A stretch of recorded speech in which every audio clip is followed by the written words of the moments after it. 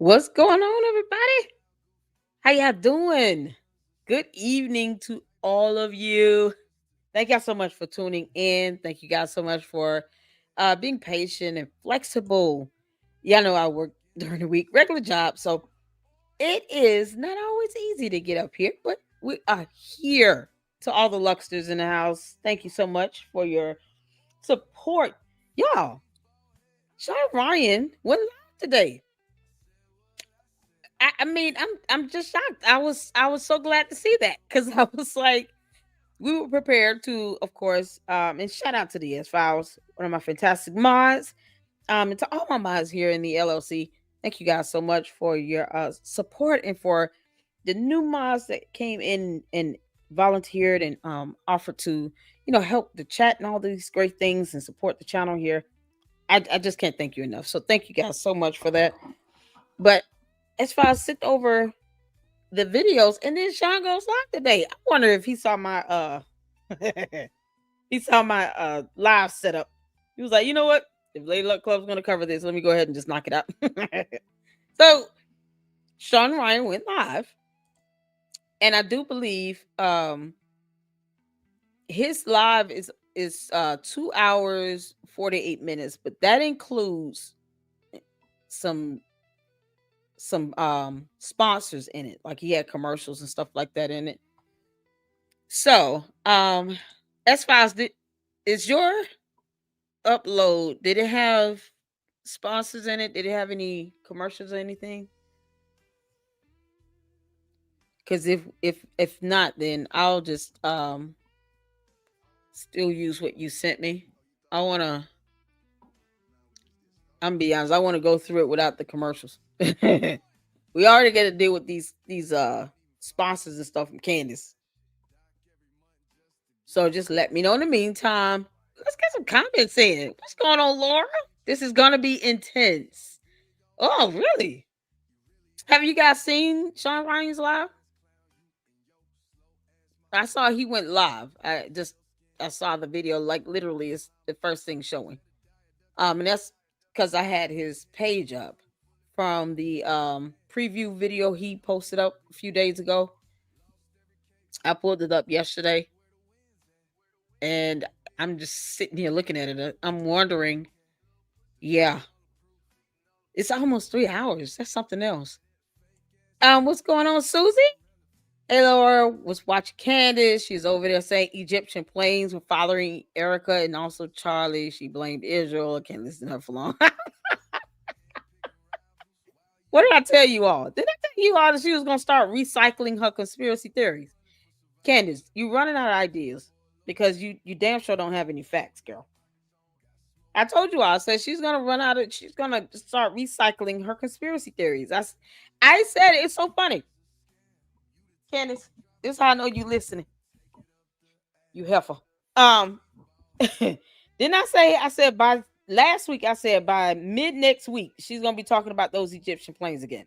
What I tell y'all? If y'all saw, I think I did the live on Tuesday or Wednesday. And I said by this time next week, or at some point next week, she's going to be talking about the Egyptian planes again. And I said that specific example for a reason. What I tell y'all? You can't make this stuff up. Candace, I really don't want you to keep talking about this over and over again, girl. This is not an idea for you to try harder. You can't make this up. I called it last week. I said she's gonna be talking about these Egyptian planes at some point next week. She's gonna start recycling her conspiracy theories because she's running out of material. Oh Lord have mercy. And I do apologize. I was running behind, still working. Actually, I stopped and took a break, and then I was like, let me just go ahead and do the live because I want to check out the interview, and then I'll probably finish up. And still got to get up and go to the office in the morning. Be working. What's going on, Mister? How you doing? I haven't seen her show, but what I posted was from her ex. Okay, she's tracking license plates now. Stakes. Airplanes have license plates. Candace, this is a plane, girl. It's not a car. don't understand. I just don't understand. Yeah, I just can't watch Candace tonight. I can't do it. I can't do it. Laura, what's going on? Shout out to my mods. This Susie, everyone is a suspect. I know. Next thing you know, it's gonna be like, two birds landed on those Egyptian plains, and somehow, the bird poop came down, and we gotta get that bird poop tested. Figure out what type of bird that is. it's, it's gonna get crazier. I think it's gonna get worse before it gets better. Then when Egypt bans her, she will cry about that too. Yeah, yeah. Oh, Candace, I'm on one tonight. So, y'all 2.0, shout out to you. Thank you so much, man. That's so funny. um, since it in quotes, that just means visual. I know. Right? All right, everybody speak to everybody. What's going on, Francisca? How you doing? S Files up in here. What's going on, Ralph Mars? What's up? Hello, everyone. Everybody speak to everybody. I hope you guys had a good day. All right, work be working. Candy's title was about planes. I didn't watch it. I told y'all it was coming around. I told you all. You can't make this stuff up. Oh man. Sounds like it was a dub for her. She's desperate for views to pay for the Macron beating. Then we'll be taking. No, right? Candace, I told you. They gonna win. You're not making this better for yourself. You just showing us all that Judge Rennie is soon to see for himself as well. Plus, there's a jury demand, Candace. How you gonna get out of this? I'm starting to, the more she puts out these videos and all these dumb conspiracy theories. Now she's just recycling conspiracy theories. The more prone I'm to believe that they're going to attempt to try to settle, because Candace does not want that scientific evidence that the Macrons have already said that they're prepared to present to be made available to the public. She wants to be able to walk out of that situation and control the narrative. Candace, no. I don't care if I have to do a video and appeal to the Macrons myself and get a whole bunch of other content creators in. We want to see that scientific evidence.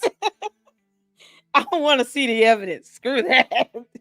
We have been waiting this long, and I've been reporting, and I looked at the court calendar. Nothing scheduled yet for the motion to dismiss hearing. So I have been monitoring this case, and let me tell you something. I want to see the evidence. That's it. That's the bottom line.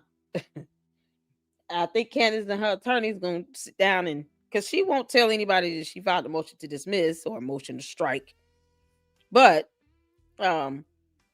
since she feels like she doesn't owe anybody, I guess any explanation on that, more than likely, if they do try to initiate some sort of a settlement agreement and they try to mediate, she's not going to tell anybody that either. I'm just going to have to find out by contacting the court, I guess, unless it makes it to an article. It's so crazy. Poetry Princess, she says she's seen parts of it. Was definitely intense. Trigger warning. Really? You said it. What's going on, Morocco? Yes. I said it. You know what?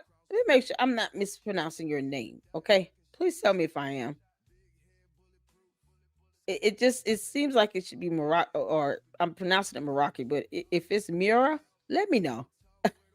I don't want to just butcher y'all's names. Y'all please tell me if I mess up your name. She just hurts my head now. I'm so disappointed.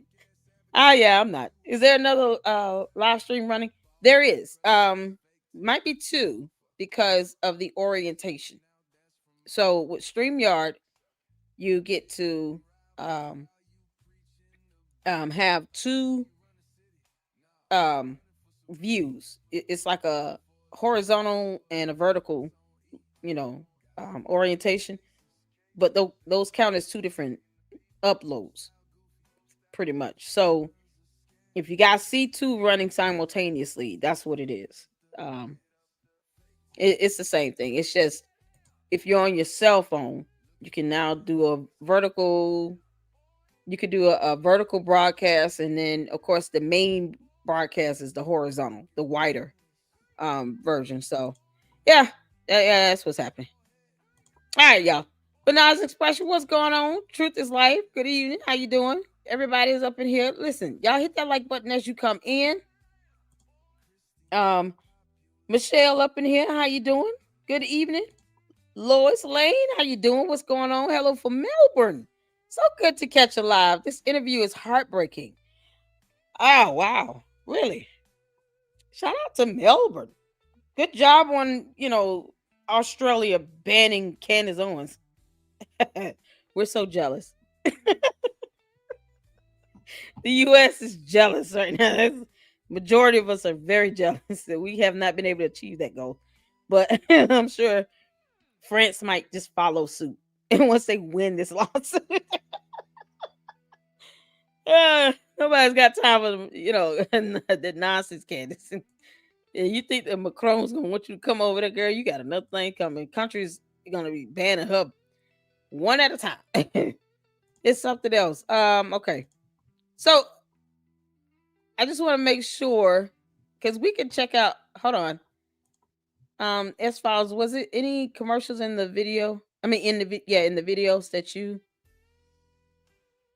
that you posted up. I might be missing that. Nah, either way, I just I want to make sure I play the whole entire interview. So let me know. I didn't see. Heartbreaking and very revealing. Oh my goodness. And you would think no, it's no commercials. Okay, cool. So we're gonna check out the videos, and I did download them too. So they're gonna run in 3 parts. It's gonna run in 3 parts, 3 videos, which is a good thing. Just to kind of break it up and be able to get comments in between. So there wasn't any ads. Okay, cool. Awesome. Banning her was the only thing I agree with our government on. It's almost y'all did well. Well done. Well done. The High Court of Australia. Candace, I hope you plan on paying that judgment soon. Y'all know Candace Owens owes a judgment to the High Court of Australia for the court costs, like the government's court costs. Yeah, she owes them money. So y'all should be looking forward to that. I wonder how much that judgment is. That's what I want to know. Candace, pay that judgment to the High Court of Australia, girl. You got to pay them. You wasted their time trying to appeal a visa ban as if they got to let you in their country. They owe you nothing. Pay that judgment. That's probably why she's still at it. Just like all these court costs and fees and stuff is adding up to get attorney's fees. I know how much it costs to get an international attorney. She had 2 of them.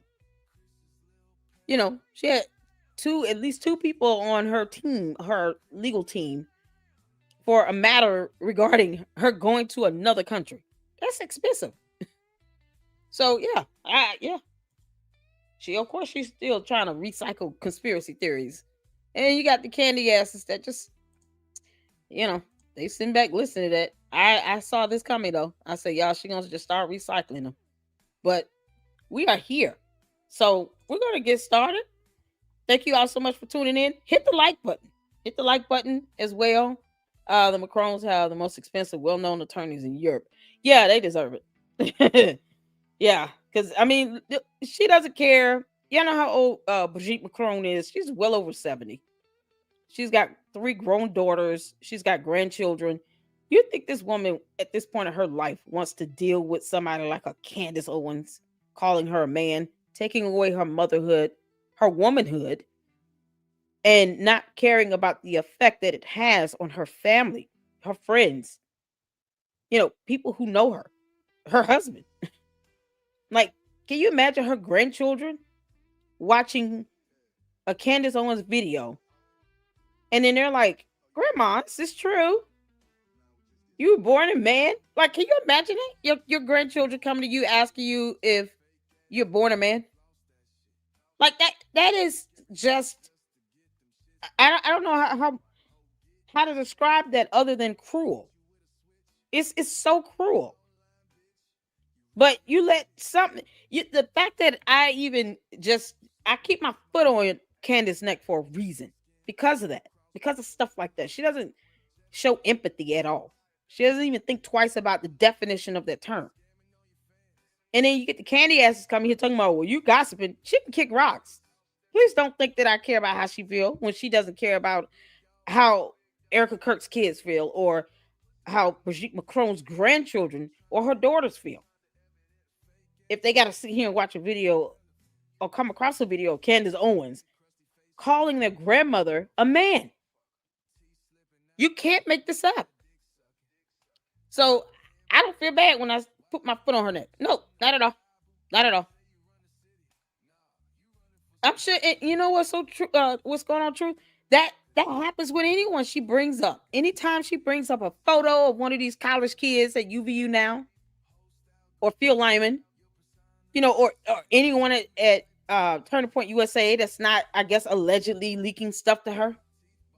Look how she exposed doctors at the hospitals. They were doing their jobs. And she forgets how biology works. You get severed in major arteries and you have blood loss like that. She hasn't even researched how fast you can bleed out. If your artery or a jugular vein in your neck is severed, like Candace, that's all you have to do. Just to have some understanding of this. And it's always the ones that are the loudest, that are the most wrong and incorrect. And all because she feels guilty because she really didn't have any connection like that with him within the last 12 months of his life. She just didn't. So she doesn't care about how anyone feels. She doesn't care about her saying, I don't think Tyler Robinson did it, but who pulled the trigger? Let's get the bad guy in jail, because Erica Kirk and her 2 kids are still out there. You don't know if that be the case, Candace. And we all know the truth, because facts and evidence and laws are a real thing here. And it implicates and it points towards Tyler Robinson. But even if she say, hey, I have evidence to show that someone else did it, why wouldn't you disclose it so that we can make sure these kids are safe? Like, she doesn't care. But yet, Candace, you got 4 kids. You want your kids safe. Why would you not want anybody else's kids or grandchildren safe? Now they got to experience bullying. How many people out here, grown adults, regardless of any age? Brigitte Macron, over 70 years old. Bill Lyman, over 50. These college kids, 18 to 22. Mikey McCoy, he's like, 23, 24. Look at all these people that are being bullied because of her. Cyber harassed, doxed. It's so crazy. That's why I call it a cult. Candace Owens doesn't want to accept the fact she's a cult leader, but yet she does nothing to change that perception. So, cult leader it is, Candace. You earned it. What a clown she is. Thank y'all so much for tuning in. Y'all ready?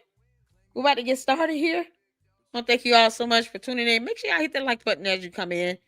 Feel free to engage in the chat. Yes, the candy asses are going to come up in here because they really think that coming into the chat is going to stop us from watching the interview. It's not. And I never care how they feel anyway. We laugh at them. All right, y'all. So when you can see and hear, make sure you put a 1 in the chat. Let's get to it. Welcome to the show. Pleasure, Shawn. Thank you for letting me be here. Thank you for coming, man. So, hey, Caleb. Very heavy interview today. And so you were in charge of the security detail in the company when Charlie Kirk was assassinated exactly 2 months and 1 day ago. Yes, sir. And, I've been really quiet about this matter because so many people are out there on it, and it's a real shame, but it just got to be so much that I just did not trust my own eyes, ears, what I was reading, what I was watching. And I think a lot of people have sensationalized this. And and that is a real fucking shame. And it makes it impossible to find the truth. It is. And it's not a word, but You said sensationalized, but it's like advantageized, right? Just to take advantage of it. It's almost like sickening, and it has been. And really, that's kind of what drove me to come here. Well, Brian, I know you and your team are taking a lot of flack, and and I commend you for the courage to come out and talk today on the show, and I just want you to know, I mean, I'm not a combative interviewer. I do have some tough questions that will be at the end. The questions that I've seen all throughout the internet, questions that people have, questions that.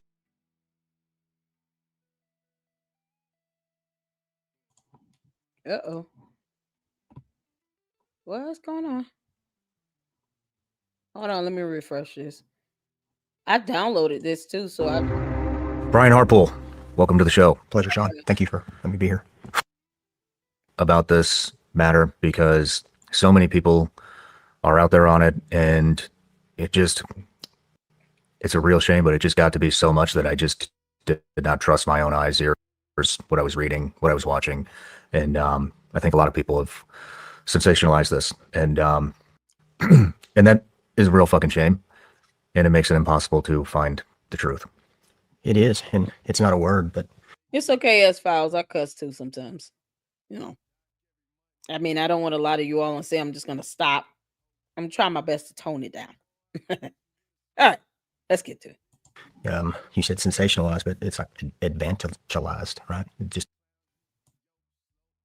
to take advantage of it. It's almost like sickening, and it has been. And really, that's kind of what drove me to come here. Well, Brian, I know you and your team are taking a lot of flack, and and I commend you for the courage to come out and talk today on the show, and I just want you to know, I mean, I'm not a combative interviewer. I do have some tough questions that will be at the end. The questions that I've seen all throughout the internet, questions that people have, questions that I have. Some of them may seem a little absurd, but I think it's important to just address all the major ones, at least all the ones that are on my radar. And so I just once again want to thank you for coming. Nothing's out of bounds except for something that may be covered in the NDA that I did for a specific incident for them. And so if that's true, I would just say that. But literally, that's the big thing, is that I'm sitting here, but the team is here. And that's the big deal. And we're representing them. I want to, and I also just want to say, one, rest in peace to Charlie Kirk, and God bless his family. And number two, I've lost friends, and I'm familiar with those type of scenarios. And I just want to say that I'm really sorry for what you and your guys are going through with losing your friend, and also with everything that's coming along with that. So, yes, sir. But everybody starts off with an introduction here. Brian Harpool, a highly decorated law enforcement veteran who served as a police officer in Texas for 14 years. In 2008, you entered the private security world as operations manager for an elite Texas-based security firm, where you specialized in executive and personal protection. Now you are a global private security contractor and trainer, running your own company, Integrity Security Solutions, across 5 continents. A graduate of Columbia College, you earned a Master Peace Officer license from the state of Texas, along with graduating from the International Law Enforcement School of Police Supervision in Southern Methodist University's CAPE Intelligence Program. Most importantly, you were on the stage with Charlie Kirk as the head of his contracted security detail on September 10th when he was assassinated. It's been 2 months since this tragedy, and there are a lot of unanswered questions, and people are starving for some answers. I know a lot of people are going to be very interested in what you have to say today, but I just kind of want to give it to you right now and give you the opportunity on why you've decided to come out. I just pause right quick and just acknowledge his credentials and the training, his education, his skill set is very impressive. 5 continents. That is absolutely impressive. So I want to just, so we're all understanding that Charlie Kirk I don't think he was a stupid man at all. And I think he understood the aspect of protection and defending himself, his family, his wife, his children, his company, and it should not be eroded to where it's presented as if Charlie Kirk did not know what to do, or he didn't know how to protect his company, or to protect himself or to protect his family. He had parents. He has other family members, people that, were close to him, his friends, so he wasn't stupid.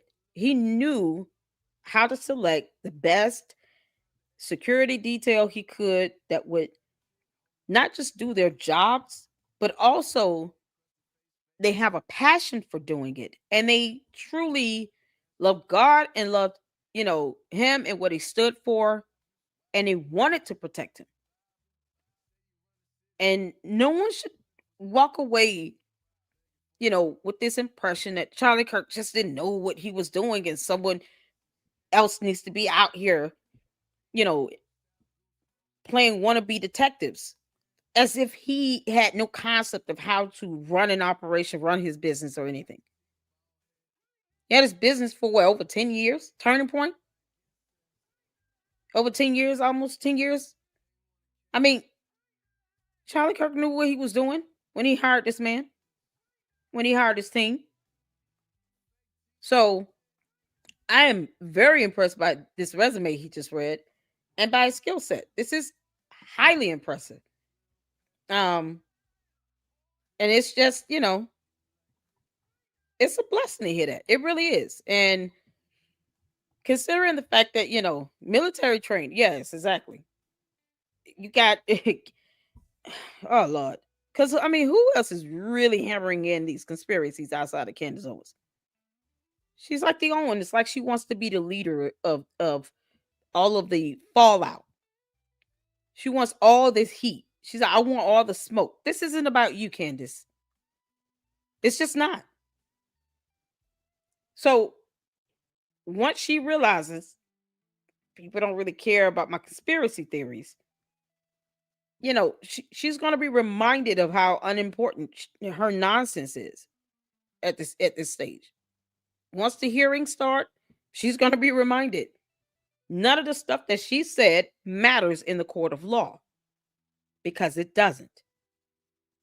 Candace, it will not matter in the court of law, and you will find that out the hard way, because the courts don't care about your feelings or you stating you don't care about this investigation. They care about the finding of fact, law, and evidence. That's it. So she'll find out no one cared about how Candace Owens felt then. And this man knew what he was doing, was trained and educated and skilled in this, experienced in this. And these people are still grieving. It's like they haven't had the chance to really grieve. And that's the worst part. It's like they want to grieve the loss of a friend, a boss, a mentor, leader.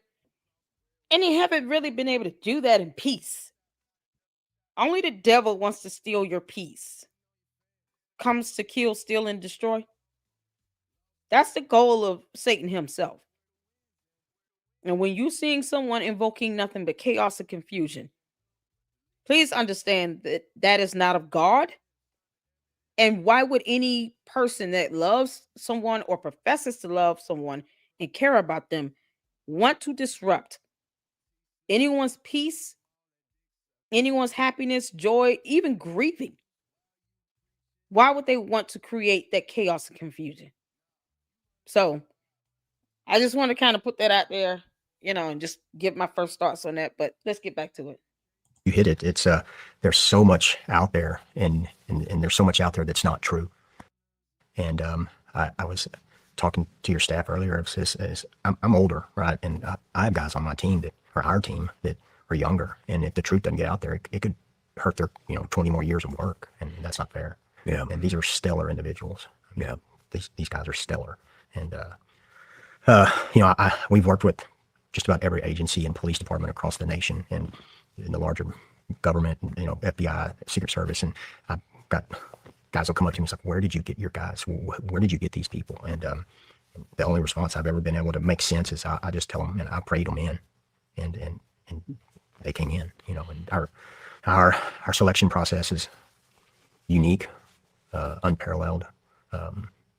We'll get into that. Yeah. And I so like that cross on your jacket. Yeah, I thought it'd be good to start this episode with a prayer. absolutely. You okay with that? That's what we all should do. All right. Yeah. It's going to be super simple here. Jesus, I just want to thank you for having Brian here today. And we have just a couple of goals today with this interview, and that we ask that you be here with us in this interview. And we just want to bring some answers to unanswered questions here today and avenge Brian's team of these accusations and conspiracies. And we basically just want to clear the air and get rid of the confusion. And we hope this helps. And we also just want to pray for Charlie and his family. And we hope that this rise in political violence comes to an end real fast. Amen. Amen. Amen. Thank you. My pleasure. I believe in. Yeah, y'all notice he said get rid of the confusion. Yeah. That prayer was necessary. And considering the fact that, you got the devil real mad today and his cult followers and legion. They're mad. Very necessary. You always need to pray. Yeah, power of prayer is unbelievable. Me too. I received prayers from people from all over the world and text and I would tell them they're heard and felt, and they are. Good, man. Yeah. Well, we got a couple of things to get through. Man, this seems like I don't even want to give this to you, but everybody gets one, so I got to do it. What's that? But Oh no, everybody gets a bag of gummy absolutely. bears. I was looking forward to it for a couple reasons. One, my fiance loves this type of candy, and so I'll definitely share it with her. Right. And they're known for that, and so I appreciate it. Thank you very much. You're welcome. You're welcome. And I have a Patreon account. It's a subscription account.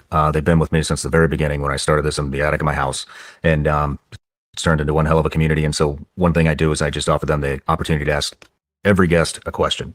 And so this is from Amber. What is your favorite memory with Charlie?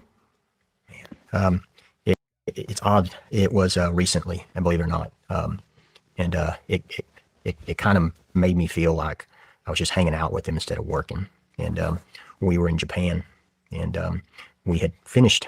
I mean, it was like a backbreaking tour of South Korea. Went to the DMZ, and then did a lot of stuff around there. And then we went to Japan, Tokyo. He did some speeches, and a couple of us had went to a dinner afterwards. And Charlie just loved Japan, and he was like, "Man, something." We had a bet, and we were playing a game that if we could find somebody in Japan taller than him. Yeah, and so we were all like, we're already like on guard, looking, scanning, but then you got this secondary thing behind you, like that, are you going to find some guy that's as tall as this guy, which is absolutely hard to do.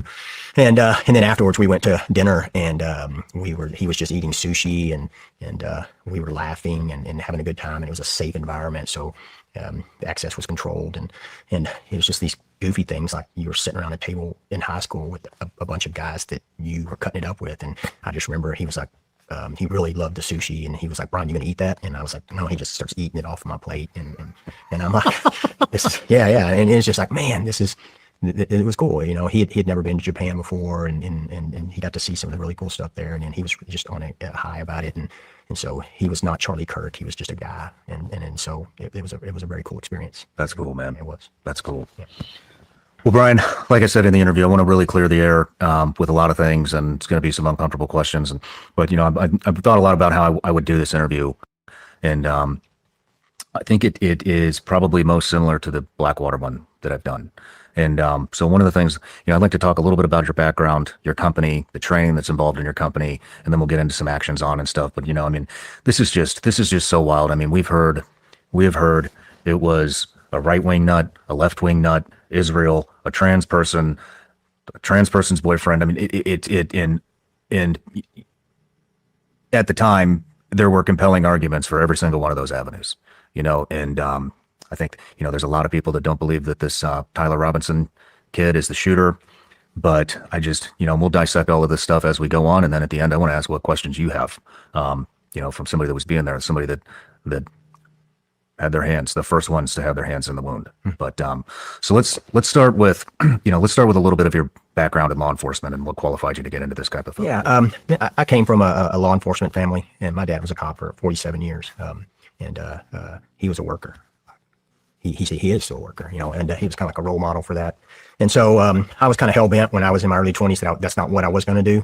and then just kind of got gleaned into that, recruited into that, and did 14 years at that. And kind of my area of specialty was I had the ability to go out and find bad guys, and that was kind of what I did. Whether it just seeing the physiological movements of people in crowds or even in cars, and in the way they walk, and so you notice it, you recognize it, and how you can look at the way they act when they see you, or they're trying not for you to see them, and so you can couple that and use that to make contact, conversation with people, and then you find a lot of bad guys, and so I kind of specialized in that, and then also did emergency medicine. And so I had some really great mentors. Like I said, my dad, a guy named Jerry Benham, Bill Wayburn, Keith Lane, just phenomenal mentors in law enforcement that just kind of took me under their wing and or slapped me when I needed it. And we all need it sometimes. Have you ever exchanged gunfire? I've been shot at, and then shot guys with a lot of the times with non-lethal shotgun rounds. You have, so you know what it's like to be shot at. Sure. You feel it. I mean, I was close enough one time. I remember a guy shot at me with a shotgun, and I remember that. It kind of sounds weird, but I remember seeing his hair puff up because the shotgun was so short. Wow. And so I remember seeing the wadding come over my head. And, no kidding. Yeah, and so I was like, that means he missed, because wadding's after the bullets, and but man, I got shot at with a shotgun one time. Yeah. In Yemen, and I thought a fucking kid was holding a sparkler towards me. Turns out it was a shotgun. You feel it. This guy was. Luckily, I was in an armored vehicle. A little over 40 something feet away, and so you feel it. You feel the blast, right? Yeah. And so, grace of God, he missed. And but that career, I kind of, like I said, had some really good guidance, and starting with my dad all the way up to these other mentors, and there was an expectation of work back then. Where you went out and produced, and integritized work, and you went out and found bad guys.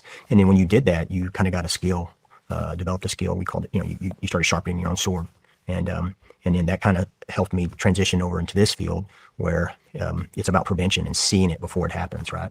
And so that was able to really help me in this field go out and work, and even in austere places. And I've done some work on the private security side that makes law enforcement, the most dangerous stuff I did in law enforcement, pale in comparison. I mean, I worked cameras inside of cartel houses in Juarez.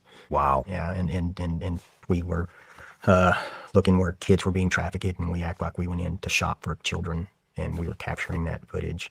Shit. And we got made inside, and then that was as a civilian. Yeah. Wow. And then I did same deal. Well, can I hear more about that? Sure. You were on a civilian contract to go into cartel homes. Well, it was an NGO based out of Dallas that specializes in helping people that are trafficked, and we were in El Paso working during the surge of people coming over to document that, and I was providing security for the people that were reporting it. And then I don't know how they came on the intel, but inside of Mexico in Juarez, there was a hotel that they found out that where the kids get warehoused. And so they were like, this would be great footage. And I was like, this is horrible, And so we ended up going over and posed as shoppers, basically.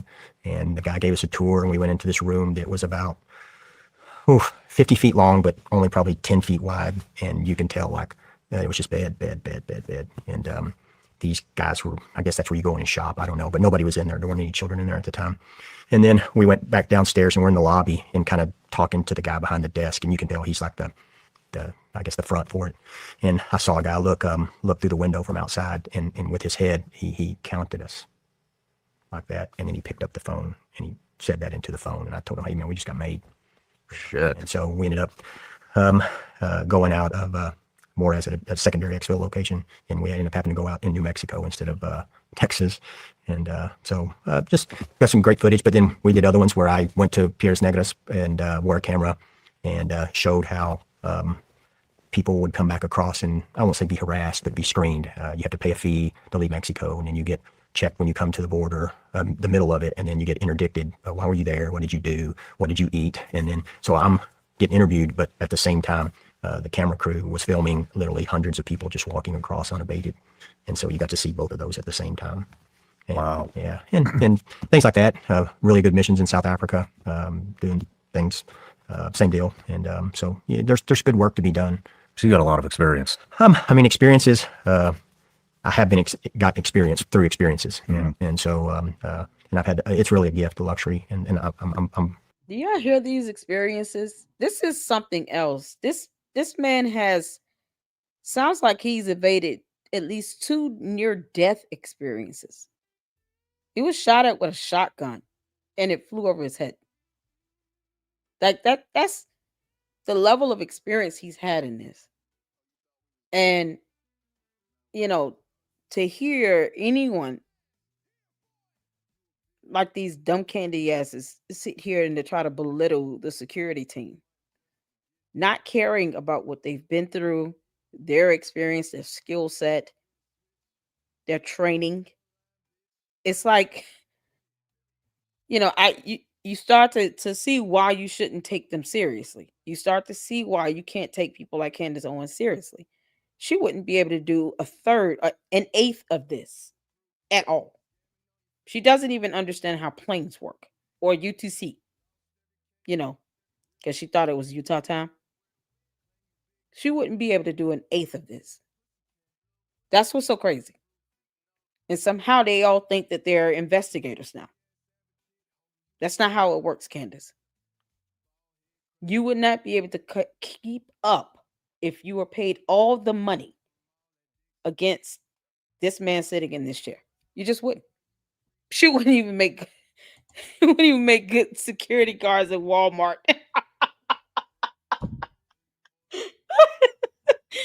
They wouldn't even make good security guards at Walmart. It's so crazy. This man has evaded 2 good near-death experiences. I'm just sitting here like, wow. Wow. Okay. All right, let's get back to it, you all. This is something else. I'm happy to have it. How long have you had your company?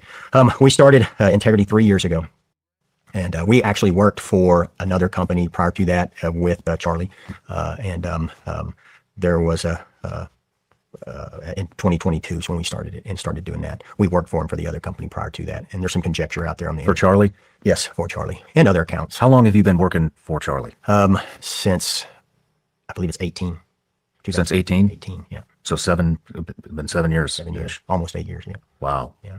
So when you started the company, did you take is it the original detail that started in 2018? pretty much the same guys. Yeah. You guys have been together for a long time. Yeah, we've added obviously and lost a few. Not different company. We lost that company lead or that company for reasons that we couldn't stomach that were going on. And that's why we started this company, and that's why we named it Integrity. We name things, and it's a we company. Tell me about the vetting process to get into your company. What does it take to become a security contractor for Integrity? What kind of people are you looking for? Yeah, it's a weird for the industry. It's kind of weird. We have a group of guys that are either from the original. We call them the OG guys, and then we have the add-ons and that have come in, and then so a guy that wants to come to work for us, he has to get sponsored in by one of those people that are already here, and so I'd like to come to work for you, and so somebody vouches for him. Oh man, that's a great idea. So you get sponsored in. It's almost like a referral system. Yeah. And if you do it right, you make them have certain level requirements to where you're saying, okay, you're going to bring someone in, you have to know their work ethics, their work history, their training, all of that. And if you bring this person in, this is all on you. If something happens, this person is going to make you look good or bad. And then they're careful to, because I don't refer, any old person to a job, especially if I'm working there, So I think that's a fantastic way of bringing in people that you can rely and depend on, is that they're sponsored in, which is, if you want a tight knit company like this, you need to be able to trust and rely and depend upon your colleagues, especially when you're talking about, personal security. You have to. And considering their background, you have to be able to rely on them. You have to be able to trust who you're working next to. So that is amazing. I like that. And then he comes to our training facility, and we train. If you're in town not working a detail, we train every Wednesday. And so it's, defensive tactics, emergency medicine, techniques, PSB techniques, firearms. Yeah. And so that's every Wednesday. And so they come out and they train with us for an undescript amount of time. Some guys it's a month and a half, 2 months. Some guys it's 6, 7 months. There's no timeline. And at the end of that time, the team gets together and they give them the thumbs up or thumbs down. And then if they get the thumbs up, then they start the vetting process of, what did you do? Are you a good dad? Are you a good person? Were you a good previous employee? You start just a normal vetting process after that. So you go through all of the skills. It's not skills. We have guys that come to us that the skills are not what they need to be, but we as a team can collectively teach that. But what we can't teach is if you're not a jackass. Yeah. Right? Can you work well with a team? Can you think of people besides yourself? And sometimes that. Of course, you knew I was gonna address this right quick. Okay, so let me say this. Lead me to bliss. Is it to the bliss? I still get nervous doing live streams, and I've been doing content for 5 years, and I still get nervous. I don't think it's a matter of, oh, he's nervous and I shouldn't trust him. It's a matter of he's nervous because he probably doesn't do interviews like this. He's giving information about the inner workings of his company, and he feels like he has to, and he should not have to do this. This is a personal security company. They're a private organization. They're not some government funded entity or something. He should not have to do this type of interview, but he feels like he has to because he needs to dispel these dumb conspiracy theories being spread about him and his company. That is defamation at its finest, especially when you're spreading lies that aren't true. I still get nervous when I go live, and this is my channel. And it's not because I don't know what I'm doing or talking about. It's because you want to be able to relay the information across to where people can understand it and digest it. And I'm not even talking about personal security. This is like interviewing someone that had a Department of Defense contract. You're having to give up sensitive information that you should not have to do, all because stupid conspiracy theories that are not being supported by facts or evidence or documentation is causing your company to look bad. And you got to imagine, okay? I just want you to imagine this. These men were standing out there when Charlie Kirk was shot. Let's not take away the human factor in this. He's not a robot. He's a man. He's a human being. And he considered Charlie Kirk to be a friend, not just a boss, not just a client, but a friend. And they were there when he was shot. I don't care how long you've been doing security. No human person is just really prepared to see someone die unless you're used to death. They didn't expect to see that. And even if you plan for it, you're never fully mentally, psychologically, or even spiritually prepared to see someone get shot. And then it's a friend, someone you're protecting. And you're already going to catch slack. You're already going to catch some blame. People are going to try to point the fingers because that's what people do when they're grieving. But when it's to this point where it's just baseless accusations with no evidence to support it being thrown their way, and it forces him to have to come out and do this type of interview, of course he's nervous. Of course he's nervous. It's, there's no, Candace wasn't there. I don't care how much she says she's his friend. I don't care. She wasn't there. She has no idea the real human response or the human emotions that people felt who were there that witnessed that in person. Friend or not, you have no idea what type of trauma, PTSD, or anything that the people who were there in person are experiencing. The last thing they need are her baseless, false accusations or baseless accusations with no evidence. Friends don't do that. Friends don't do that, man. Once again, he was hired, but he was also a friend who worked there for 8 years. 8 years. And don't say it's not possible for him to have been friends with Charlie Kirk either. Charlie Kirk had more than one friend. I'm still waiting on Candace to show evidence that she even communicated with Charlie within the last 12 months of his life. Because she has not done that. But you can't say she's the only friend he ever had. That is a lie from the pit of hell. He had other people in his life that loved him. That's not, you're taking away the human aspect of this. So whether or not Candace was friends with him is irrelevant. She wasn't there. She did not experience that in person. He was, and he was the head of security.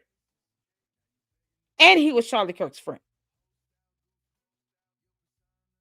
So if people are not going to even have empathy to at least understand from that human perspective, seeing this in person, seeing this with your own two eyes with someone that was more than just your client,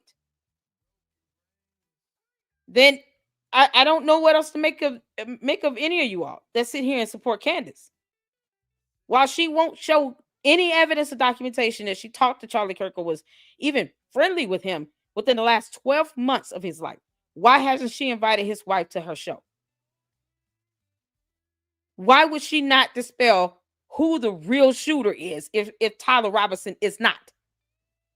All these so-called leaks in the FBI, she can't tell them who the shooter is? How is that being a friend? I call a space a space. I call an ace, and that's it. I'm not going to sit here and sugarcoat it. I've never seen anyone get shot in front of my eyes, and I don't think I ever want to see that. She didn't even show up for Charlie Kirk's funeral. Why? Child, please. She could have hired security and went to his funeral. There should have been nothing stopping her from going to his funeral either, or his memorial service. Some friend that is. Can't be taught. Sometimes it can, but and so that's important. Those physical skills, the hard skills and the soft skills can be taught, and we have quite a collection of guys that do that. Man, we have some statements from your guys here, and I don't know if you want me to read any names, but I will. Well, they said they're fine with as long as it's just first names. Yeah. I mean, here's just, Blake, combat proven Marine. Appears more talent than everyone else. I mean, you have SEALs, world-renowned jiu-jitsu people, 22 years on SWAT, professional athletes with tactical careers. I mean, 22 years as a Navy SEAL, Marine and 30-year cop and SWAT commander. I mean, these guys know what the fuck they're doing, and they're no stranger to dangerous work. No, and they come in with that, but we have a saying that says, because they come in with that kind of pedigree, and they're vouched in based on that a lot of the time. But we have a saying that your past achievements or affiliation are not equal to your current capability. So that's why they still have to come show that they can do that stuff still, and still have the hard set, but still have the soft set. Make sure your skills match your ego. Right, and your resume. Yeah. And so it's and that also builds cohesiveness. And I've never, in my years as a cop, or until we started this group, even at the prior company, we didn't have it. It was a weird relationship between the team and the guy who owned it. But this one, we got grown ass men when we finish training telling each other they love them, and then we leave. Nice. Yeah. What is the ongoing training look like at Integrity? It's a mandatory. I mean, the guys are required to do, by our written policy, 40 hours a year. And then 20 of it has to be internally, and 20 of it has to be can be externally. Most of the guys, I did the averages, and I sent in our training logs, and we keep them electronically so that they can see that their time date stamped with what we did, why we did it. And most guys get around 200. Some of the guys are getting 400 hours of training a year. Wow. Yeah, and it's advanced level. It's not sitting around like in cop days where you're watching videos of how to get along better with people that don't think like you.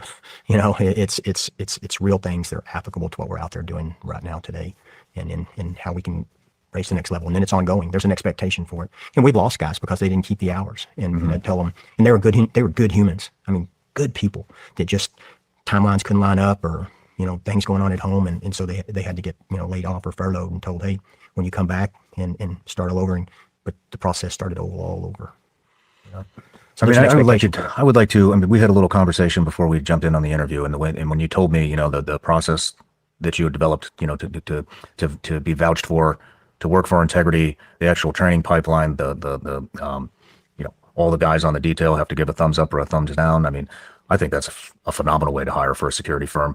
On top of that, I mean, the ongoing training. I mean, you had brought up medical when we were chatting upstairs. You had brought up obviously firearms training. I mean, you even brought up etiquette classes that you would bring people on to the range and ask them what fork they're going to use. Yes. So you are very, very detail oriented. You have to be. You're in kind of a zero fail, and we see that now. Work here is. I tell guys that come in from the law enforcement side, it's like, man, back when we were cops, if something happened to them and they're in your beat, or 10 cars got stolen, or 50 mailboxes got bashed, you went out and you're just like, sorry, and took the report, and you went back to work and you got paid the same. And, in this industry, if something happens by no fault of your own, even, and like that, you're done, with that client. And there are people in the woodwork that'll come right back in and do it cheaper, probably. And so it has to be that mentality that we have to be that much better every single time you step on a job. You have to, it's, people say that 110% rule. And I'm like, it's 110%, but it's 110% of something that has to be the benefit, the big picture, not yourself. Everything, the whole job, the detail. And you get guys together and you put them through that mess to get on the team, and you've developed something that can't be replicated. I mean, we vacation together, and we Christmas party together. It's a brotherhood. It is. And once there's another step to it, is it's so close that once you've made it through those steps and you're on the team, and then you still have to put that kind of effort out. And then once you put that effort out and shown, even on jobs, that you truly can think about everybody, the client, the team, the big picture, what we're believing in. Then the team gets together, and then they authorize them to get the tattoo, and then they get to get a tattoo, and that, brothers in Christ for eternity. Wow. And so you guys are tight. Yeah, it's what it should be. You guys are tight. When you're screening your employees or the guys, I have to ask this question. I have to ask it. Of course. Do any of your guys have any ties to any foreign intelligence agencies, more specifically Mossad? No. And I've seen that and heard that. And, I've been in 39 countries in this world, and I've never been to Israel. I'm a firm Christian. I ask our guys, are you believers? We have no ties to Israel or Mossad or any other one. We're Americans, period. We believe in what we're afforded to do here. We believe in our system. Amen. And to say that we're Mossad or attached to any type of foreign entity, it's one of those, it's crap on its best day.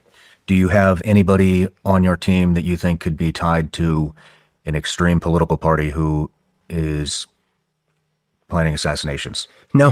One, we're in each other's business. Where they have the time for it, I wouldn't know. But yeah, you had mentioned some of these guys are on the road 250 days a year. Yeah. With Charlie. Yeah, just working, and it's not just that. It's, a lot. We do a team trip every year down to an undisclosed location, and some of the guys are there now. Some of the guys left yesterday after that job ended. I'll be going down the night before. Tomorrow. So we know what each other does. We know their kids' names and their spouses, and it's like, if they're doing it and they're not, they wouldn't have time for us not to notice. And then the heart of these men that are going to pour this out, it's like, you took an oath. I've taken an oath. Most of my guys have taken an oath. And it's different in the security industry. You're not taking an oath for your client, but you are taking an oath to each other. And so they wouldn't do that to the client, but they really wouldn't do it to me or to their coworker. And so that's one of those things. It's like, no, if you know us, those allegations become even more idiotic. Yeah. And you say this with 100% certainty? to my death, Roger that. to my death. Let's move into the threat assessment and the pre-planning for the event. Absolutely. How many days prior were you guys there? We generally, the permitting process and all that goes on behind the scenes. And then there's a questionnaires that are filled out that we used to, there was a lot of busy work. And then so, kind of like in the military, what you Don't y'all find it interesting that in all of the nonsense that Candace has brought up, she never brought up the building permits or the permits. She don't like the permits. She didn't bring up permits at all. You understand, like there has to be permits on file when you have these types of events. Because she doesn't understand how any of this stuff works. Like the pre-planning, the security assessment, which he's asking about. Remember when I told you all yesterday how the Secret Service prepares for, a president when a president is traveling and what they have to do days in advance. That's the same thing that he's about to discuss. This is information that he shouldn't have to disclose out because he's got his own company and he doesn't want to give too much because then it makes it easier for someone that wants to do something to them to figure out their whole MO, how they operate. That bottom line. So it's, the fact that she has not shown one permit or gotten a copy of it. It will be on file with the city, Candace. That's public information. It speaks volumes because she claims that she knows how these things are set up and approved, but she doesn't. Why not show a permit? That's you can't make this stuff up. And so now he's about to disclose the steps that they go through to do these security assessments, which is something he should not have to do. But unfortunately, it is what he's going to have to do. All because he's sick of the nonsense. He's sick of the nonsense. And it's not right. It's when you have provable false statements being made with no evidence against your company. Now you're talking about defamation to include slander. You're talking about tortious interference, hindering the company's ability to make money, maintain contracts, to maintain business because they're so defamed on baseless nonsense with no evidence, that they end up losing, a source of revenue here. They already feel they're already grieving.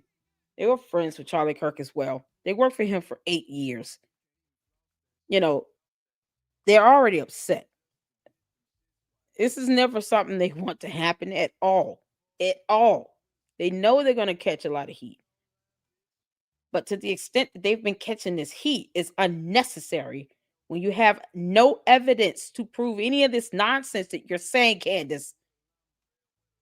You and your brainless cult leaders are just ridiculous. Your cult members are pathetic. It's crazy. I just hate to see this level of injustice done without just cause, without evidence.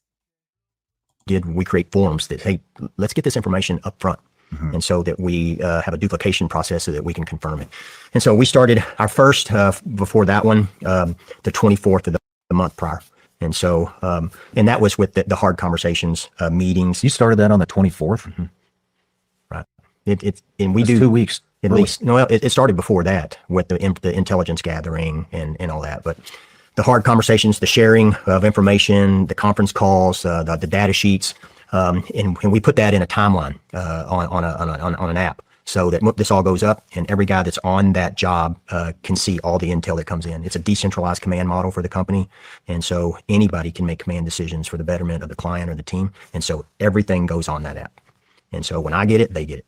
And when whoever's gathering that intel, it gets it. There's no hold, there's no power hold on it. And so that first information came in on the 24th, and then the information share starts. where we're walking through, everything that you need for a detail, the site plan, point of contacts, emergency fallback locations, hard rooms, arrival points, hospital, you name it, fire department, jurisdictional authorities, all that comes in on an intel sheet and gathered. And then it's in that quick reference app, so any guy can get it at any time. Yeah, I remember when I said that yesterday? That same thing I went over yesterday with how they establish their security assessments. They do this days in advance. It's well planned. They work with other local authorities. They know the nearest hospitals to go to. They have the routes established. They have all of that. And that's exactly what he's saying. So this goes to show it's just a little bit of research and just understanding the process of how these things are done can get you further than you just conjuring up some nonsense about Egyptian planes. They want to, and then we can share it out anytime. We can add people into it, take people out of it. And so we found also that we utilize that format, and it shows that it can timestamp our due diligence also. And so that's why we use that as opposed to just, sharing it back and forth or doing it on a Whippet pad. So we have that in real time. And so that starts then. What kind of, at the beginning, when I was kind of looking into this before I realized I'm never going to find any answers, we've seen a lot of Charlie's friends, people that are in the media, come out and say Charlie had very specific concerns about Israel, and that his opinions were changing about Israel, and that he had expressed concerns about this to various media personalities. My question is the man that owns the company that's in charge of his security detail, and you are the head guy on his security detail, were there any concerns about that or any other organization, political party, foreign nation? Did he express any of those concerns to you? No, and Dan works for Turning Point as their security guy, and so Dan feeds down that to us to our contracted security, which is us for integrity. Mm-hmm. And so nothing had ever come now from Dan, from Charlie down to us about that. Now, at the same time, you got to look at the world we live in, mm-hmm. and that's a reality. It's a reality that an organization, whether it be a hate group of any type, could want to hurt anybody. Not necessarily Israel, but we look at mathematics too, and there's probabilities and possibilities, right? And I look at the probabilities. The possibilities are infinite, and the probabilities are that it's not. The probabilities are the people that want to hurt him or the people that are screaming things at him in front of us half the time. Mm-hmm. And so we have to look at those probabilities and the mathematics. We look at the possibilities too, and those possibilities I'm sure are out there, but we've never got any detail or intel to show that we should look into this deeper. It is very interesting that if he was that concerned about foreign nations or opposite political affiliations, if he was that concerned, I don't know why that wouldn't have been disseminated down to the security detail. I have a security detail, and if I feel that there is a threat, even if it's just a feeling, that's the first people that I tell is my security detail. We looked at think this cult still exists. Oh, it went to the next video. Hold on a second. Sorry about that. All right, let's go to part 2. Security detail. We looked at. Okay, so far, they've done the intro. I downloaded these, y'all. Oh no. We're not doing Candace today. I can't today. Nope. Candace, you can kick rocks, girl. We're not doing her today. But so far he's given his experience, the intro. He's going through the security assessments, and they're going to now discuss, the day of the leading up to the day of the event. And he's dispelling stuff along the way. So it's kind of yeah, no, not today. We all need a break from her. Hell no. All right, so did the shot come from somewhere near Charlie or from the roof? Most people seem to think it was someone near him. I think that it came from the roof area.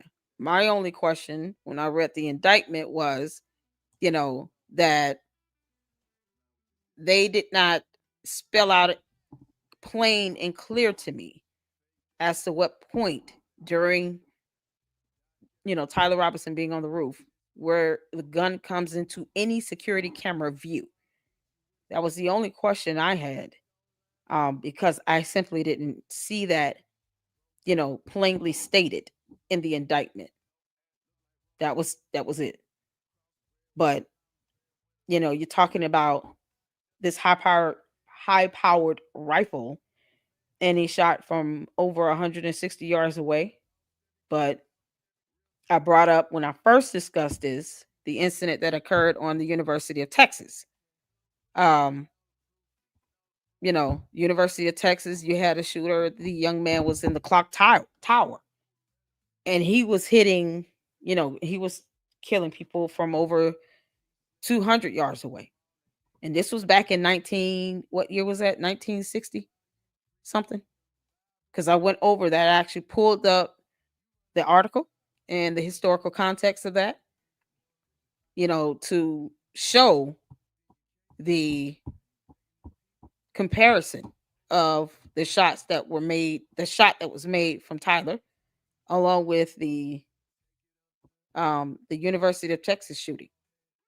So I use historical context to show people that it's not impossible that a shot like that could be made over 160 yards away, especially with, having a scope and the ability to, target without all the fancy equipment. The University of Texas shooter did it from a tower, and he was shooting from over 180 to 200 yards away. So it's not impossible. If you are a trained sniper and you've gotten just a good enough amount of practice and time in, and being able to make that type of shot from that far away, you can. And history has proven that this has happened before, back in the 50s, 60s with the University of Texas. So that was a real event. And I think that guy killed over 10 people. So, that answers your question. Let's see here. Yeah,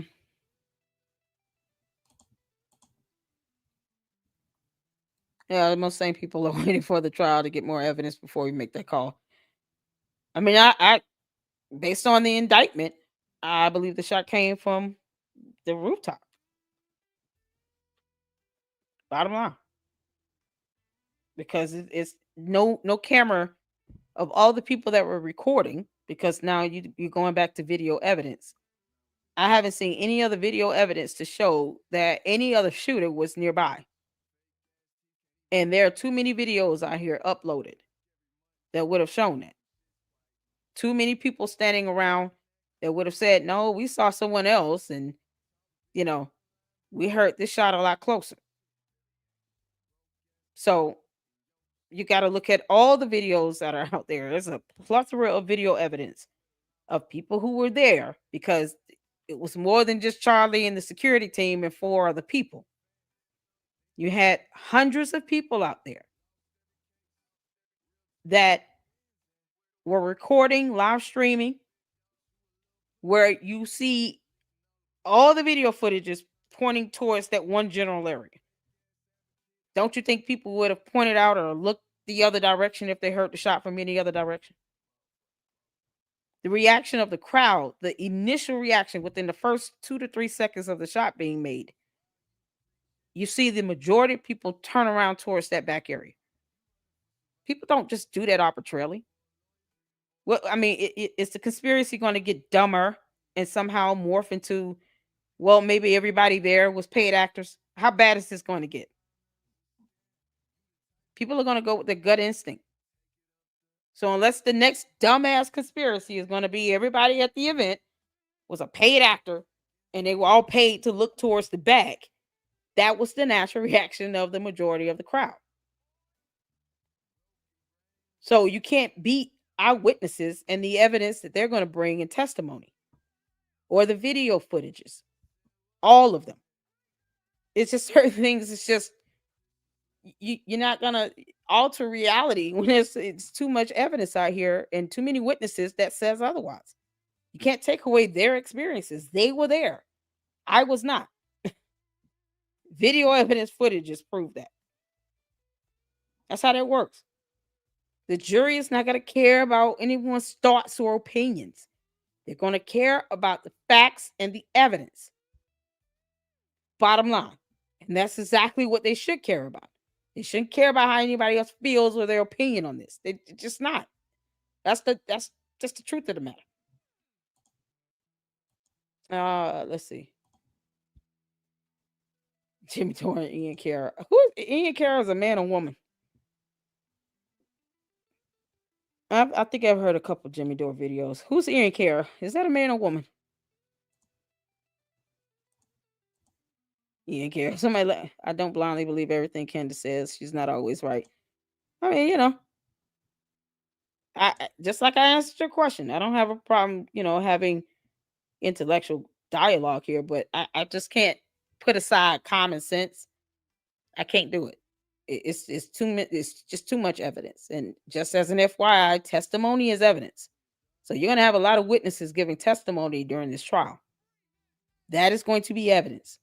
They're going to introduce exhibits through testimony as evidence into the case. That is what the court and the law will instruct the jury to consider, and nothing speculative or hearsay. Does that make sense? That's bottom line. So I'm gonna, formulate information based on facts, finding a fact, law, and evidence. I can't go outside of that. I don't do conspiracies. That's why Candace has no power over here. I don't do conspiracies. Let's see. All right, yeah. Let's get back to it. We look at all that, and you can go back and look at his speeches, and Charlie was an absolute supporter of Israel, and then he would say, and they would ask him why, and so we're in those things, and we're listening, but at the same time you're looking, but you hear these things, and you hear them over, and I can remember him saying, he was a supporter of it because one, a nation should be able to defend itself after they've been attacked. Two, Ian is a man. Oh, okay. I thought it was a woman. I don't know why. Maybe the name. I don't know. I thought Ian Carroll was a woman. I bet. Charlie was a devout Christian to the point that he gave his life for it. And he referenced this, and I heard him reference it, where those places that are our holy land are being taken away from us and not being able to visit, and that you can't go there. And so that protection of Israel was important to him and those holy sites. And he'd been there. And so he had talked about being there and how it changed his life. And so that's why those sites in that area was important for him to protect. Now, how you can derive Israeli hitmen out of that, I have no idea. But we have never received anything from the FBI, which they were pretty good about sharing information, Secret Service, because of the Charlie Circle, and we had never received anything from anybody that was credible that was saying that groups of that entity was a threat to him. We received other threats all the time. Mm-hmm. They come in all the time, and so you got to look at them. Are they First Amendment or are they actual threats? Mm-hmm. And so First Amendment threats would come in, and these people have disgusting. They're like, Charlie, I can't wait till you come to, it was somewhere on the West Coast. I can't remember what town it was, but I can't wait till you come to this town so that I hope somebody shoots you in the head and we can pee in the hole. What? Yeah. It's like, where do you get this kind of stuff? Man. And so what are you benefiting from it, right? And so, am I gonna spend an exorbitant amount of time with a possibility that I don't have any tangible intel on and haven't received any, or am I gonna put my eggs into this basket that is a probability right here? And so it's probable these people are doing it with bomb threats routinely, physical threats to person, and so you got to look at all these things and work those angles, and Dan did that meticulously, and he shared that information with us, and so if that came in, we got it, and we never got anything that no Mossad or nothing. That was never, not once. Did anybody? I've interviewed a lot of warfighters. I'm a warfighter. A lot of times, somebody on the team will have some type of a feeling or a premonition, or hey, we shouldn't be here right now, or something's about to happen. I don't have a good feeling about this. Did anybody on your team or Charlie, anybody, express any concerns about that day? On that day, for us personally, when you walk in and we talk about workup, right? So we start the back workup, and then we're a little different also as far as our guys don't just get to show up. The team goes out and we physically build all of our prevention model. So they don't show up and just see it. They physically build it, and we walk through it each other and we make sure things are done right. And so our guys are pulling bike racks and putting them together, and they're putting tape up, and they're looking at places all around the bubble that our area of responsibility is. And so, they're looking around thinking, God, this is horrible. It's a beautiful amphitheater there at UVU, but, you're a tactician. If you're somewhere and you're covered from an elevated position from 180 degrees, that's horrible. And that's where we were. But that's come out. It's like, why would they have it there? This is ignorance. It's a security fail. And I'm like, well, one, that's where they told us we had to have it. We weren't optioned out anywhere else. There's a permit you have to get. And the school says, nope, this is where you have to have it. We don't get to argue with them. We don't get to say, no, but that's it. This is where you have to do it. And then secondarily, Charlie liked it. It wasn't ticketing. You didn't have gates. Regular people showed up, and we had spoke to him about it before. And it's like, man, this is getting dangerous, And his response was, I know. And so it's like, but if you ticket it and you make people jump through hoops to come in or pay or go through magnetometers, and then the people with opposing views don't show up, and then there's no conversation. And when there's no conversation, there's more division. And his goal was to have less division through conversation. And so the easiest way to get that was to open it up. And that's not the first. UVU was an open air, but we did San Francisco where we had a street takeover and people trying to climb over fences, and our primary and secondary exfil got compromised, and so it was bad. Wow. And so we've had New Mexico where we had no law enforcement assistance, and that went not last year before, and we ended up physically just fighting our way out of there. And so it's like, we get it. The risk, but his response and his response is based on the right to have free speech and dialogue to try to bring down the division. Now, granted, you don't have to agree with everything anyone says, right? No one has to agree with everything Charlie Kirk said. I'll be honest, I didn't watch his shows or anything like that. I just don't like to see an American just be killed in front of national television, in front of hundreds of people. And over what? And all you get is the aftermath of this. The security team is now having to do interviews just to combat dumb conspiracy theories that have been nothing but divisive from someone claiming to be a friend, not respecting the integrity that he upheld, at least when it came to free speech, and not limiting people on and being able to have their own thoughts and being able to have conversation, intelligent conversation and dialogue where it's not restricted or prohibited, even if you don't agree. That's just being obliterated right now because unsubstantiated conspiracy theories are causing more chaos and confusion than anything else. It's insane. That's what the premise of him still choosing to follow through with this event. That's just another pointer to make about Candace Owens not being engaged with this company, had no idea what they had shared.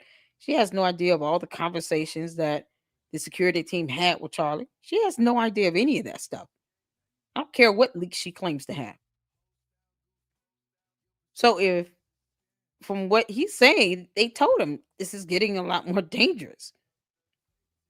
But he made his decision. He wanted to still have the event. I'm sure he was advised to do a lot of things. Wear bulletproof vests, have tighter security, maybe armed. But he still chose to do it the way he did it. And where was Candace? Because she definitely wasn't posting up anything saying, Charlie, you need to wear a bulletproof vest. When did she go on X and post up anything saying Charlie needs to wear a bulletproof vest? Please do it. And I'm going to keep saying this every day until he does it. She wasn't saying anything or showing that she's communicating or pleading with him to beef up security. Not at all. She was too busy defaming Brigitte Macron and lying about her being born a man. See, once again, she claims to have been his friend, though.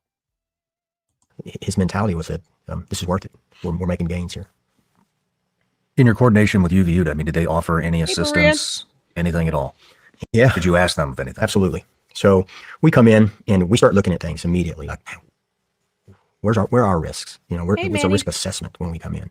That's why we get there. That's why we start doing the advance so early. We walk it. You know, we build it ourselves. And so stuff. initially, I spent thousands of dollars on drones last year, and got the guy's license. But if the area lies in the Provo, Utah airspace, I can't fly it. That's a 107B. We can't break the rules. Right? And then you had secondary restrictions, probably due to heavy foot traffic for the school. But I can't go in and break the rules. There's laws for a reason.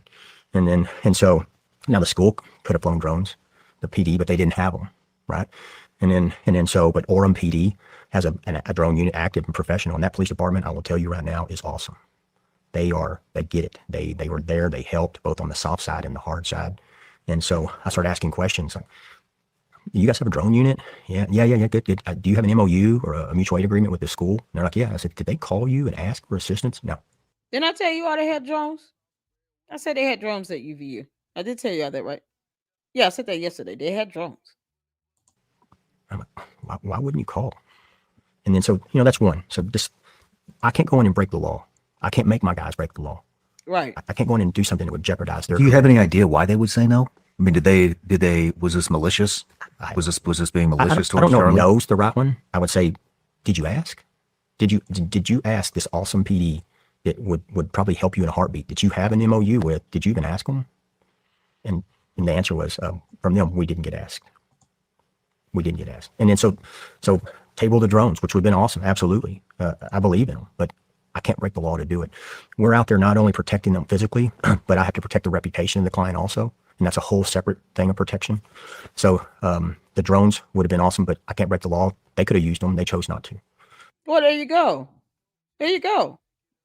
Yeah. Do you all know that there was a manhunt for about 30, 45 minutes when they realized they had the wrong suspect initially? They had a manhunt. Did anybody know that? I saw the video of the actual drone footage that they used to help with their manhunt. And they were looking for the suspect for 30 to 45 minutes after they realized, oh, we got, someone in custody that's not the actual suspect here. We need to keep looking for him. And they used drones. It's crazy. The fact that they these are things. Oh, thank you, Tracy. That warms my heart. I'm not a lawyer. Are you an attorney who do work for a law firm? No. My godmother was she's retired now, but she's a retired federal magistrate judge.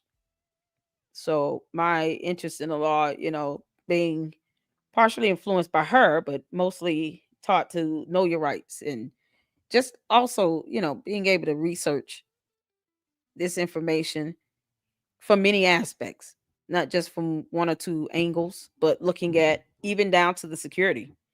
And just knowing, certain measures that are just put in place when reporting on this.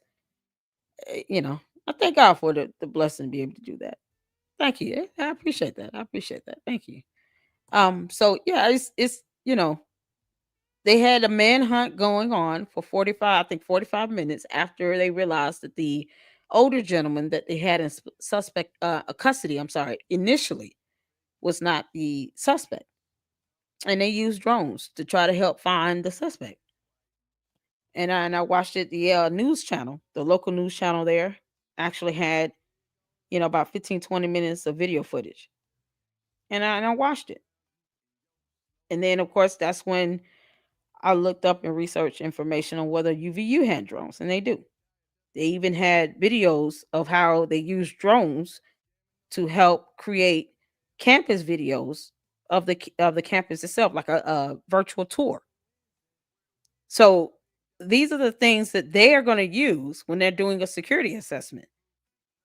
So when they're asking them, they have drones, they want to get the blueprints, they want to have, you know, the layout of the campus itself, be able to, map out their route, how they're going to maneuver around if something happens, you know, okay, here's where we're going to go, the nearest hospital, fire department, police station, all those things, all the essentials. They have all this stuff mapped out. And a good security team would do these things. They have all of this lined up. Just like, I told you guys about yesterday. And so if they're not able to use certain equipment like the drones, and if there are laws in place, like he said, they're not breaking the laws to do anything. They got to work within the confines of the law. And if you want to do things with integrity, you will. You want to do things the right way, you will. That's why Candace Owens needs to stop cyber harassing and doxing people. It's a violation of law, Candace. And you got Overwatch, yeah, snipers on roofs. I got guys that are qualified. That's their career. But this is not a State Department job. I don't have an ITAR, and this isn't Iraq. This is Utah. I can't go in and set up observation points with snipers. That's against the law. I can't break federal and state law to do what we need to accomplish. So that's their job. Our job is a close protection bubble, and there's a saying on this, and there's areas of responsibility, and we cut up the areas of responsibility in this pre-meet, or when we start doing the advance. All right, we've got this, you've got this, and so they have that Overwatch capability, and they have an MOU for SWAT for that through Orem, not utilized. I don't know why. That's a question for them to ask. Why didn't you call? Well, why didn't you ask for assistance, especially when this crowd grew and grew and grew? I mean, good police tactics. If you're out and you have 6 guys that show up, and all of a sudden this thing goes from 1,500 to 2,000 to 3,000 people, you go, hey, we need some help. Follow your pride or whatever it is. We need some help. I took 12 guys there. I had double the amount of people there that the PD had. And we're only responsible for the first 30 meters and movement in and advance in and receiving and out.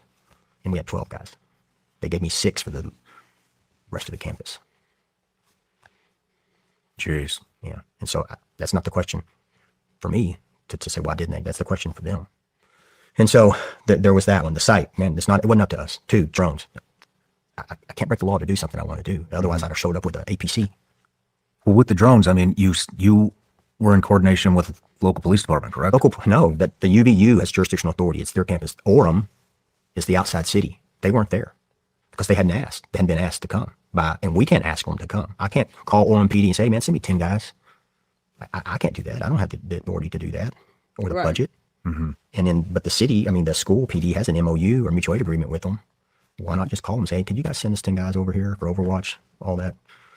And I say that only because we had previously talked about areas of responsibility. And in the areas of responsibility, and I had and our guys all have not only an area of responsibility, but there's a job in a job. So you have your area and you have a job for that area, but then you also know the guy's area and job next to you in case he goes down or something, you have to backfill him. And then we have the bubble around the protectee. And mathematically, 2,000 people are in front of you. Where's mathematically the threat coming from?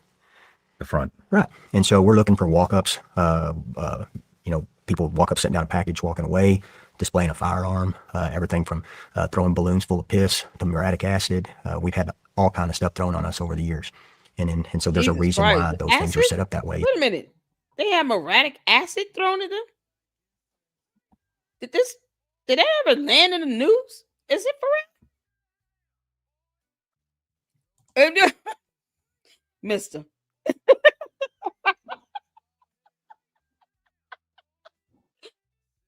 See, y'all don't know how to act. You don't know how to act, mister. LLC, you should reach out to Candace and offer an olive branch. Offer to take her under your wing to educate her on how investigative journalism works. Child, let me tell y'all something right now.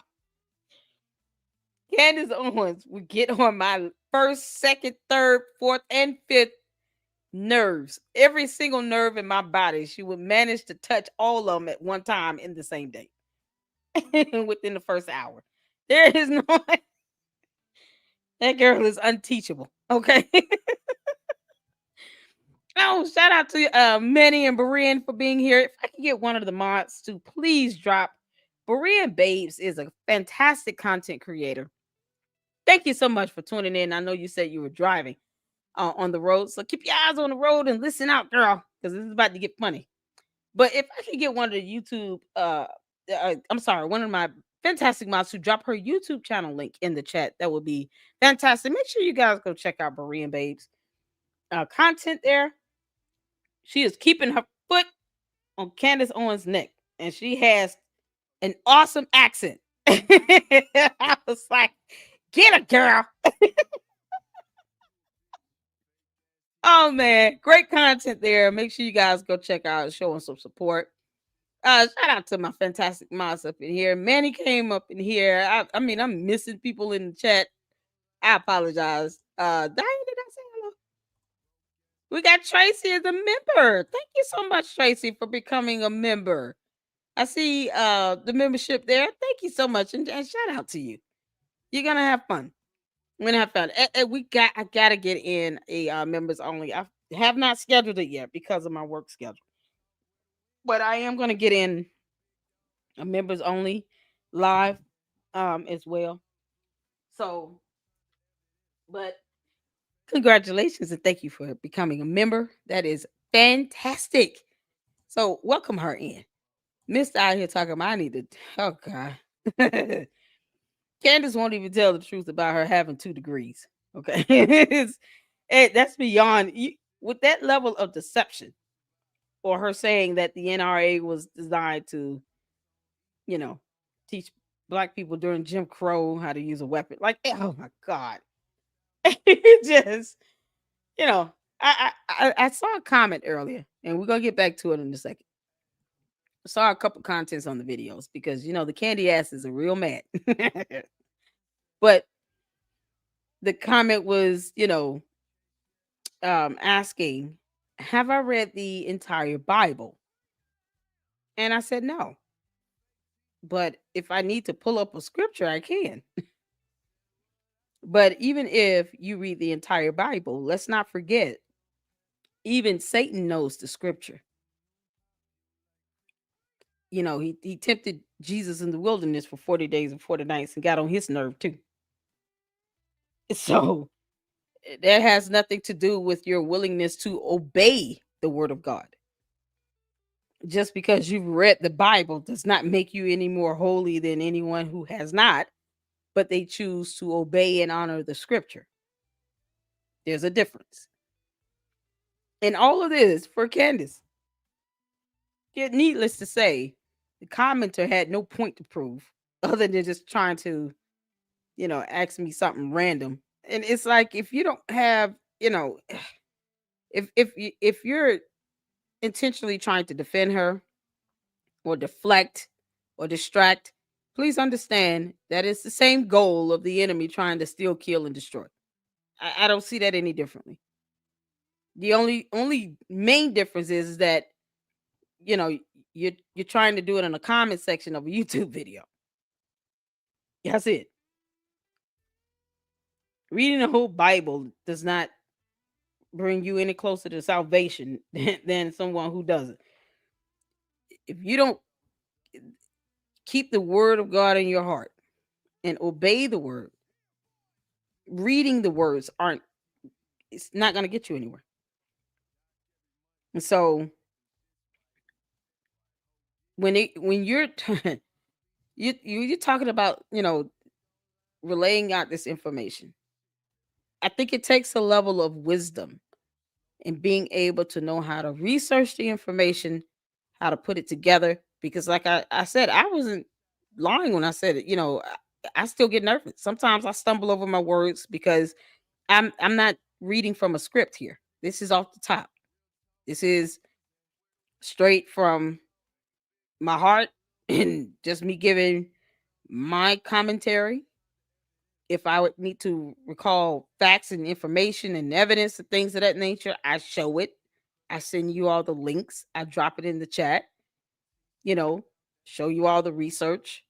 I present the documentation to you all, but it takes a certain level of wisdom, to be able to do this the right way.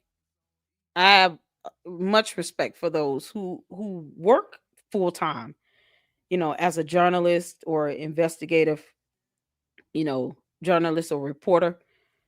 Um, this is something I do aside from my main job, but it's something I love doing because I love sharing information, the sharing of knowledge, exercising, the right to free speech and express ideas and opinions.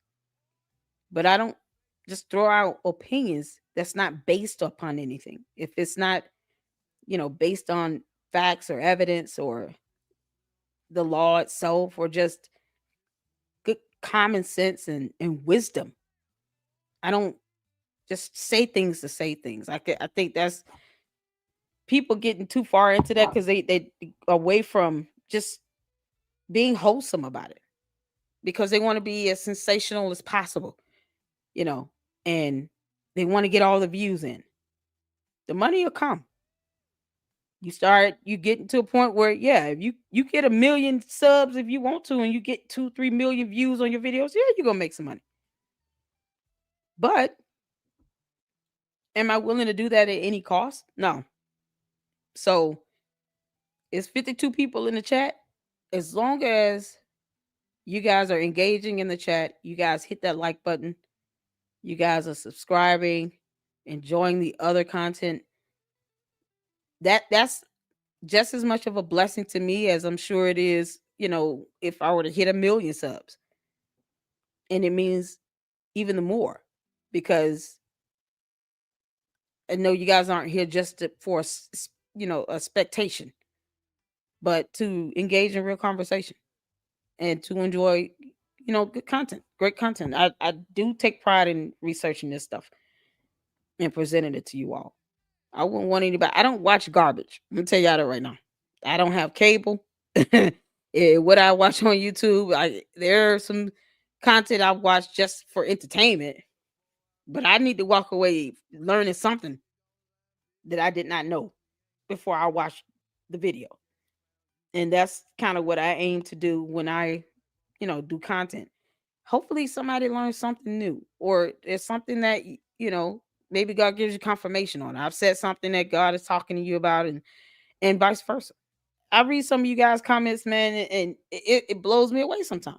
I'll hear someone, do a video, and you never know how God may use someone to bless you, just with encouragement or to bless you with, some wisdom, or they'll say something that's confirmation. It's like, see, look at God. And it'll just bless my soul.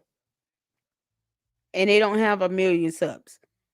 So I do appreciate that. It warms my heart to know that. And that's just great encouragement. So thank you. Thank you all for supporting me here and for the feedback. I really do appreciate it. And I appreciate getting the memberships. Make sure you guys hit the like button and continue to engage in the chat. Continue to engage. I appreciate it.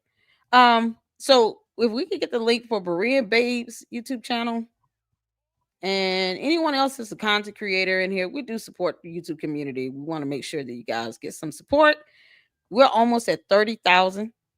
Thank you, S Files. We're getting there. Thank you, Laura, for reminding me of the $25 goal that we have in the live. That's just, for supporting the channel and the expenses of the channel related to the channel. Yeah, I still have not ordered this desk. That is just how busy it's been and hectic it's been. But it shall be ordered because I need it. So, I appreciate all of that. It does help. All right, let's get back to it, y'all. Thank you so much. And there's a reason why those guys that day were set up around there. Every guy has a job. Every guy has a detail. Every guy knows the guy's job next to him. And so we have that set. And then other people have areas of responsibility. Well, the Monday before the event, we were still working through the arrival. And so we have concerns with rooftops. We got a location that we're not keen with. We know what our responsibility is. We know what our statutory authority is. We know that we can't go up and set up our guys in sniper observer positions. It's not going to be allowed. And so we have some correspondence with the chief of the school on that day, on Monday before Charlie was killed.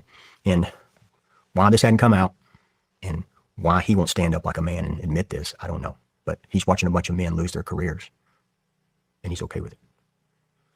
On Monday before, this correspondence went to Chief Long. Hello, Chief Long. We received this message today from the student group. There is a student roof access pretty close to where CK will be set up at the Utah Valley. The Sorensen Center has a couple of staircases that go up to walkways on the roofs. He comes back, and for edification, the Sorensen Center was the building in front of the Lucy Center. And so he comes back, he says, you want access to the roof.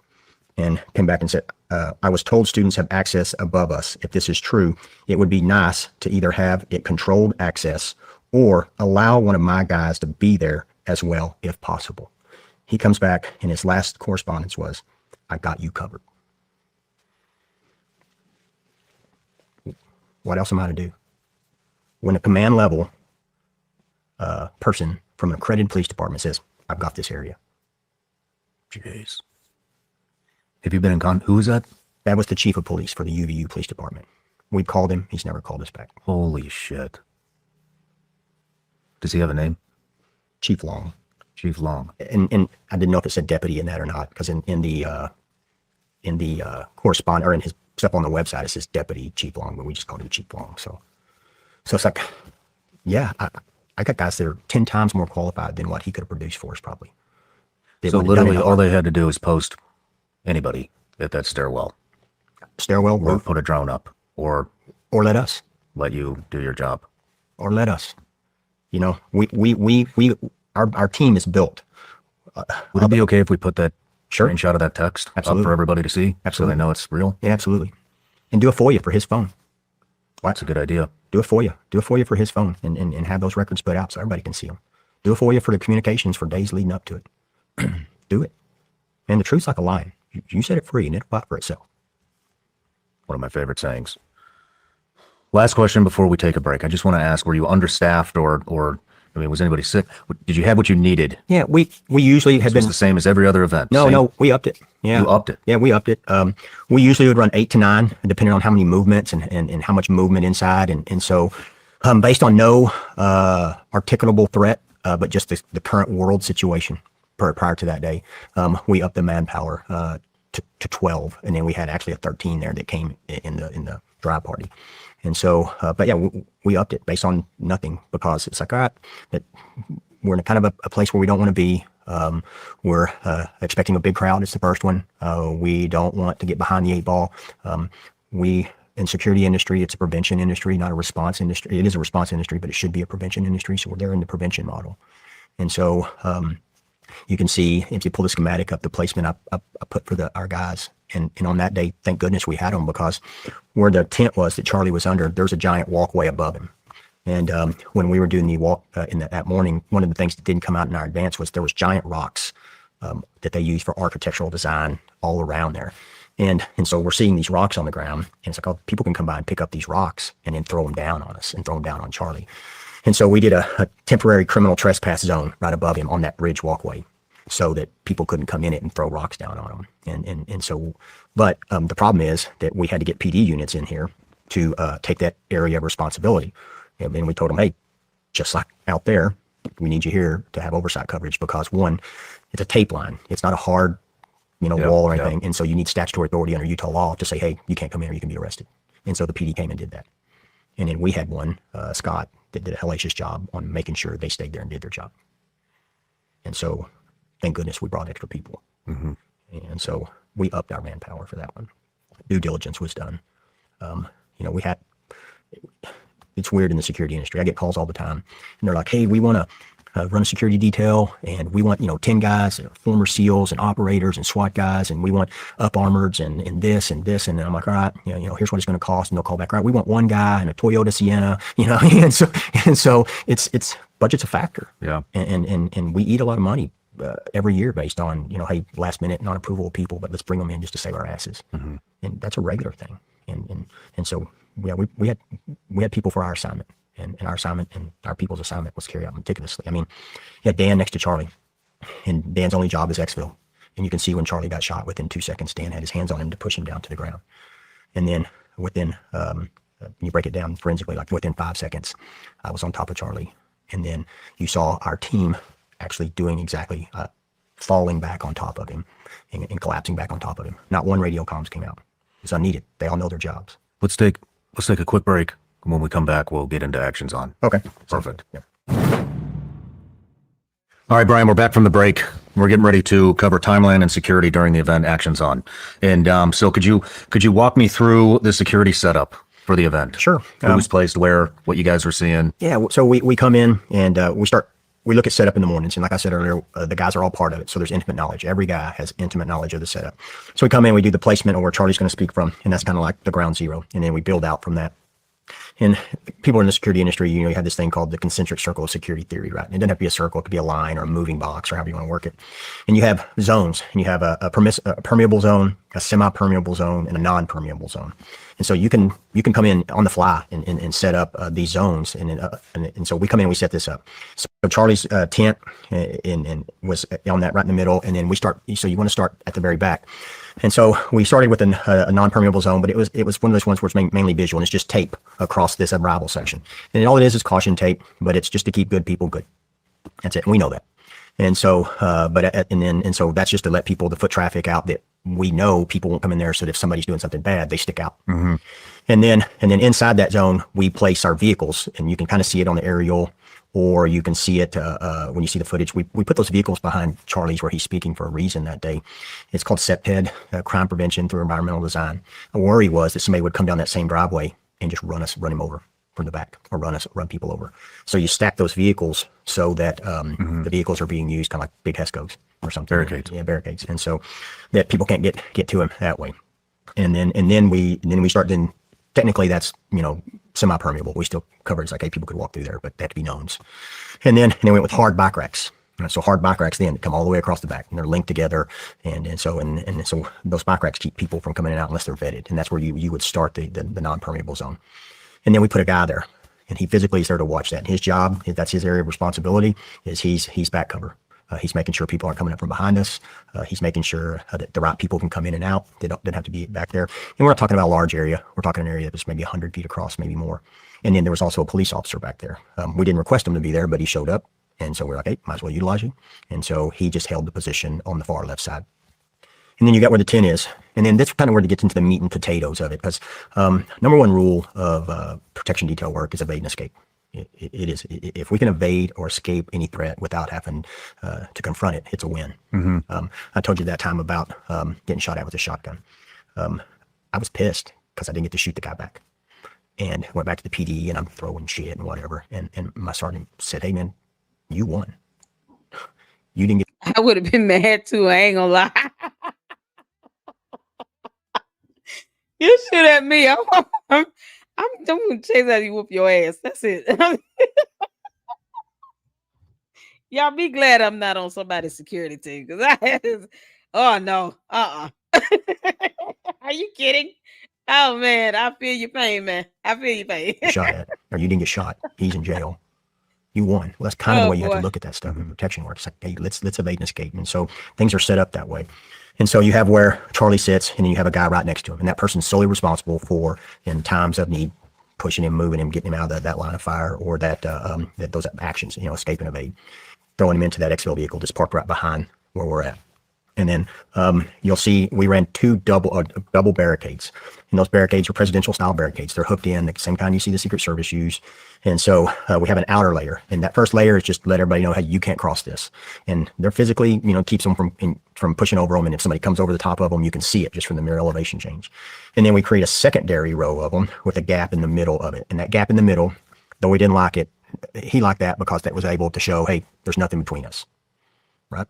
There's nothing between us. Let's carry out this conversation. But so I have two guys that are at that gap when they come up, and one of them's a measure of a man who has physical capabilities that are incredible. And then the one on the right side is a jiu-jitsu guy, a world-renowned professor. And so their job is if somebody tries to press through that gap or get close to him, then they're going to hold them up. And then just off their flanks are two other guys, and Blake and Blake. And those guys' sole job is to control access into that alley. And also, if somebody tries to breach the integrity of those two guys, they're there to apply violence. so that they can hold that, and we won't weaken our stance. So those jobs are a response to apply violence on those people that are trying to weaken our stance. And then they're also access control into that little alley we've created. In other words, he's giving them the green light to whoop somebody's ass. Okay. Don't be afraid to use force. Do what you need to do.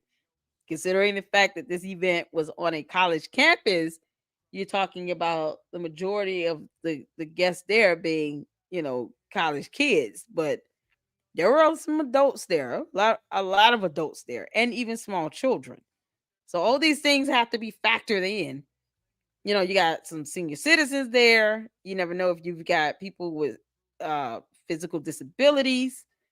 So you have to think about all of that going on simultaneously around you, because you never know who's going to be in the crowd until they show up. And then you're trying to measure up and see, okay, if it's going to be like 10 big dudes in one group huddled together, we need to make sure if any one of them make a move, we need to be able to shift that security stance. You don't want to put, the smaller, weaker person near a group of people where you see it's majority, guys that look like they're about 160 pounds of muscle and they all 6 feet tall. So those things you have to kind of evaluate and assess once the crowd shows up, and you kind of shift it around as you need to. So that's what he's saying here. He's like, we have one guy on one side that's got the look of intimidation. Another one, he might not look intimidating, but he's got some martial arts training. And then you might have someone that's more trained with weapons and stuff. Then each person sounds like they have their own little specialty here. See, these are the things that Candace does not know when she's sitting here speaking ignorance on her channel and saying dumb things. She doesn't know this stuff. So, and shout out to Manny. Thank you for leaving your comment up, posting that up. Being in the military as a combat veteran with over 10 years of personal security detail, I would have never put the person I'm protecting in an open venue. The security had no control over the crowd. You and I don't know if you were here where he said he told Charlie, this is getting dangerous. And Charlie was like, I don't want to start doing anything that's going to create, I guess, a division. I want people to be able to still ask questions and speak freely and those types of things. So, like I said, it's hard to try to, when you're talking about an adult that wants to make the decisions they're making, it's hard to try to just force them to do something. But once again, if Candace had, the true influence that she thinks she has, why wasn't she advocating for him to wear vests and putting that on social media? Hey, yeah, anyone at Turning Point thought about getting Charlie Kirk a bulletproof vest yet? Is he wearing these? Because I'm watching it right now and he's not. Like, anything to help bring more awareness to something like that. No, she didn't even mention his name. So it's hard to take what she's saying seriously, or the fact that she claims still have been a close friend. But I do get what you're saying, Manny. I do. And it's like I said, he was aware of that growing threat and danger. His security told him. They worked for him for like 8 years. And he still wanted to do things to, seems like the old-fashioned way. And I guess in that situation, what do you do when you're trying to tell people this is the reality of the situation? They still choose, well, I'm still going to go down this path, So let's get back to it. I'm sure this guy he sounds like he's just beating himself up every day about this. He already feels guilty. The last thing he needs is dumb lies and conspiracies, to make it worse. And that's one of the reasons why I believe Shawn Ryan wanted to do this interview, so that he could tell his side of the story and dispel a lot of this nonsense. And you could tell he's been beating himself up over it. You can hear it in his voice, So let's get back to it. That alley creates a secondary gap, but it also allows us to vet people Make sure no, you can't bring packages in, no water bottles, check for protrusions, all that. And so when they come through there, and they're the gatekeeper there, right? So on that one side, he comes in, he makes sure, and then they come down, they passes off to the next guy, and he comes up to the microphone and speaks. And then when he's done, he goes out the other side, and that guy makes sure he moves on, and then that guy Blake on the other side, make sure he goes all the way out. And so they have those guys are dual rolled, where they're there if these guys have problems, they're going in to apply violence so that we don't lose any integrity of our protection, so we can facilitate escape. And then they're also gatekeepers. And then you get deeper in the crowd, and there's the guys that what they're looking for is walk-ups. The guys that are walking up close. They're in the crowd. They're in the crowd. They're working. Plainclothes. They're plainclothes. They're working in the crowd. And Rick's over there, and Rick's job is to watch what's going on here, and in turn and apply and look at the line. And you look for things like military-age males that aren't having social contact with other people, right? So they're up there, but there's no looking around. There's no talking. They got prey gaze on the guy who's talking. No blinking. So there's a hard prey gaze, no blinking, or when you get closer, it's excessive blinking. And so that's a good tell right there of a pre-incident indicator of violence. These guys are out there doing that. All of them are doing it in real time. And you're looking for that. And how many of those guys are there? We have in that right so far, we've gone through 1, 2, 3, 4, 5, 6. Six. All right. And then we got those guys out in the crowd. We got Scott working it over on the flank to make sure people from above are not throwing rocks down on people. Chris is over there with them. You got Justin and Alex holding that hard line. You got response to violence guys right here. You got intel gather, a guy out here, and making sure there's no walk-ups and or people that would walk up and physically want to apply violence in close proximity. And then you start we had to rotate some guys because we had people coming in and exactly doing that. Started pushing up signs, started chanting, started creating distraction and making problems. So we pushed a couple guys over just to keep an eye on that. And those are guys that are doing direct reporting. So they're the ones that are saying, hey, it's 14 of them, or they're just doing signs. And so they're giving us real intel in real time. And these are also the guys that they're working the outfield. And these guys they're out there for a reason. These are seasoned guys, these 30-year cops that have shown, and not cops that are just in there checking boxes. These are guys that went to work every day, and they're like, my job's to catch bad guys. How do you catch bad guys? By doing work. They're work finders. And so that's why I put them out there, because they know how to go out and find work. They're not going to wait for work to come to them, because it's too late then. An example of that was before it's even over with, before it even started, we put those guys out in the crowd, and they're walking around, presence patrol, gathering information. And we saw some guys that were standing up in one, not in the Sorensen Center to Lucy, but another area. And it was a guy that was in his 40s that looked like he obviously wasn't a student or was too old to be a student. He had a backpack, no socialization, wasn't talking to other people. And so we went up and did contact and conversation. Hey, Hal, what's going on? What brought you here today? And we did that several times. And then we turned all that information over to the FBI. Is that the guy that was...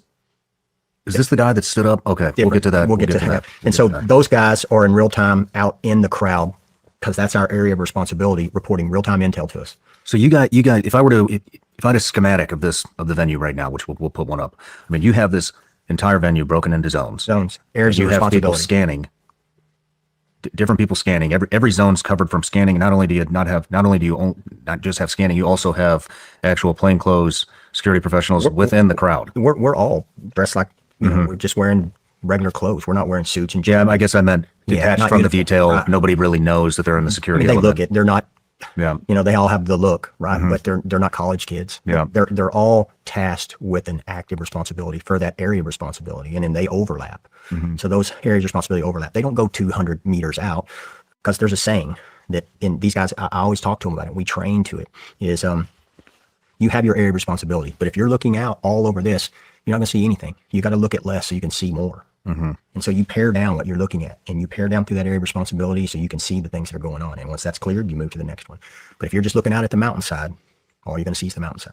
And the rooftops were supposed to be covered from the police drones. PD said, I got you covered. I've got you covered. And so that zone was dropped. Yes. Yeah. And so that's the assignment of our team. Personal security detail is just that, personal. Our mathematics are, there's 3,000 people within 50 meters, right? And so we're working that, and then you have that, but then you also have the guys that are inside that bubble, and then I'm off to the right of it. In my area right there is command control. It's, hey man, we're looking a little weak over here, or a guy's reporting in, I need assistance over here, or hey, can you see this? I can't see that. And so we're working in real time on comms for that.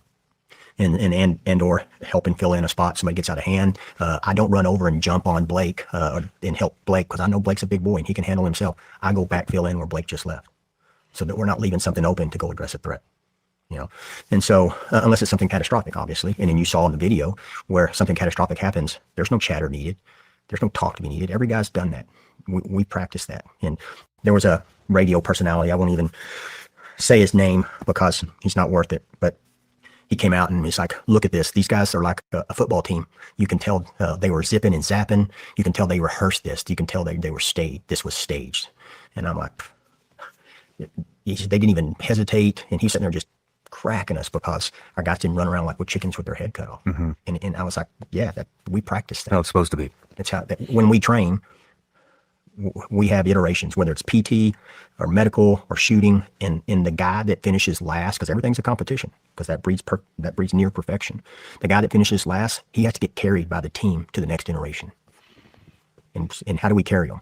The same way we carried Charlie. So that's been done literally hundreds of times. And so you don't need to talk about what you need to do when you know what you need to do.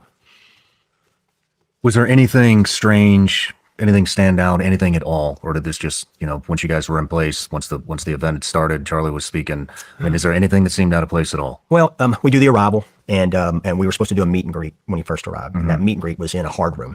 Okay. But the timeline was a little off, so he decided, where they radioed to us, hey, meet and greet's going to be off, and so we're going to run in and use the restroom real quick, and then we're going to go straight to the tent. And so that was a call off, but that's one of those things. It's not abnormal, and we're used to that. So, but it doesn't change the plan other than we're going to a known. Somebody's going to receive him over there. Everything's clear, which it was. So we had a guy back by the restrooms to receive him. I had the door to pop it open. He walks in. He goes, "Hey, Brian, did you get any sleep?" Because we just got back from that South Korea, Japan. And I said a little bit, and the last thing he ever said to me was, "It's going to be a good day." It's so crazy. I'm glad you said his. Here's a good point. Because they knew exactly what to do. That made it staged. You can't win with these people. You can't. I mean, these are the same people that they don't understand how the security details work. They don't understand that. They don't understand those type of, security operations. They don't get it. They don't. How do you think the Secret Service or the FBI or the CIA? How do you think they train and learn how to fight and protect each other, have each other's backs? Even local police, they have to practice and train certain, I don't know what's the word I'm looking for, Manny. They have to go through certain rundowns. It's like football teams where they go over certain plays. The security detail does the same thing. They access based on where you're going. Once they get the security assessment in, then okay, here's what we're gonna do. Here's how we're gonna set up everybody. Here's where they're gonna be stationed, the position. And then if you're talking about, how you secure and recover someone, it just depends on what's the event, what's happening here. The way you recover somebody, protect, the client. If it's a matter of a shooting, it's not going to be the same way you would recover if it was a fire. Those are, you're not going to see the same movements and the same security measures be implemented. SOPs. Is that it? Yeah. Like when whatever physical plan they put into action, you're not going to see that being done the same way they would if it was a fire, or if you're talking about a natural disaster or a storm or a car accident. It depends on what the event is. So the way you drill, there you go, drill. You run drills for like a gunshot, or a mass shooting or something like that. It's not going to be the same way if it was, someone threw some acid on us. Because you're talking about something where it's unpredictable, as opposed to someone walking up and throwing some liquid on someone. They have a way of probably being able to block that faster than they would if you hear a pop sound and you don't really know exactly where it's coming from. You're not expecting it. And then come to find out it was from over 160 yards away. So your drill is not going to be the same thing as it would be if someone walked up and tried to punch him and fight him. It's it's going to be a little different the way they however they run that drill to secure Charlie, and to if there's any injuries to recover. Let's say he's drinking something, he starts choking, or he's eating something, he starts choking. They have to now do CPR measures. That's not going to be the same way you recover or run a drill or whatever when it comes to someone who's been shot. It's crazy. So of course they're going to practice whatever drills they need to based on this scenario. It's it's just logic and common sense. Like, we're talking about people who aren't using logic or common sense and they have no idea. It's like they don't know how anything. Like, didn't we practice drills in school for tornadoes? A tornado drill would be a little different than how you would handle a drill for an open shooter. The kids now have drills for open shooters in schools. When I was in school, we didn't have to, that wasn't our biggest concern. We did tornado drills. We had to go out in the hallway and get down and duck down. We had those types of drills when I was in school. Now they're doing, school shooting drills. But those drills are not going to be the exact same. A tornado drill is not the same setup as what these kids are doing when it comes to an open shooter drill. Totally different things. Like I said, you're talking about these candy asses that are sitting here, not researching, not reading, and it seemed to just all logic and common sense goes out the window. It's ridiculous. All right, y'all, let's get back to it. And obviously, I'm gonna have to push back the live stream to tomorrow for Umar. He said good. I said a little bit. He said good. It's gonna be a good day. Yeah. And so we used the restroom, and then we did a couple meet and greets with some kids that were student volunteers, just right by that tape, and so we did a hard line to keep people from walking up, and then we proceeded right to the tent. And so he starts throwing out the hats, which is a thing of his. Mm-hmm. Guys are already in place at that time. Where comms were calling in, hey, walking up, 5 seconds, 10 seconds. They come up, crowd reacts, and then everybody goes to looking in their area of responsibility for, walk-ups, guns, people throwing things, stuff like that. And that would be the area right in front of them. And with just one more thing to cover, the evacuation routes. I mean, we had already covered, you guys have been there. You'd had a presence there for 2 weeks prior to the event.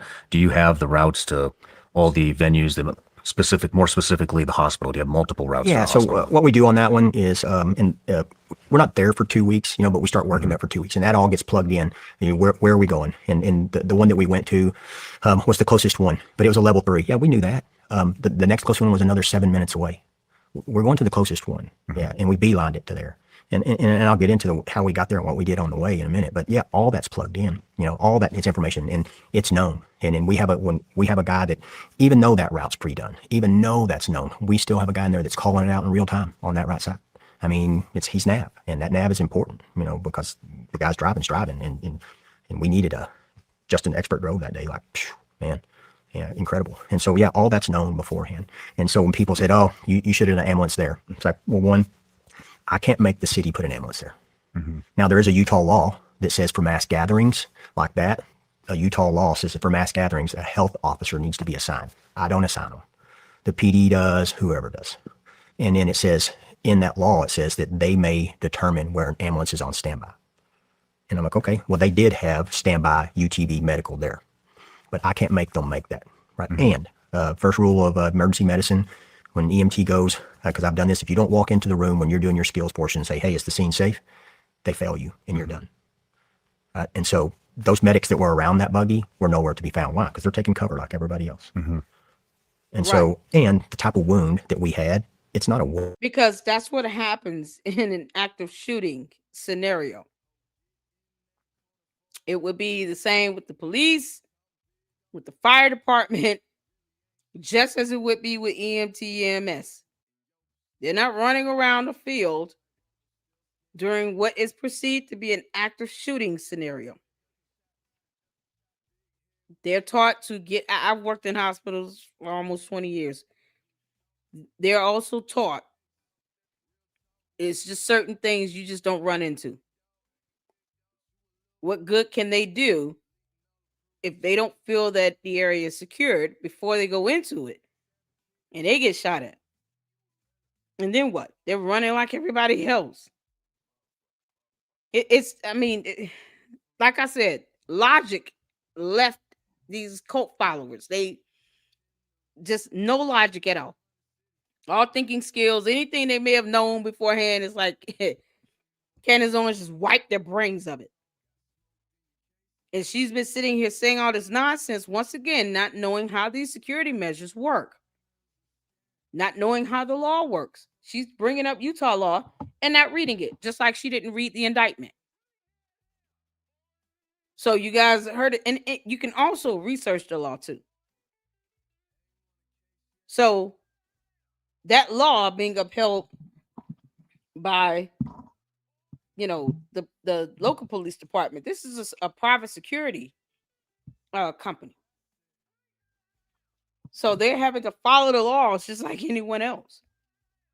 UVU, if they're required to get the EMS and the ambulance in place, or the local police department is required to do that by law, that's what they're required to do. That's it. You can't just overstep boundaries when it comes to the law, because that's a concept Candace doesn't understand either. She doesn't care about laws or the rule of law. Not at all. It's incredible how they're not even trying to research and read the law itself. It makes no sense. To the ambulance gets there. Yeah. And I'll talk about that and what that doc said and transport and all that. So all that was known and all that's done in the workup. So looking at hindsight here through the security footage, I mean, it came out that, the shooter went unnoticed at 11:50 a.m. in the grassy area, 12:02 p.m. near the Luce Center, and then at 12:23 p.m. when the shot was fired approximately 142 yards away. What was your immediate response? I'll address the shooter in the timeline first. It's like, you know what I want to know? I want to know when he got on the roof. Mm-hmm. Because we're shooters. It's easy because we have a range, and our guys do it as a sense of pride. Even though we know we work on all this other stuff more, the shooting we work on because it's a sense of pride. And then, so you look at things like that. In that shooting position, 3 meters to the right and 10 meters to the left, there was no shot. And so I want to know when that guy got on the roof. Let's put the visual of what that looks like on the screen right now. We took that shot before. Really? We always do. We sit down in the space and we take the shot and send it back to Charlie so that he can see what he's going to see. Yeah, and that's a routine thing that we do. It's a good idea. Yeah, it's mental preparation. Mm-hmm. Yeah. So here's a visual of what you guys. That's no different than Secret Service. They do the same thing. They get aerial views. They have of course more clearances, being a government agency and all, but they do the same thing when they're preparing for a president or a high profile official, or even if you're talking about private security detail that may have the ability to get or carry or bring whatever drones they may have on their own to get area views. They get the road maps, they get everything mapped out, they get the routes mapped out, just like he mentioned with getting to the nearest hospital. To say that, oh, I don't know why they didn't go to this hospital and this one's closer. Well, it depends on, they're there driving the route, mapping it out beforehand. They know exactly where they need to go, especially if you're anticipating thousands of people here. He said it was over 2,000 people. It's more of a crowd. You got to consider that. More cars, more traffic. And you're talking about a situation where you got to maneuver through all of that. That's why I said Candace doesn't understand how this stuff works. So her nonsense is just, it's like, good grief. It couldn't get any dumber. This is just a matter of research here. They're not doing anything any differently, any other security agency or company or agency where you're talking about these type of security measures having to be utilized 24/7 would normally do.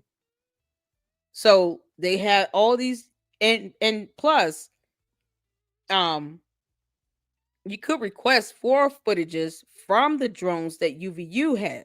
UVU has their own drones, so they could request some aerial, photos of, the perimeter they set up. The rooftops. It had at least one security camera on it, so you got that surveillance where you can pull photos and images from, plus the drones, plus they going out there themselves and taking photos and all these things. So, it just seems like they were shorthanded. Like they had the maximum number. He said they had 12 guys out there, and then say, hey, UVU, we need more, because every campus have their own police. So the UVU campus police work for UVU. They collaborate with the local police department, but UVU have their own police. So they probably went to UVU and said, we need some more people. I think he did mention that. And UVU probably gave them the maximum number of officers that they have that they could offer at the time, because there are other things going on this campus aside from this event. This isn't the only thing going on the campus that day. They also had school. They September 10th, school was in session. So you still have regular classes being conducted. This isn't the only area of the campus. That campus is huge. So the police still have to do their normal jobs and security other parts of this campus. So they gave them the maximum number of officers. UVU Police Department, the campus police department, gave them the maximum number of officers that they could give up for the day, because they still have the rest of the campus to secure. So those are all the measures you have in place that you're working against. That's why I said the candy ass is just all thought just goes out the window. No common sense, no nothing. They don't research anything. They don't read anything. They don't consider anything else. They just only listen to what Candace Owens saying, and that's it. And she still doesn't know anything. This is insane. So I just hope he feels better after this. He don't beat himself up, because you're already taking a lot of heat. Of course, he's gonna feel, some level, a lot of guilt.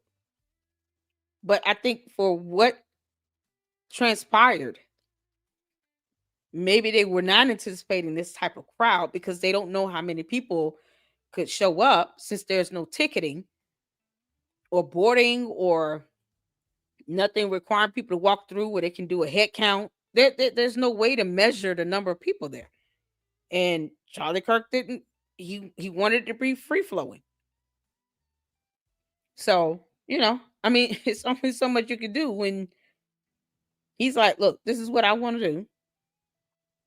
Y'all see the setup here with the barriers, the bike racks that he was talking about. He had that space in between, but yet you have the microphone stand here where people walked up around the bike racks, and then they came to the mic and asked questions. And then he has a guy here, and then there's supposed to be one on this side over here. And you got over 2,000 people on this big ass campus. This campus is huge. So, and I know that, Candace, because I watched the drone footage. Why didn't you do the same thing? Why won't Candace just go to the campus herself? It's insane. Correct. We're able to see. Yep. And so here's my question, and hopefully it'll come out in timeline. All right. We've all seen the pictures of the guy when he came on through the staircase. Mm-hmm. It's like, okay, there's a difference between a guy walking up and getting on a roof and a guy walking up and getting on a roof. And did he run over to a known position? What you're doing there tactically is you're working a loophole. You guys did that on a roof. You bang a hole through one side, and then you step back and you put another hole and you shoot through that hole when that opportunity comes through. Like, this is a big loophole. And so you tell me you just ran up onto a roof, pop yourself down in a position that was in a loophole. Can you describe that loophole again, real quick, just now that we have the visual up so people can see it? You get up on this Sorensen Center. I mean, not Sorensen Center, Lucy Center. That's behind the Sorensen Center. And so from where we're standing, we can't see it. Mm-hmm. One, it's not our area responsibility, so that's why we're not looking there. First one, we're looking at threats right in front of us. You see how many threats do you have?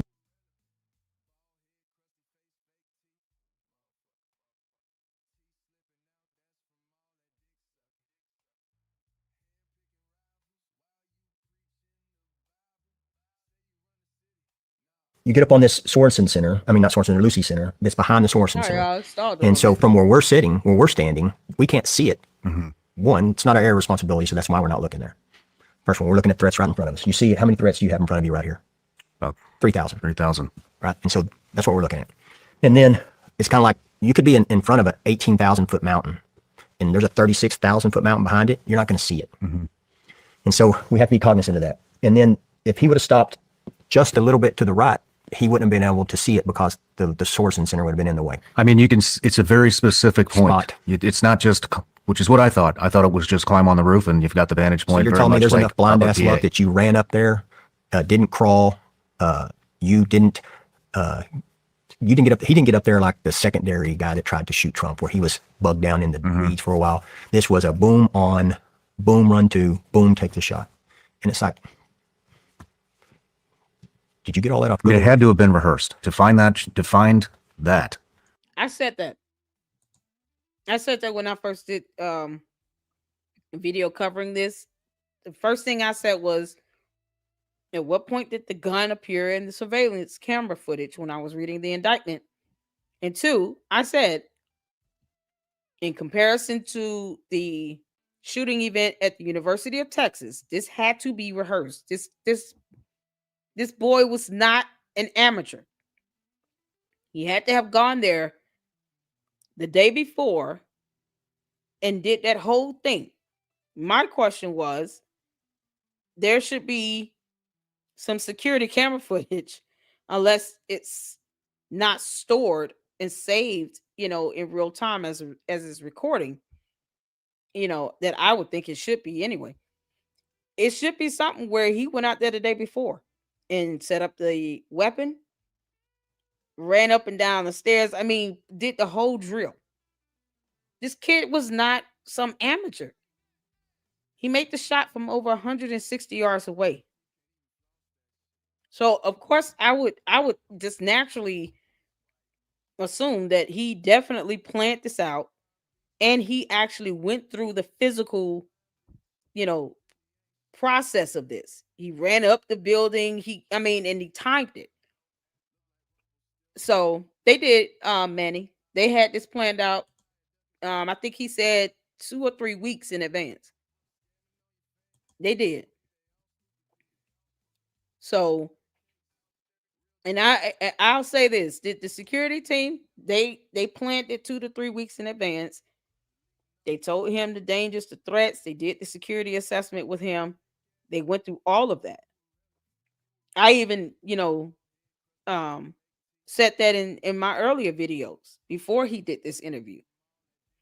And I think they just was under, like you said, it was just undermanned, but not because they weren't anticipating it, because they didn't get more manpower they needed from it's only so many that were traveling with him for this event.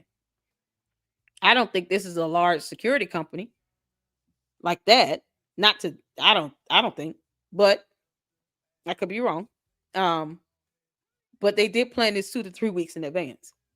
And he said that early. I don't know if you missed the first hour or so of the interview, but he did say that. And it's just unfortunate. They needed more people out there. They didn't expect this type of crowd.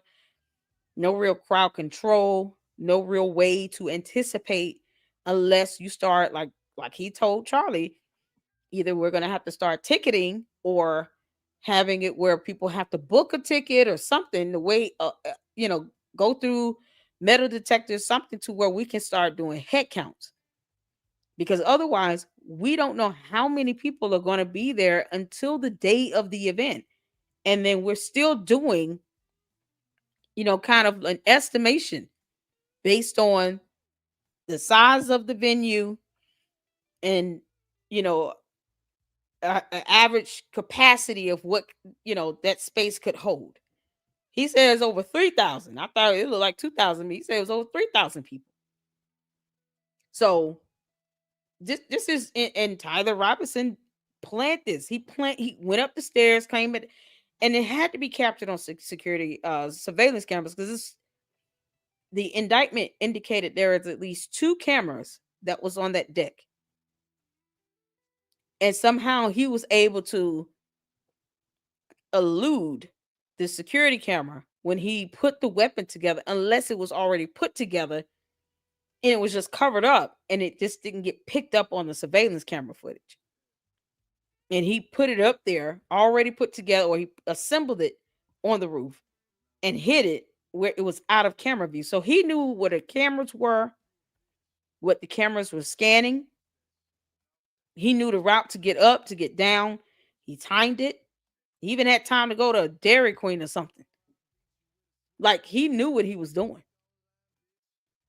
That's, when you working against someone that's just well planned, that's what's so unfortunate. And it's like I said, the parallel event that I brought up was the University of Texas shooter.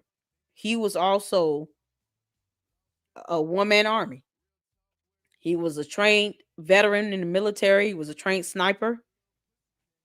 And I went over the whole article.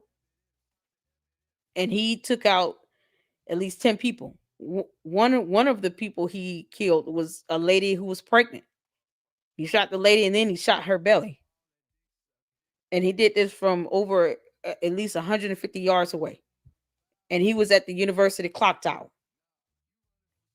So you guys can look that up again. Or check out the video where I go over that with the University of Texas shooter. And I went over that because of that. He was... This one kid, this is back in the, I want to say in the 50s. And he took out at least 10 people. And he did it by himself, but he had everything planned out. And of course, technology was, the guns were not sophisticated as it is now. So you working against experience, you're already at a disadvantage. And this kid planned this. He ran through the whole shebang. I'm just curious to where the security camera is, to where he was practicing that the night before or whenever he did it, because it wasn't the day of. So let's get back to it. Which I believe you said is basically what did you say? 7 foot vantage point basically ahead? Oh, I'd have to. It's small. It's small. It's small. Not big. There's the visual. Who gives a fuck? It's a small area. It's not something. And then you would have to search for that. You would have to search for that vantage point if you didn't know. So it would be great to see the footage. Maybe it's out there of him running straight to the point, or did he search around looking exactly for what it? I want to know. Do we have? It'd be great if that chief of police would have put that fucking drone up. We'd have had it, or I'd have flown that drone up his ass if we could have had one. So those are questions I have. Those are tactical questions. I mean, we make our guys do that kind of stuff all the time. Yeah, no, you're going to run 300 yards. You're going to jump over this wall. You're going to come home. You're going to take this shot with ours is about a 35-foot declination at 200 yards. And you see guys that are even trained miff it every once in a while. And people are like, oh, that's an easy whip at 142. I'm like, yeah, the shot itself. But you're talking about old men that shoot stuff off sandbags. You and I both know, under duress, accurate shots are different. It's not 142 yards is not a difficult shot with a magnifying Not at all. optic. It becomes more difficult when you're winded, when you're climbing, when you're running, when you are nervous. Visual when you're noise about all to in take front a of you. life, when you're wondering if anybody else is seeing you. I mean, there's a lot of induced stress. And, and I just want to, I mean, we're looking at this thing right now, this first person view of what it looked like from under the tent. And I mean, I don't know how long he was in that gap for, but it didn't sound like it was very long. And you have 3,000 other threats that you're looking at, the rooftop supposedly being covered by the police. Maybe it would have been a good idea to confirm that the police had the drones up. But I mean, you are talking to the chief of police. You would think that he would have the fucking drones up. We knew there were no drones, but then somebody earlier that day flew a drone up. Correct. Yeah. So actually, you probably wouldn't have confirmed because there are drones up. We didn't know where it came from, and we're like, what's the deal with this? Now, it's not uncommon for the video team to throw a drone up and then take a quick shot, and we've had that before. Now, their drones are different because they use those little bitty ones, and so they're not covered under the requirements. And Right. so it's Their like, drones are really small. again, yeah, you're right. We do I need to call a grown ass man and say, hey, are you doing your job? Do I need to do that? You shouldn't. And, this is, it's especially a man in already that beat position. himself up. And it's like, hey, man, I'm not a fan. Yeah, he already beating himself up. Lord have mercy. Yeah, you can tell this weighing heavy on him. It really does. This is the worst thing you can hear when you're head of security. It's someone you consider to be a friend died on your watch. I mean that's heavy in and of itself. But, Bill Belichick won for a reason. He told his people, hey, do your job. And hey, if you don't want to do your job, that's fine. Do the job you said you were going to do. How about that one? So that's kind of where our guys are set up on there. And then I was to Charlie's right. There's a lot of chatter on the internet about hand and arm signals, from the security team. There's been concerns about it from my own personnel that work here. I've worked security details, done a lot of sniper work. Did you ever use hand and arm signals? I use hand and arm signals every single time on every detail, everywhere I went. And, one of the rumors was, he's got the ball cap. He did the ball cap wiggle. That's the Marine Corps sniper. I've done a lot of sniper operations. Nobody wears ball caps. So that was my lead question. You ever use hand signals? And it's like, yes. Yes. Were your hands... And you had already established, I'm going to cover for you here, Yeah. because this is a rumor that I just fucking hate. I know. Because that is what it takes. You can't be on the radio all the time because you're tying the net up. We had already established that you had other security professionals within the crowd that you're trying to communicate with, and that's how you do it. That is how you do it. Well, I'll speak to this one. You're using hand signals, or if you were to use hand signals, and those are an option, especially like under MBG or things like that. One, are those hand signals normal ones that you would see during normal gesticulation? Or are those definitive hand signals? Mm-hmm. They're definitive, so that they can't be confused with the guy scratching his ass. Mm-hmm. And so that's the first one. The second one is that hand signal, when a bubble team is there, we're not using hand signals. Sniper details, absolutely. Why? Because you can see that. Are we looking around at each other looking for hand signals? Mm-hmm. We're looking at in the front in our area of responsibility. If we needed to relay a message, then we would, hey, right here on comms. We're notorious for, if I need to get somebody's attention on the team, I'm not going to sit there and use a hand signal if he's in my line of sight. I'm just going to go like that. He's going to look up and I'm going to go. Mm-hmm. And so if I look up and did a hand signal on the team. Okay, so once again, you guys see that they're clearly trying to debunk this dumb crap from Candace Owens, who knows nothing about security or security measures or protocols or anything. Hand signals are obvious. With all this advancement in technology, like he said, you're not going to just use hand signals to where it's obvious, and then it will take a person time to look away. They have to turn their head to see if you're making a hand signal. And how would you indicate that you need to say something to them with a hand signal if all of you are dispersed out and you're not in front of each other, but maybe adjacent or side by side? You got to stop what you're doing to try to indicate something to somebody. You got to get their attention. And then you have to use a hand signal, which is distracting. He's like, we got mics. We'll just talk to each other, or we'll use the light or something.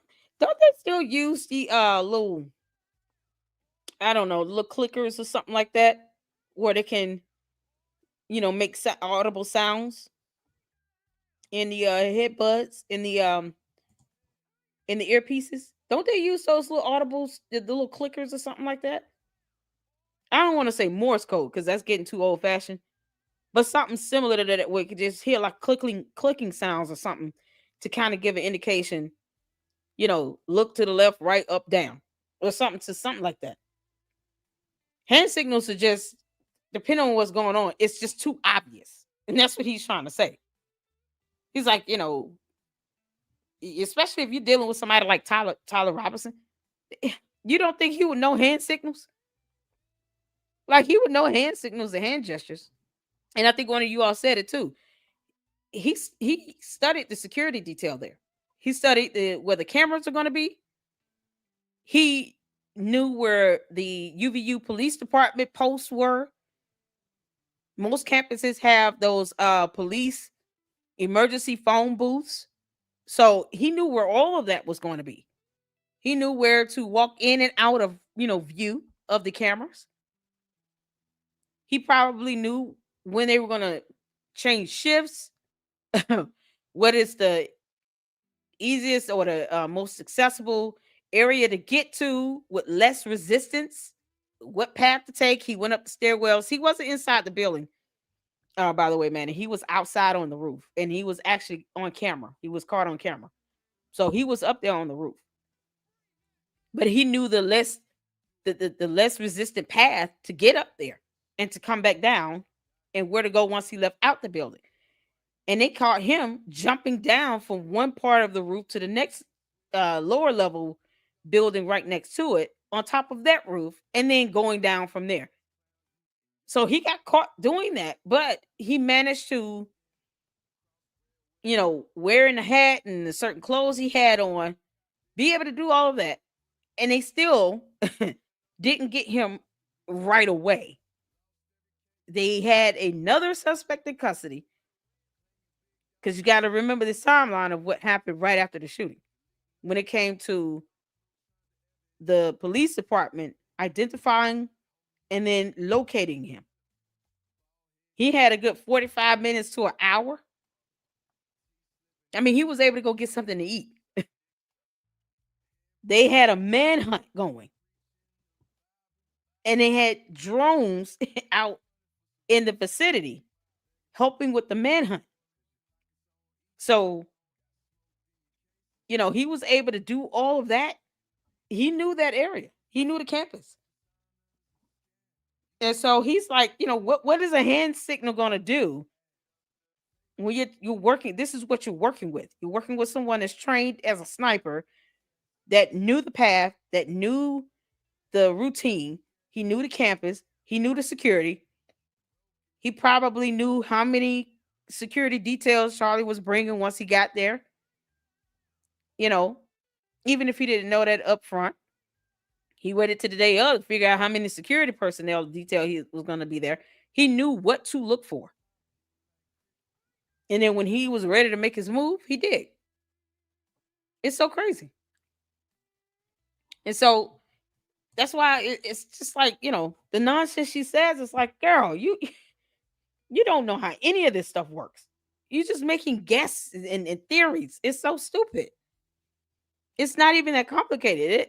If you got someone that was able to do this in the 50s, 60s by themselves from a tower on a huge university campus, like, of course, University of Texas, which is my main example that I utilize to compare this to, that was back then over 50, 60 years ago. Imagine now with this technology, even with the type of weapon he used, what he's able to do to elude cameras like this and have these people out on a manhunt looking for him. I mean, it's insane. And did that or that, he's going to look at me like, so what do you want me to do then? Mm-hmm. Right. Hand signals don't for work. That's not good communication. Right. It has to be definitive. It has to be necessary. It could be an acknowledgement. Absolutely. I mean, yep. Receipt. Get me out of here. Yep. You're right.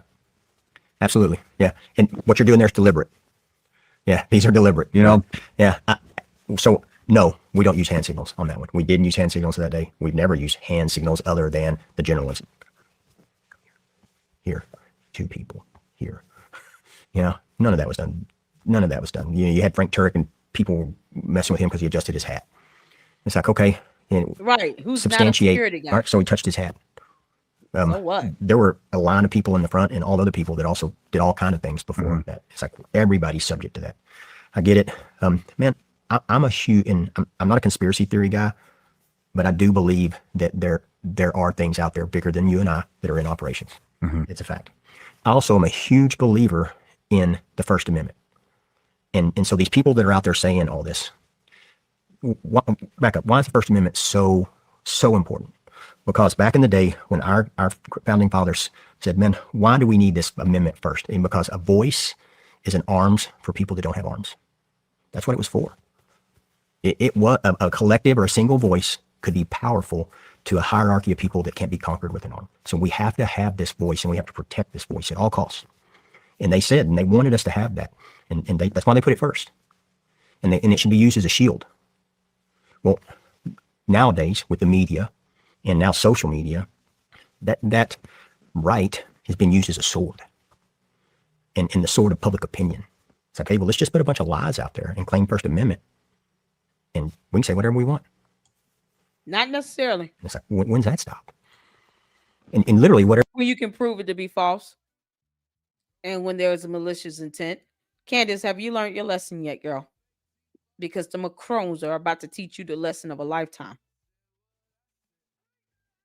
See, your opinion shouldn't be riddled with just blatant false information. That's why the go-to measure is, let me formulate my opinion based off of facts, or ask questions based off of the foundation of facts and evidence that I have before me. Or even the law. If you don't understand laws, you go to case law. There are other ways to get some understanding of it. There's no reason to lie about what the law says when you can read it. And if you don't understand it, Candace, you have 3 attorneys that you're paying all this money to. Why not pick up a phone and call them? Or read case law to help you understand how the laws are being interpreted in other matters in court. See, that's how this goes, girl. There's no reason to spread false statements, provable false statements. It's unnecessary. That's you taking a guess, trying to purport it as an opinion with no foundation to it. And most people are going to formulate an opinion based on facts, evidence, the law, logic, and common sense, wisdom. Things that generally can be accepted to be even truthful, even if it's circumstantial. That's, people aren't just going to make up something out of nowhere, and they can't prove it if asked to show evidence to support what they're saying. Narcissists do that, but I mean, on average, who, you're talking about this type of situation like this. This isn't, no one's doing this stuff but her. Because the average person in the right frame of mind are not going to want to sit here and make up a bunch of lies about this. You have to have no soul and conscience or brain, or, lack the ability to read and comprehend and understand, to just want to flat out lie. We're talking about someone who did not read the indictment. Let's all keep that in mind. Candace Owens did not read the indictment, and she does not care about the investigation. The end. So we don't care about your Egyptian planes, girl. Whatever you want. You've seen some of the idiocy out there. Palm gun, exploding microphone, hand signals. It's like, all from Candace. You don't even, it doesn't have to be true, and it doesn't matter. Mm-hmm. And so you're just using that First Amendment as a sword and not a shield. And we gotta step back at that and look at it. I was talking to you guys earlier, and I was like, at some point you put those people in the Wayback Machine. And the Wayback Machine is you take them to 1985.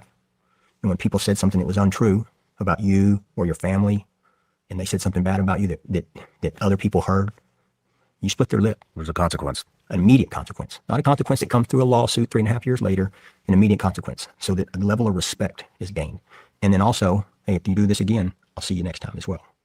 Well, at some point, some people need to be put in the Wayback Machine. Can't do that because then Candace is going to whine and cry about it, throw a tantrum all over her YouTube channel. Just like she does with a lawsuit, because she acts as if she can't be sued when she sued others for the same thing. Candace, you tried to sue USA Today for the same thing, and you lost, girl. It was dismissed because you failed to state a claim. You lost. Yeah, she even went to the U.S. Supreme Court to get a petition filed. Denied. She lost that thing so bad it wasn't even funny. Oh, it was. See, so now there we have, anti-defamation laws in place for a reason. I would suggest to utilize, the courts, and look who you're dealing with. At some point, Candace gonna have to pay out them double-digit millions of dollars in judgments. Candace, have you paid the judgment from the High Court of Australia? Mm-hmm. You owe the money, girl. Definitely not going to disagree with you on that one. So let's talk about the immediate response. Let's get back to that.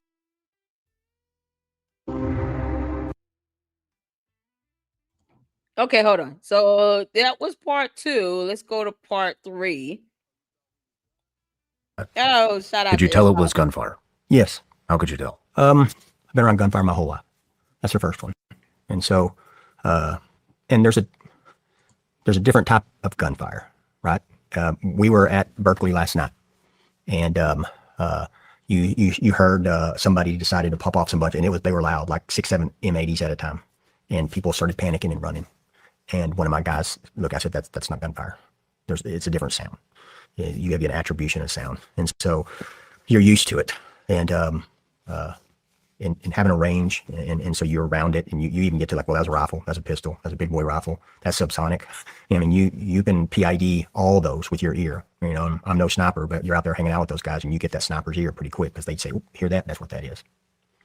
And so I've got my back to Charlie about, I don't know, less than 10 meters off to his right, and my area of responsibility, we had a lot of people coming up some staircases there, and it was starting to fill in.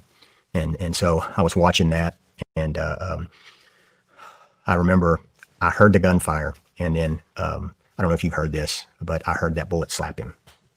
And so so you hear two sounds actually, and so you hear the actual shot, and then you hear the bullet hit him in the neck, like you hear it.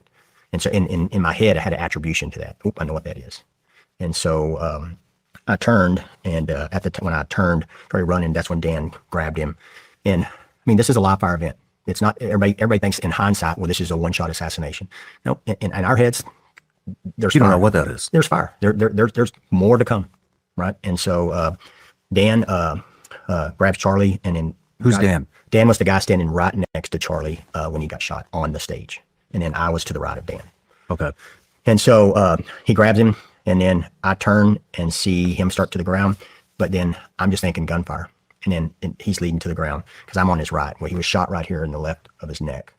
And so I jumped down on top of Charlie to cover him because where we're at, it's concealment at best. It's a tabling with cloth on it, so it's not hard cover.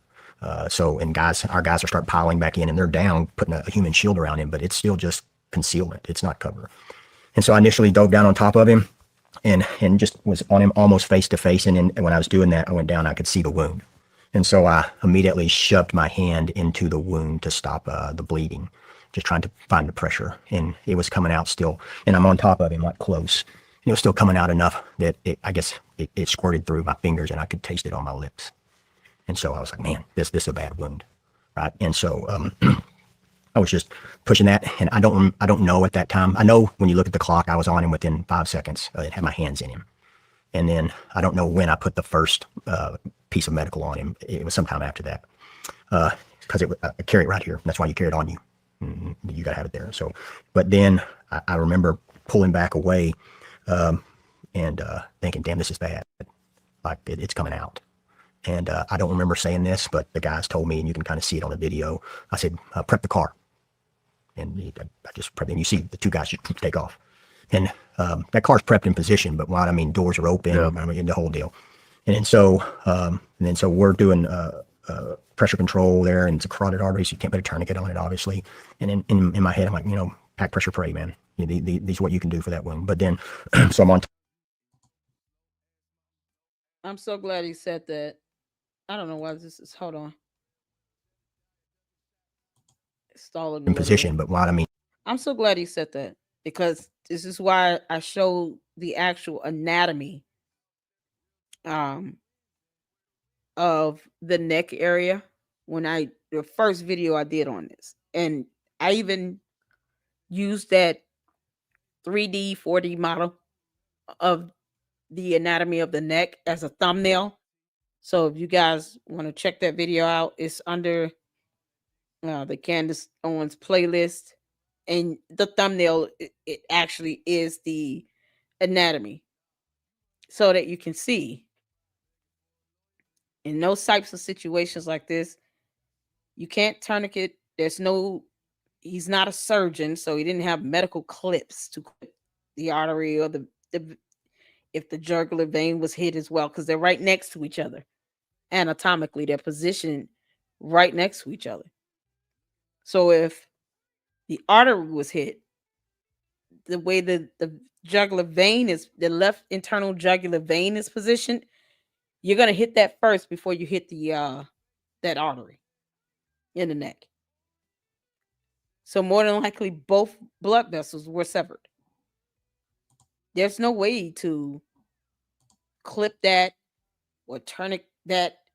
There's not enough pressure you can put on that, because the pressure of that blood flow is going to still be higher than what you think you can apply without choking his air supply itself. The trachea is right next to it. So depending on what was exposed, you know, you're talking about possible blood going down the windpipe.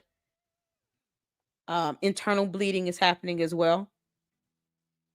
And then if it's severed, and of course that blood loss is going to the brain, there's a lot happening anatomically speaking. There's no way to stop that bleeding like that. And then even if you put a patch on to cover it up, you still have that massive blood loss that's now happening internally. And because it's right next to the windpipe, to the trachea, you're risking the blood filling up into the lungs. That anatomically, it is almost impossible to deliver any first aid, even, if you are trained medically, without having the odds of you surviving that are really low. And that's just being realistic. This is science, and this is biology and medicine and healthcare. Like these are things that can be looked up. You can't pressure that out. You can't stop that bleeding when it's coming from that major artery and that internal jugular vein. It's just no. It would have taken the healing powers of Jesus really to close that, to reconnect that sever. You can't put no patch on that, because now you, like I said, well, that blood has to still go somewhere. If the arteries are severed, the bleeding is still happening. Whether the blood is coming out of the body or is going back into the body, it's still happening. And it's not going where it's supposed to go. That's the bottom line. So that blood is not going to the brain. That blood is not going to the face from the artery, and from the jugular vein. It's not going back down to the heart. It's not doing any of that. Now you're just bleeding internally, and that blood is just pooling up internally. That diminishes the chances of survival. It's just that simple. And it's very unfortunate.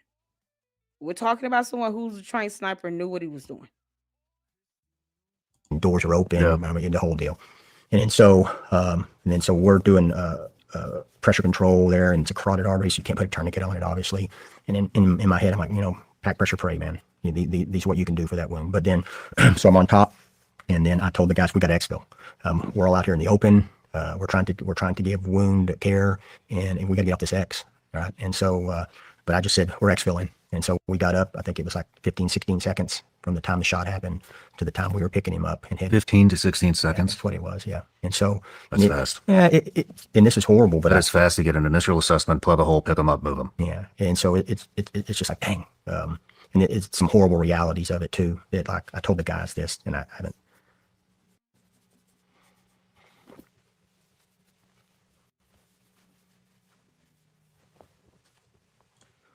Jesus Christ. Oh boy. When I jumped down on him, he had doll's eyes. And so I was like, man, these are wounds incompatible with life. You knew. Yeah. You want to take a break? Let's take a break.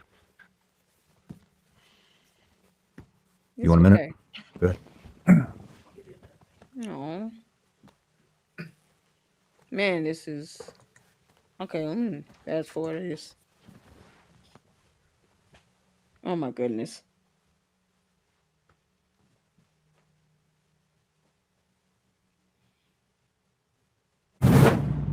Jesus Christ. Sorry about that, man. Dude, Yeah. it's fine. It's mainly the it's going through your head. Like I said, I was like, man, this is a bad wound. It's not compatible with life, and that's an old Goodness medical gracious. phrase that you use for reporting later.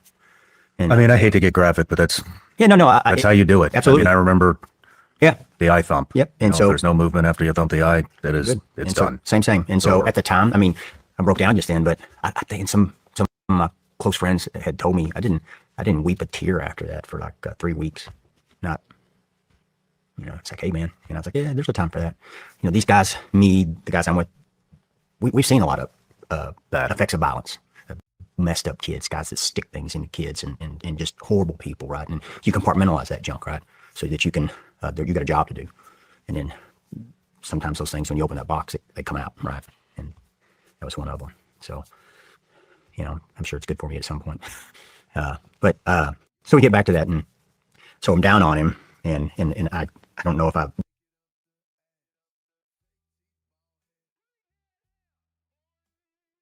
So I'm down on him, and I don't know if when it sprayed me in the face, it caused me to flinch back or what. But then sometime around then, I said, they prepped the car. And you see two of the guys just take off towards the car. And then Gibby and Rick and Dan and I said, hey, let's exfil now. And so we get up, and the timeline on that's like 15, 16 seconds, something like that, where you can see we're prepping. But the problem is direct pressure, right? So when you're in a medical deal, and you've been in I've had these before on major accidents and GSWs, when you show up on calls, is you can't give direct pressure and move, right? And exfil, and you have to have counters, like giving CPR. You can't give people CPR like that. You have to have something. So it's like, hey, okay, well, let's just get in the car. You can't. Yeah, but then You can't apply direct pressure to move either, because it's the neck, and there goes the airway. right. And so And it's just it's damn near the worst. and then like place. and then you don't Exactly. get first aid when it's raining on Exactly. you still, right? Or this first shot, second shot, how many more's coming in? So and so I was like, hey, let's just call for exfil. So I called for exfil and said, let's go. The guys had prepped the car, so we're carrying. We trained officer down, I don't know how many times, or person down, and we were carrying, and you can see it on the video. Rick breaks off at the perfect time. He goes around to the other side, jumps in. We do the drag. Don't try to shove the guy in. Half the team pushes in, the other half team drags from the other side. There's no comms for that. We were carrying, and you can see it on the video. Rick breaks off at the perfect time. He goes around to the other side, jumps in. We do the drag. Don't try to shove the guy in. Half the team pushes in, the other half team drags from the other side. There's no comms for that. Just knew. He knew that's what we need to do. We've done that. He's done that. We've got careers built on doing that, real time and training. And so guys weren't helping. Justin gets in. He knows his job to drive. That's his job. Dan jumps in. He knows he's nav. And so we're back there. Rick, we pull him across. Frank Turek, and it just jumps in the back. And so he's a known. So I was like, yep, it's Frank, but I'm not going to fight him on it. Frank's there because Frank's hurting, and it's one of those things where you have dead kids on calls, and you're not supposed to let the crime scene be contaminated, but I'm not going to deny a parent the ability to come in and say goodbye to their child. And Frank's many times said that Charlie felt like he was his son. I'm not going to deny him that. All this is running. And so we get in. Charlie was a big man, long. We kind of laugh about it now, but How tall is Charlie? Did anybody know his height? Feel like he was about at least 6 feet tall.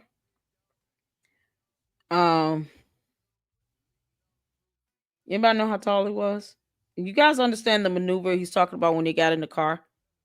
So you get two to put him in and place him, and then two others go on the other side and pull him so that he's pulled into the vehicle. And of course, he's having to be laid out on the seat because they don't have a stretcher. He was 6'5". Really? Goodness gracious.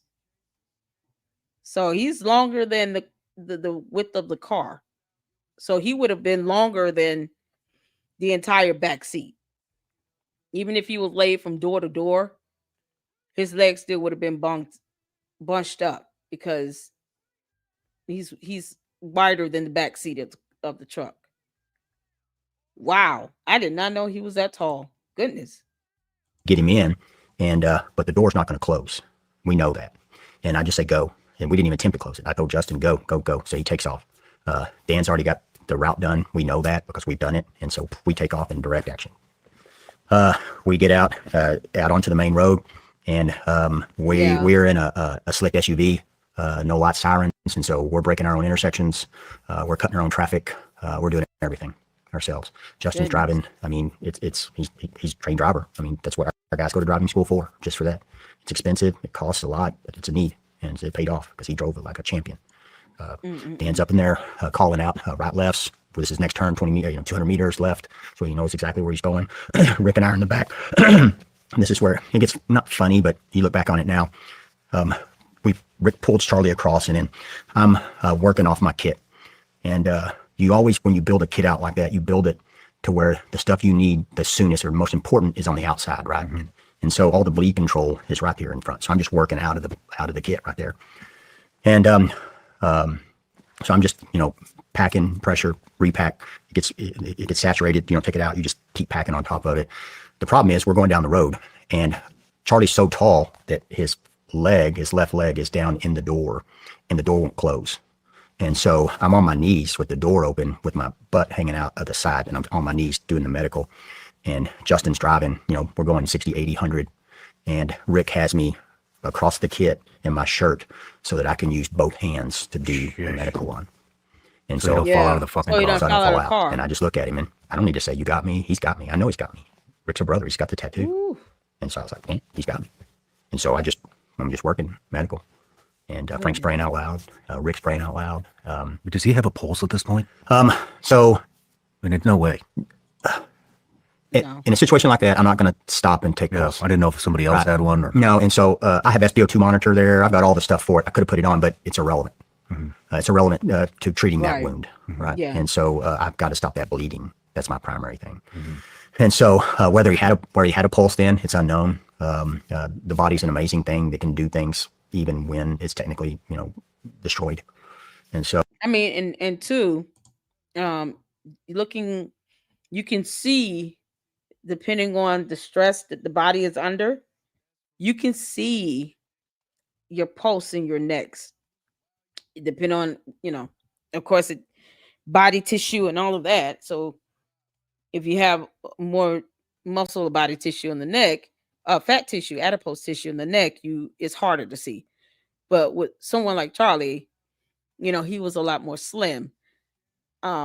He would have been able to just look on the other side, on the right side of the neck, to see if there was some movement in the neck for that pulse. But considering what was severed, it would have been hard to get to even think about gauging for a pulse. He's working on the side of the neck where one of the first pulse signs you get is right there. This is sad. So my concern is bleed control. And so I'm just, Rick's got me, Justin's driving, world's coming by. I'm working, I end up putting about 36 feet of dressing in him, and then 4x4s, and then 2 hemostatic 4x4s. And then just pressuring the whole time. So you're adding just pressure as much as you can get, adding pressure. And so we are heading to the hospital. It's a known. We're heading there, breaking intersection.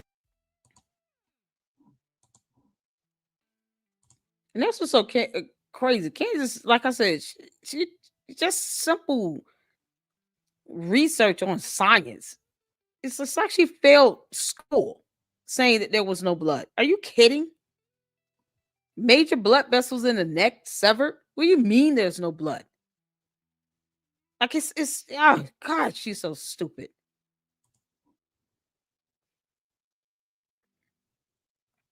This is pausing a little bit here, and I downloaded Where these. along the way, and I know some audio came out about that, and I think they thought it was a secondary person had been shot, but we didn't know it was an active shooter. Right. Everybody that says, "Oh, you should have treated him there and not moved him, stopped the bleeding." I'm like, well, yeah, I know. Same way. I was like, man, no, that's not. Medicine doesn't happen on the X. Right. Nothing happens. Somebody shoots at you, you get off the X, right? And so, and we didn't have cover. We had just for anybody that's listening, that is rule number 1. Law enforcement, military, any security, anything. Get off the X. Yeah. And More so rounds are coming in. Yeah. And so we get to the hospital. Actually, we make it to the hospital through the traffic. We've got full wound pack in. We get out and we carry in to the door. Once we make it into the door, we see a gurney on the left-hand side. We put him on a gurney, and then I wheel him into a room. I start giving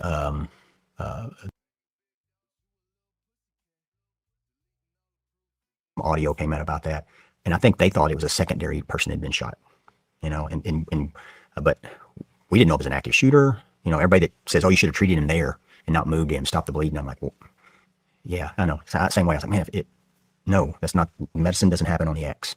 Nothing happens. Somebody shoots at you, you get off the X, right? And so, and we didn't have cover. Just for anybody that's listening, that is rule number one: law enforcement, military, any security, anything, get off the X. Yeah.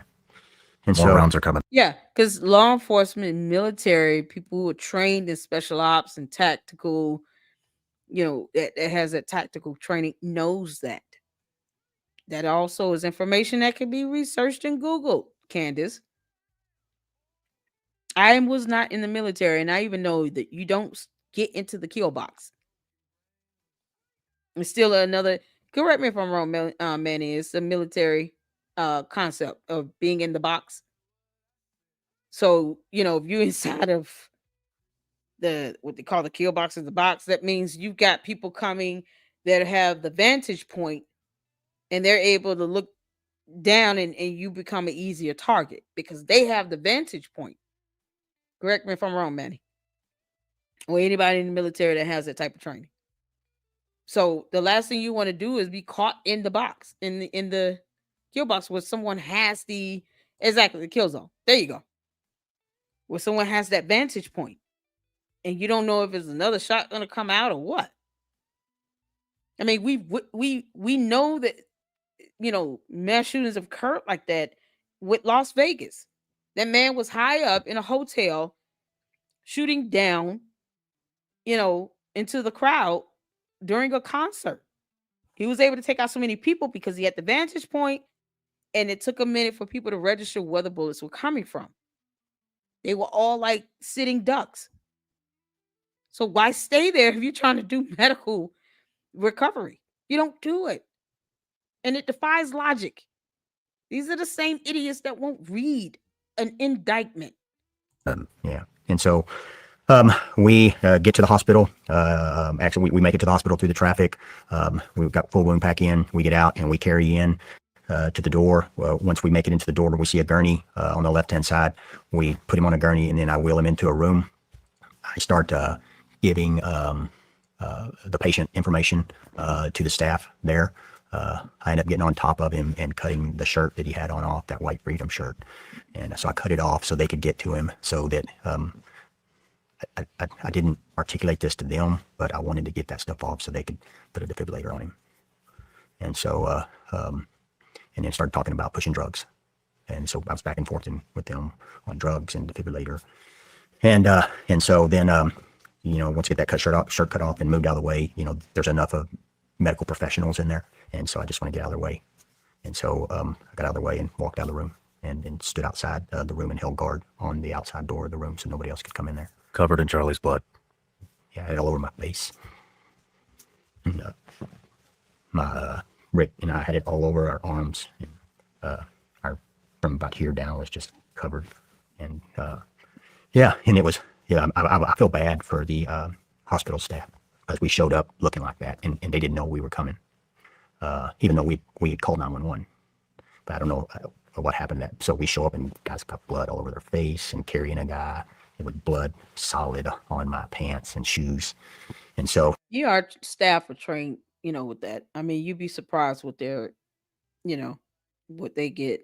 I've seen worse working in the hospital. I can tell you a couple stories that would make I still have PTSD from it. Make you physically sick. But that's something they're trained to, just the worst of the worst scenario. Imagine that 10 times greater and then prepare for that. That's kind of the MO. And then secondly, even if they called 911, it would have taken too long for the ambulance to get there and still do whatever medical prep they're going to do before they even take off and transport him to the hospital. That was literally the quickest path to getting him to the hospital, was them driving him there, considering how they had parked the vehicles to ensure they used the vehicles for some form of blockade as well.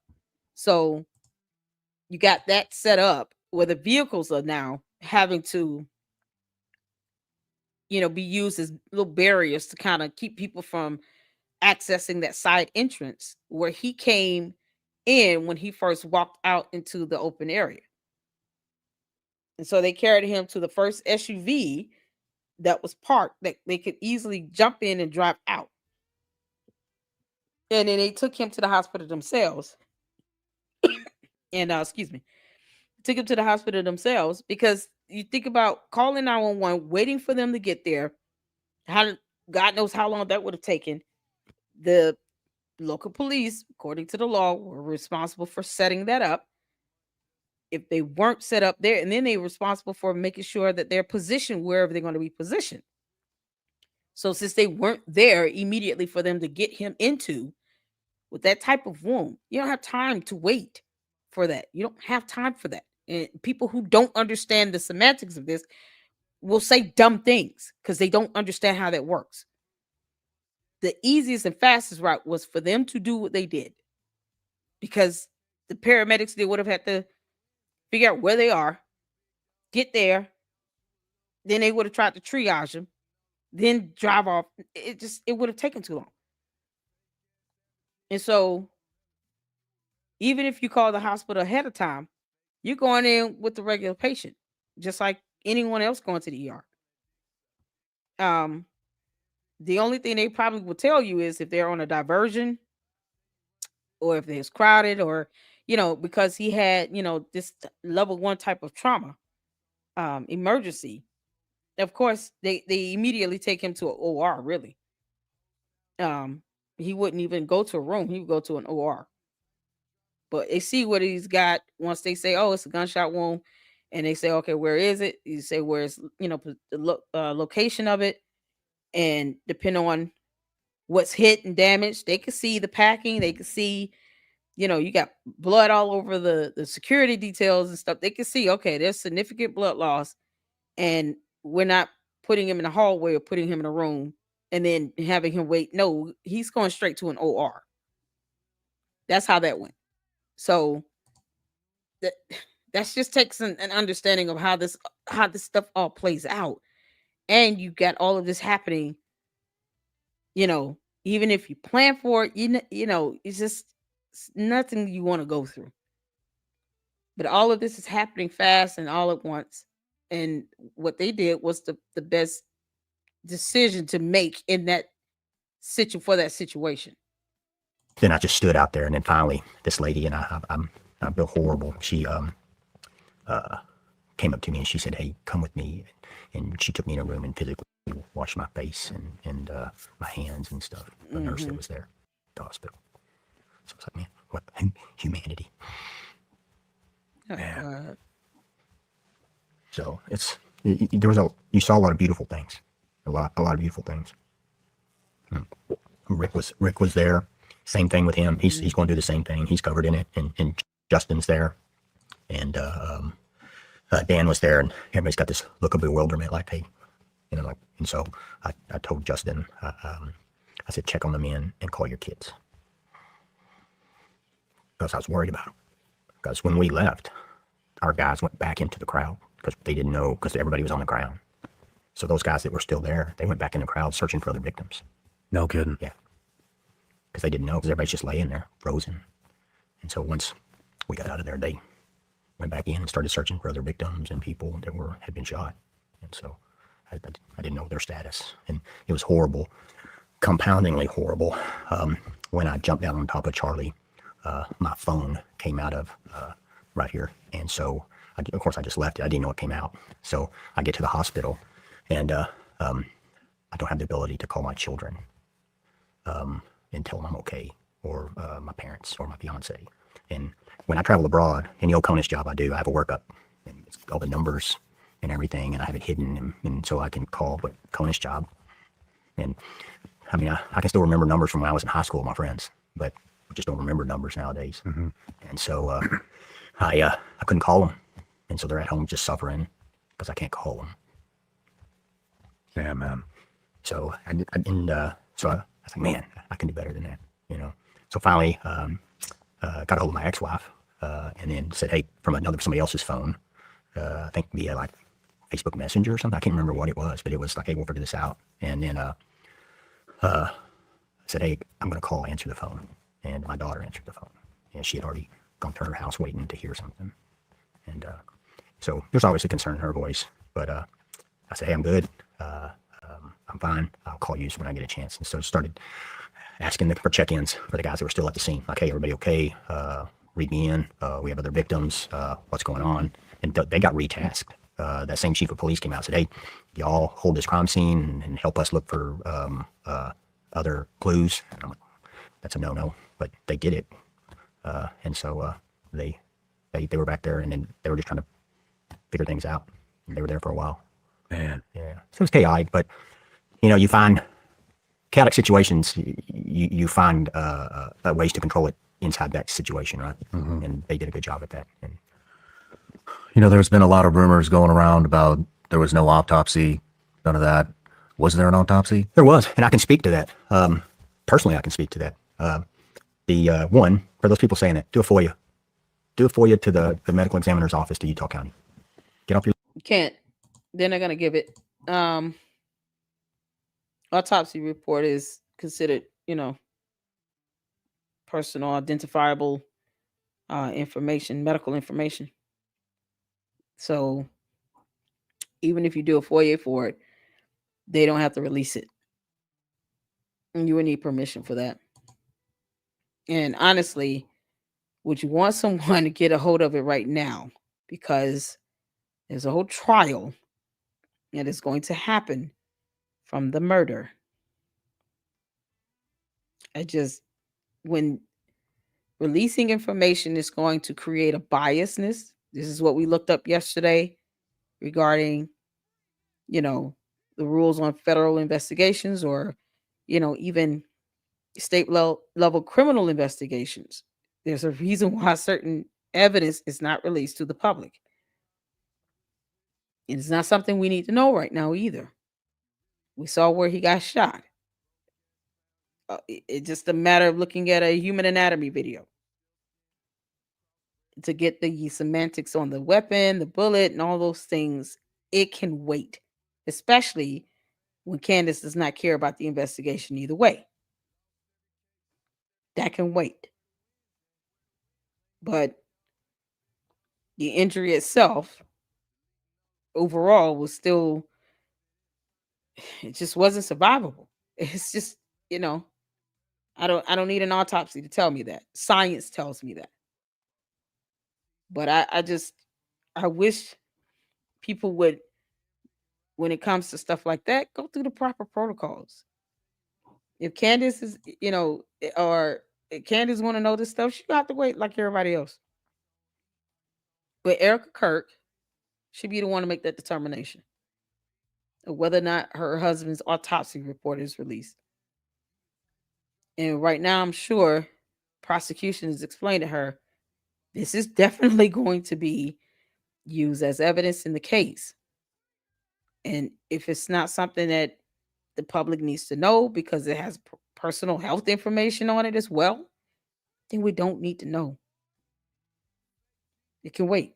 Lazy ass and do it for you. They may not give you the autopsy information right now, but they'll certainly tell you, yeah, there's an autopsy. That's the first one. The second one was the OR doc. Your question earlier about a pulse. We'll get back to that. And so they ended up working him. Yep. What is going on? The pulse? They did get a pulse, but Charlie was a healthy man. He was very cognizant of his health, and he was a strong guy. Hold on. Let me go back a little bit. Because they got a pulse. They did get a pulse? They did get a pulse. Yep. Get off your lazy ass and do it for you. They may not give you the autopsy information right now, but they'll certainly tell you, yeah, there's an autopsy. That's the first one. The second one was the OR doc. Your question earlier about a pulse. We'll get back to that. And so they ended up working him in the room, and they ended up taking him to the OR because they got a pulse. They did get a pulse? They did get a pulse. But Charlie was a healthy man. He was very cognizant of his health, and he was a strong guy. And They've had a pulse? But hold on. How long had it been since the shot to the hospital? I have no idea. But you I can mean, that is a jugular shot. you can be dead. The central nervous system, you got a strong heart, right? And that's what the OR doc told me. Okay. He said that's what it was. And so, Holy shit. yeah. And so I have no way of, I'm not a doctor. I just know what he told me, you know? And so we go to that and I'm sorry, what was your question again? We were talking about the autopsy. Oh, the autopsy. And so once they came down and said he didn't make it. And he talked about, he said, if he'd have been shot in the OR, I wouldn't have been able to save him. And I was like, I mean, he's just kind of confirming things that I already knew. And so, and so I don't know how long, I don't know what the timeline was, but I want to say, I can't remember who it was, but I knew, I was like, we're not going to turn this into some JFK. I specifically asked one of the doctors, I don't know, I remember what she looked like, dark skin, like dark hair, probably 35, 40 years old. I said, how long until we can get an autopsy? And I remember her saying a day and a half. And I was like, oh. And so, I mean, she's the boss of that. That's just information. And so I remember, I was like, man, that's a long time. We need to get this autopsy done and done right so that there's not some conspiracy. So, I mean, you're starting to think forward to that. And so I remember I was standing next to the chief of staff and the vice president called. And the vice president asked him, what do you need? And then he looked at me and said, what do we need? And I said, we need an autopsy now. So for these people that are saying there wasn't one done, go away. It was done. It was done. Do it for you. Of course it was done. Yeah. Get the report when it comes out. It was done. It was done. Yeah. And the OR doc released statements regarding, and there has been statements regarding the bullet and the travel. Oh, there should have been a blowout, and I was like, there wasn't an exit wound. There wasn't one. I was checking for that in the ride. Yeah. And so people are like, it's completely impossible. And I was like, man, I've seen bullets do weirder things on people. And so all I know is what I saw. Mm-hmm. There wasn't an exit wound. And so I know there was an autopsy done. One, because we requested it, they were there. And the second one was the local SO, and I believe it was the state police. They did the body transfer that night through the either Emmy's office or funeral home to the Emmy that night and took them there. So yeah, for them to say that somebody broke the rules or Turning Point didn't follow the rules, that's lies. It's conjecture and it's lies. It's all that's people just want people to look at themselves. Yeah, it happened. Do you think that the entry wound looked like an exit wound? No, it was an entry wound. Why do you say that? So one, there wasn't an exit wound because I remember rolling his head over and cleaning it so I could see if there was an exit wound. And then I was having to open the wound up some to get more and pack it. If you've ever done an exit wound, it's not that hard. It's a lot bigger. Mm-hmm. And so you can feel it when you know, the rule of kind of thumb on that one is you don't want to make it bigger, but you got to keep packing it in there. And so, yeah, I've heard and seen them all. Like there was a guy that said, you know, that the mic blew up and it was a bomb. Yeah, I was going to wait. Yeah, there is a guy online that is saying that the microphone may have had some type of explosive projectile inside of it. So it wrapped around the neck and created a hole. That's the thing that I just couldn't wrap my head around either, is the accuracy that would have to take place from an explosion to actually get you in the neck. But then other people are saying that there was maybe the explosion killed him, and that in fact there's actually some camera footage that somebody has done some type of assessment on. But I mean, you cut his shirt off. Right. Did you see any burn marks? So Did that's you see any indication of any type of explosion? Back it up even further to that. You've been around explosives and shape explosives and stuff like that. It's like, what do you have when you have that? They had that down to like frames, right? Where was the flash? Mm. If that was an explosion, where was the flash? Mm-hmm. You have oxygen exchange to create the explosion. Where was the flash? Mm-hmm. Where was the char? Mm-hmm. It didn't exist. So, do you know if his equipment is assessed before it's put on? Yeah, it's actually held up there. That company that is a contract. When we talk about the type of actual wound that the explosion would make versus this bullet going through his neck, it would have literally exploded muscle tissue out, and it would have been an outward explosion. So you would have seen more than just blood come and explode outward. You didn't see that with the video footage of the gunshot wound. You saw blood spray out, but you didn't see this explosion of muscle tissue as well. You would have seen both with an explosive device. And it would have caused a bigger hole. That's what's so crazy. It would have caused a bigger hole. That it would have left a whole gaping wound on the left side of the neck that would have been visible to the naked eye. So what explosive device? Like the stupidity of these conspiracies that defy science. It defies science and human anatomy. You can't make this up. And just so you guys can see what he was talking about with the pulse. So these neurological twitches in the muscle can occur post-mortem. Muscular movements after death can be attributed to several physiological processes, particularly in the context of the nervous system. Cadaveric spasms are involuntary muscle contractions that occur at the moment of death, often providing forensic evidence about the circumstances surrounding the death. Post-mortem muscle twitching can occur due to the sudden release of calcium ions into muscle fibers, leading to uncontrolled contractions, typically observed in cases of intense stress or trauma.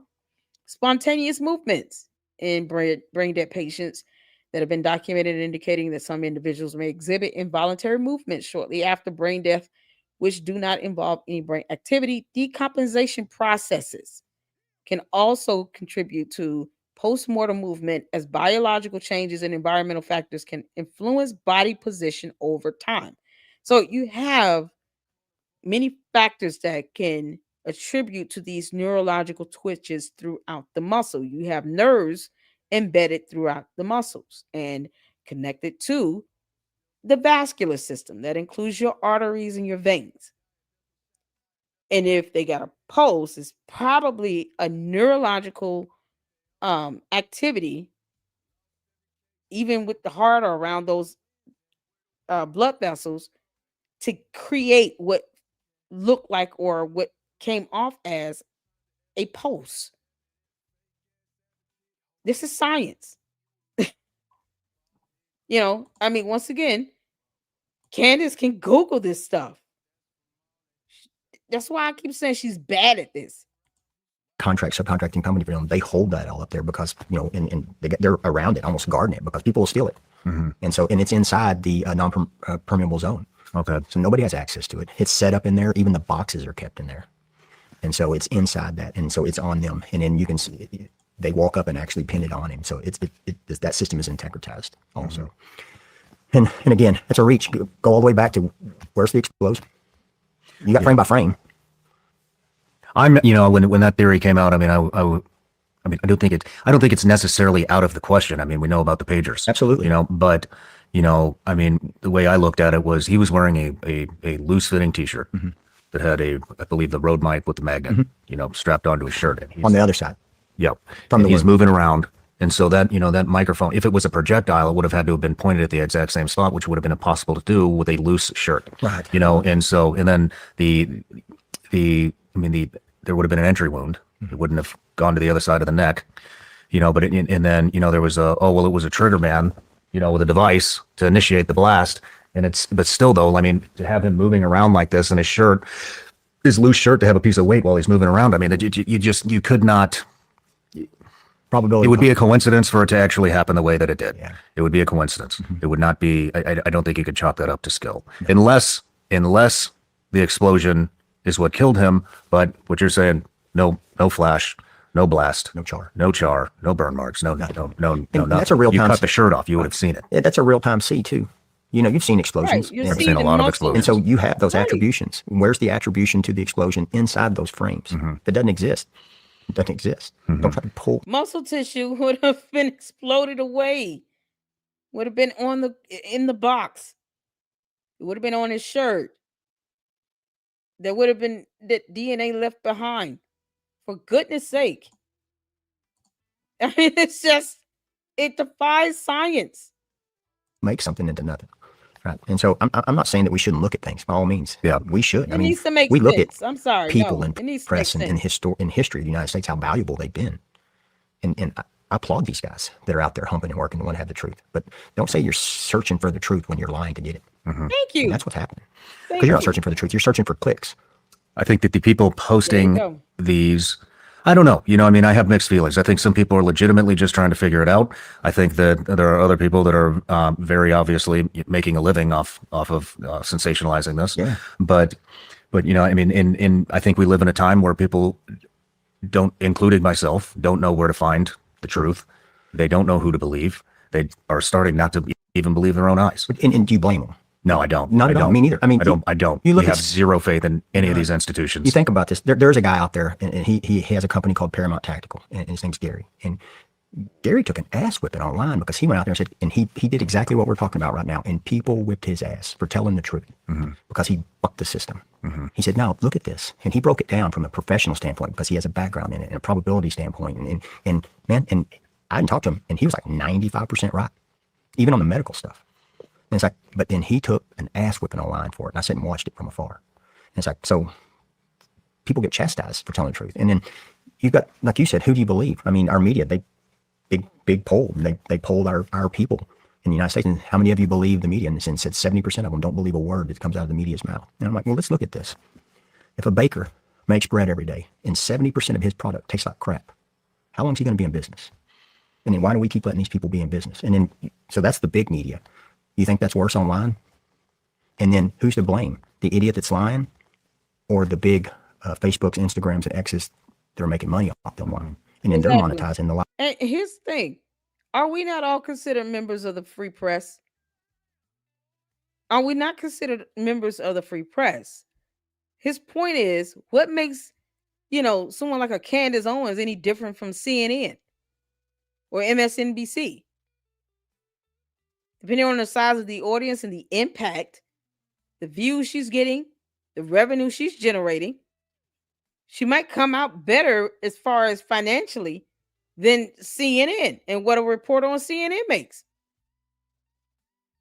But if you're peddling nonsense and lies that can be proven to be false, so you're defying science and human anatomy, you can't say we don't trust the main media when you're lying like hell and you're doing it worse and you're getting more money out of it.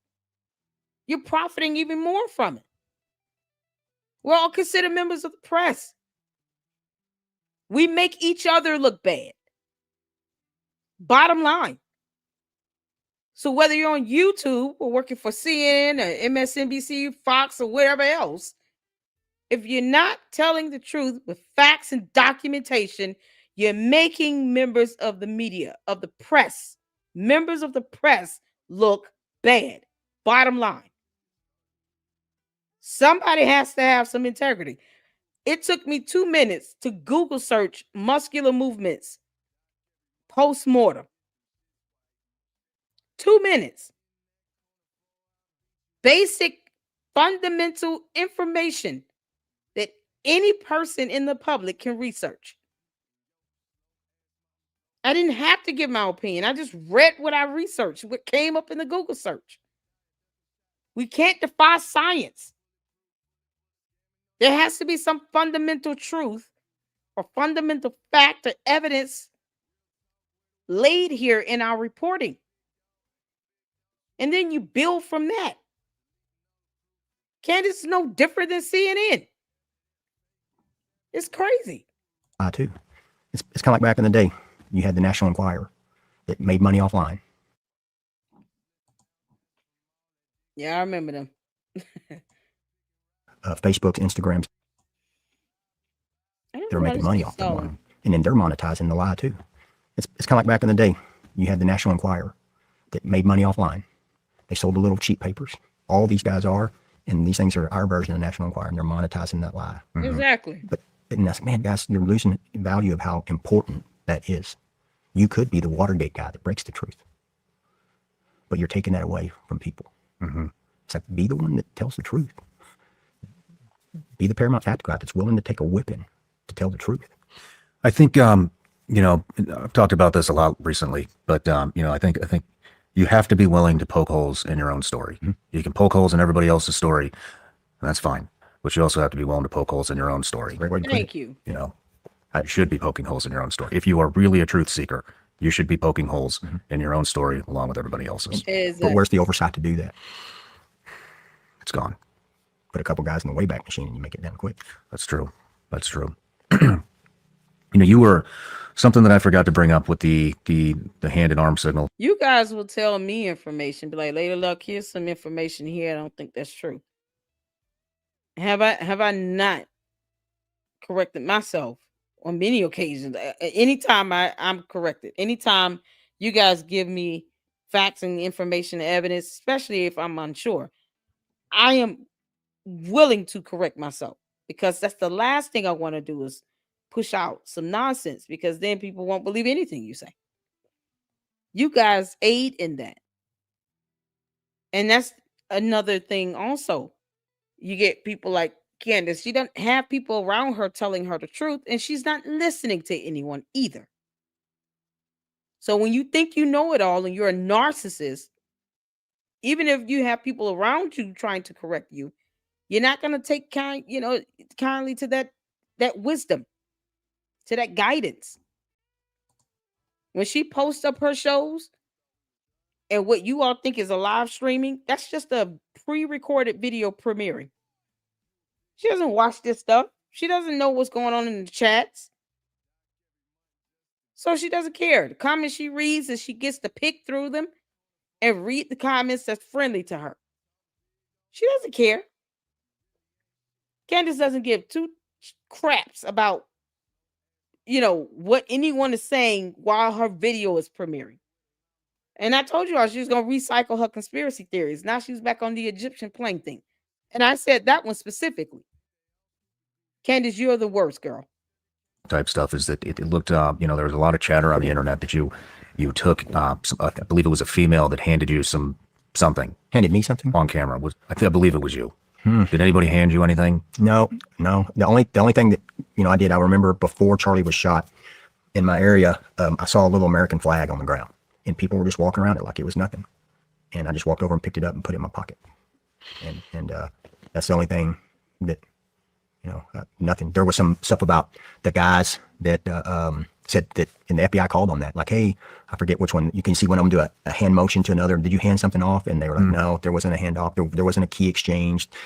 Gibby reached back here at one point and adjusted his radio because when he jumped over the table, it partially came loose or something. But and I asked all the guys, did you guys exchange anything? And like, no. And then you can break down the video, break it down to the point where you're saying that you saw their hands. What got exchanged? There's nothing that got exchanged. Nothing. Is there do we have that footage, Jeremy? Could you pull that up real quick? Here it is. That's Chrissy. Those are mints. That's she works there? She works there. Those are mints. Okay. Yeah, I put them in my pocket. She walks around hands, so she hands out, she's an angel. She takes care of us. She makes sure that we're hydrated. She buys the stuff to put in the sodium electrolytes to put in the drinks. She walks around, gives us mints, checks on us. Her husband Angel does the same thing. And so, yeah, that's who that is. Yeah, not uncommon. Yeah. You can't make this stuff up. There was a man on the team who, after he was shot, I believe he was on the security team, runs towards the vehicles, hangs out outside the vehicles and takes, I believe it was a TikTok selfie video. Do you know who this is? Can you pull this up, Jeremy? Is it the one where he said Charlie just got shot? Yeah. Yeah, he's with the audiovisual team. Yeah, it's a company that they contract to shoot the footage. It's also he's the guy that went up and here he is right here. Yep. They just shot Charlie. Y'all see how they're going into the first van, the first truck? Y'all see how these are parked and lined up? It's that barrier he was talking about. Makes it harder for people to be able to bob and weave through all of this. And then they go into the first available SUV. That might not have been the one that he came in, but that's the one they fled in because it's the one that they can easily pull out. They just shot Charlie. I can tell you. Yeah, he's the one that, if you see him, he's the one that's running the cameras. Okay. Yeah, he's the audiovisual team guy that's running the cameras. He's also the one that they said that he was hiding footage or whatever, that he turned over all that footage to the FBI.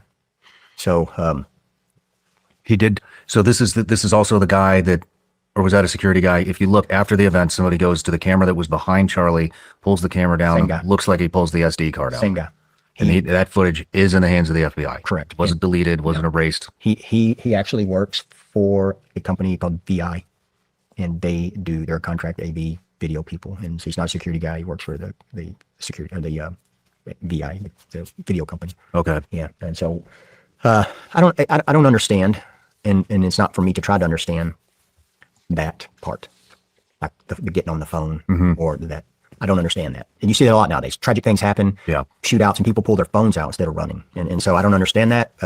That's for him to explain, not me. I know he doesn't work for us, but I also know from seeing some of the stuff that he's the same guy that took down the cameras, and people are like, what's going on here? You know, and I'm like, well, that's a legitimate ask.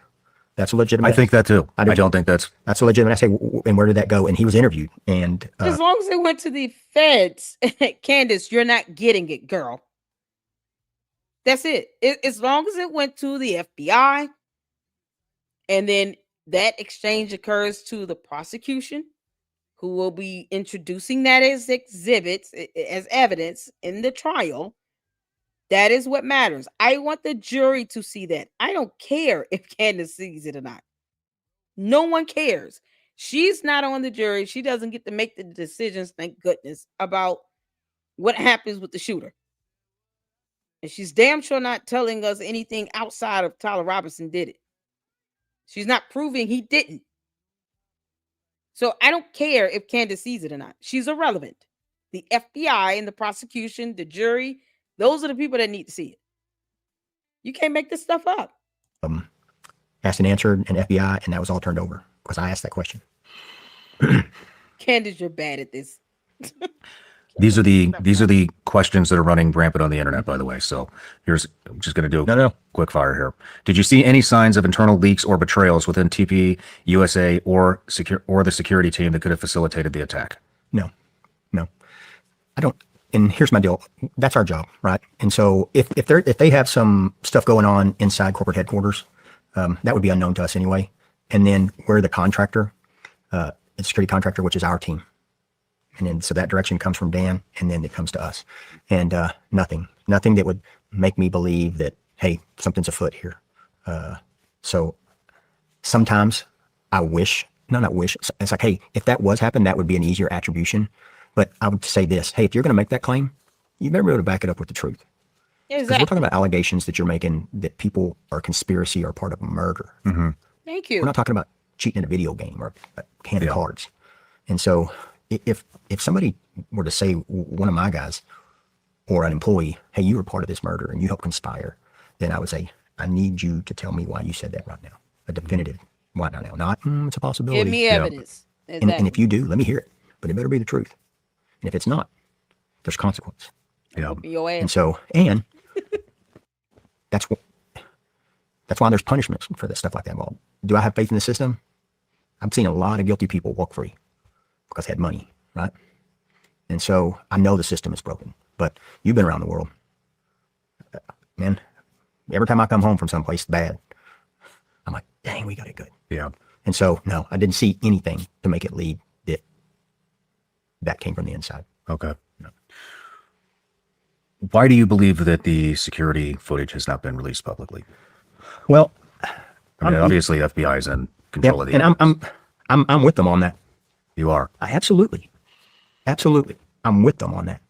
Man, that video. Because there are federal laws that determine how evidence is released to the public. Laws. Because laws are laws. And laws does not care how Candace Owens or the Candy Asses feel about anything. Laws. Because laws. That's it. Laws. Footage or really good video footage is the truth. Or as close as we have. And so they came back with that gag order to the council and so they can information share because the judge said there's a volume of evidence, right? A voluminous, I think is what he said. And I'm like, okay, cuz we want to protect his right to a fair trial and we don't want to taint a potential jury. Thank you. Okay. Glad he learned. I get that. But if that's laws. Is there not a balance to that? It's like, I'm not asking you to produce the footage, but maybe Give us something that we investigated this claim and then we found this, and make them put their name on that. I'm with them on that. Give us some information. It's like you go to public information officer school to be a cop, and they tell you, hey, don't go out there and go, this happened. We'll let you know when we figure it out. Because then you're just like, well, are you capable? Do you know what you're doing? Are you hiding something from us? Yeah. So what do? You go out there. I'm gonna be honest. I don't want everyone trying to be a wannabe investigator. If you don't even know how to research a law or case law or human anatomy and biology, no. Go read a book, Candace. Go read a book and talk about the Epstein files or something.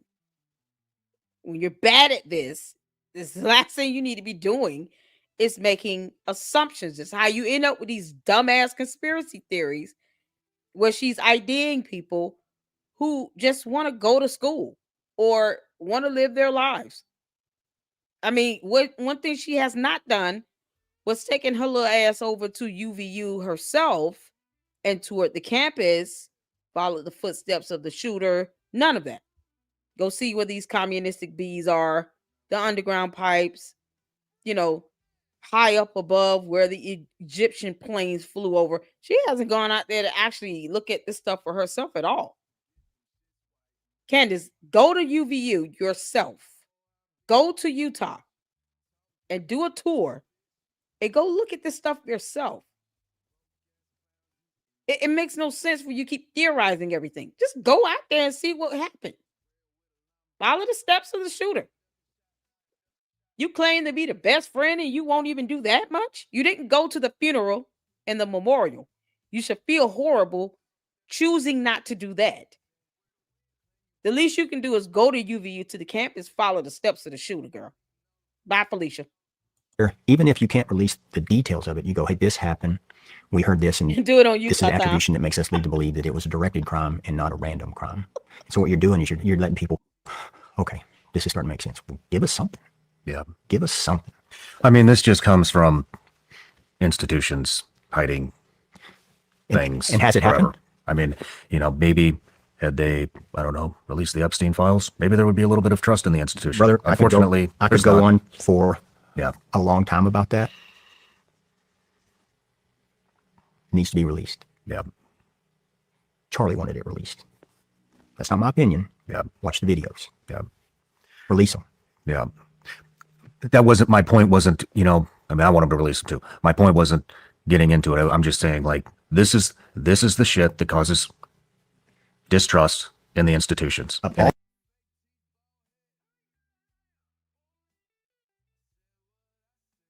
want them to release them too. My point wasn't getting into it. I'm just saying, like, this is the shit that causes distrust in the institutions. And it gets worse, and it gets worse, and it gets worse. And if you want to rebuild the fucking trust in the institutions, then you open up transparency and you stop fucking hiding shit from the American people. 100%. That's how the fuck you do it. This isn't rocket science. This isn't fucking brain surgery. This is just and here's my response. Transparency. Ooh, that's it. You got I've got a team here that are done. And if you had opened that up, at least a little bit, 6, 8, 9 weeks ago, these guys wouldn't have been suffered. We've been doxxed. Our credit cards have been stolen. Yes. Our See? children's and parents. They've been doxxed. Do y'all see? Y'all hear that? You see, Candace, you see what you've done, you evil gimp. That are done. And if you had opened that up, at least Unbelievable. a little bit, 6, 8, 9 weeks ago, these guys wouldn't have been suffered. We've been doxxed. Our credit cards. We've been doxxed. That is illegal. And it's not because they didn't share something about it. It's because you have these dumb conspiracy theories out here with no evidence to back it up, and people are being blamed left and right with no evidence whatsoever. And because of that, he could sue for liability. They've been doxxed. They've suffered damages, mental, emotional distress. I would sue her. I would not show her no mercy because she's not doing that for anyone. She's not even considering Erica Kirk and the kids at this point. I would sue her into oblivion. Candace, I already told you, wherever your mind has gone, just take your body with you and leave Earth. Just get the hell on. Take all your cult followers with you. Bye. Have been stolen. Our Credit cards children's stolen. and parents' Credit cards have been stolen. You can't make this up. names have been released online. Wedding plans, home addresses, parents' phone names. numbers. That's doxing. That is nothing but doxing. Y'all, we went over doxing. That personal identifiable information. That is full-blown doxing. And from someone that wants to be a wannabe investigator, but can't Google simple things like definitions of terms. Throw us a bone. Yeah. Don't let us sit out here and suffer for you when all you got to do is produce something to quench the thirst of these people. And you're right. You're creating distrust. Yeah. And you're hiding behind, well, we have to make sure and ensure that we don't taint a jury for this guy. You can't make this up. You know, and I have questions about that too. And so I have questions about that. And we talked about that earlier. Where's his call logs? His phone hits. Who'd he talk to 2 days, 4 days, 8 days beforehand? Why do you think that they tore up and paved over the crime scene so quickly? I have asked that at least 10 times. And I said, I don't understand the exigency of why they did that. And here's my question to that. March your ass up to the school. Have you march your ass up to the school, or will you march your ass up to that school tomorrow and file a FOIA and say, hey, you're a public institution. I want the request and the plans that were made to tear that up and when those requests and plans happen. Because you're not going to request that, or you shouldn't request that overnight and have that done. That had to probably go through a budget request, had to be approved. There should be a timeline and paperwork for that. Mm-hmm. You should be able to get that through FOIA. And so do it. Make them tell us why that they tore that up before it was even cold. I want to know. Because it came back on us. That we had some trap door and they're covering up the trap door and we had a guy hiding in there. Okay, that's actually my next question. I didn't hear about there was somebody hiding in the trap door. A gun was hiding or something. Or there was a trap door or something. Was there a trap door in a tunnel system? No. There was not. No. So, school, why'd you tear it up? That came from Candace. Why did you tear it up? Listen. 90% of the questions he's asking are derived from conspiracy theories from Candace Owens. No one else came up with that BS but her. And to that extent, Candace, this is the damages you've caused. And they should sue you for it. For all these security personnel that have been doxxed, their families, their children, credit cards, so all this stuff, they should be suing you for it because you're the one that's lying.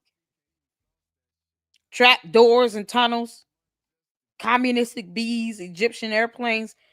Yeah, that's all her. Let's be honest about this. That is all her. That's not the FBI. That's Candace Owens. Running around here talking about the FBI director needs to step down and all this stuff. No, he doesn't. You just need to read a book and produce evidence. That's it. She does not care about this investigation. It came out of her mouth. We showed the video of her saying just that. And I do not sit here and twist up words and meanings. No, I take the words you say and apply the meaning to it based on what you say. I'm very literal. She said, we don't care about this investigation. She doesn't. She's already put that out there. So, of course, what's to stop her from putting out these dumb conspiracy theories that are unsubstantiated with no evidence to point back to any involvement of anyone else being involved in this murder? Nothing stops her. Now, you can slow her down with a lawsuit. Hit her in the pockets. Because if she's making a ton of money from these lies, then she should be paying for that.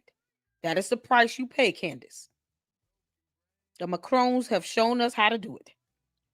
We just need to take heed and people need to stop being scared of her. Oh, you had my whole family docs? Oh, okay. Oh, okay. Well, you might want to brace yourself to run up about $5 to $10 million because that's how much I'm suing your ass for. That's it. That's simple. All of them can sue her together. They can do one big lawsuit. The entire security detail, his company, they can all come together and sue Candace. And make sure you get her LLC and Georgetown Inc. Get all three. What was the exigency to tear up something that still people would? Did you not think that were like, hey, we might want to put a hold on that. This might induce questions to us. And it didn't. Nobody went back and asked questions to the school or said, hey, well, let's do a FOIA and do some back digging on that. That's not protected under this evidentiary gag order. Now let's just blame the security team because that's the easy way. Go do the FOIA. You know, I mean, back to the exit wound thing. You know, I mean, because we're talking about the tearing up of the crime scene and everybody's wanting them to find the bullet. I mean, if the bullet hit any bone at all, there is no bullet. It's just fragmentation. Great point. And that was discussed already. And if there was no exit wound in the autopsy though, there should be. I mean, if there was no exit wound, then there should be fragmentation of the bullet would have fragmented into who knows how many pieces. The doctor, and again, this is not a non-disclosure violation, but the doctor came out there and told us. And then they also told chief of staff. So the bullet came in and hit the vertebra. So it came in and then tore up everything in the wound cavity, hit the vertebra, crushed it, shattered it, turned, crushed the second one, turned, kept going down all the way. I think they said C6. Holy shit. Yeah, so why not put that info out? Why not put it out? Why wouldn't they put that out? And if you do me a favor, don't make me do it. It's not my job. And so then it got to here, and you're exactly right. And then hit, I think, 6, and then fragged. And so explanation 101. What do you have? Goodness gracious. Yeah. It's like I'm sitting back here when people are saying we bombed him or there's a wound. I'm like, hey, if somebody would, from an official capacity, would just release that. And I don't see how that could jeopardize a fair trial for a guy. And or somebody call the doctor. Somebody just call him. I know, sir, but listen, man.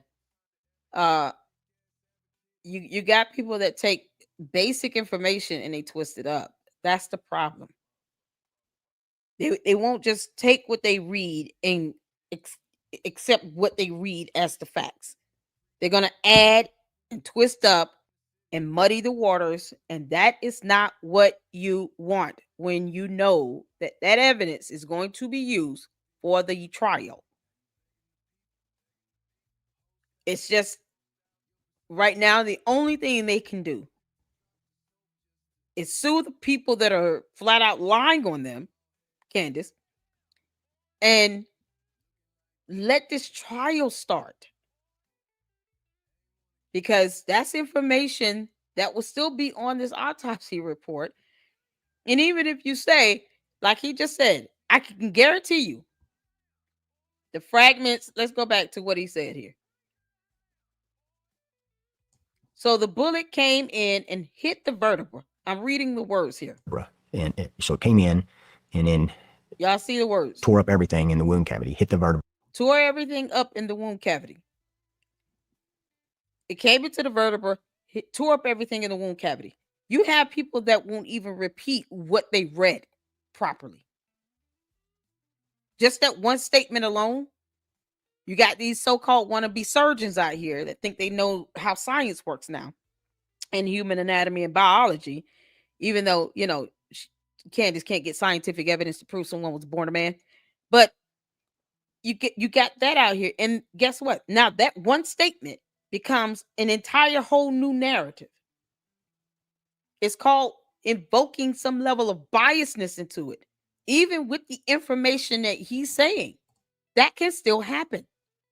And that, first of all, is graphic. It details what occurred that will be outlined in the autopsy. Will be a part of that medical history, that medical information.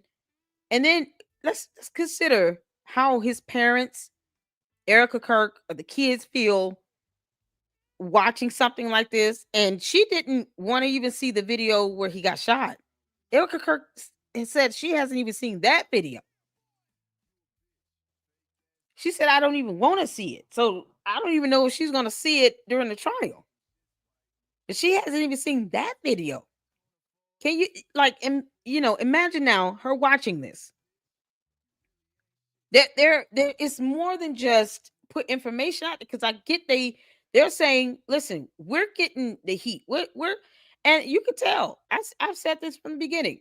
You can tell it's written all over his face and his expression and his tone of voice. He has been catching a lot of heat. He's getting beat up over this. He's admitted he's been doxxed over this, credit card stolen, family and children doxxed, and people's information. Everything's been released out here because You got the idiots of Candyland breaking laws, committing cyber crimes, and looking for this information, this personal identifiable information, and putting it out to the public. And for what? For her to still not be able to make any connection to the security detail and any plot to kill Charlie Kirk. None. So all of that was for naught. And then on top of that, you have to preserve the case. It's imperative, because what do you want more? Because you can always sue someone that is just making provable false statements with malicious intent and doxing you. All these so-called cult followers of hers, yeah, you can't hide behind YouTube channel IDs. That's not how that works. No, they can get you information and charge your ass as a co-conspirator. That can happen. There's case law for that too. So that's the recourse that he and his team would have right now if they want to take action from all this doxing and all the cybercrime and the bullying and harassment they've endured. But what you don't want either is for the jury to be tainted.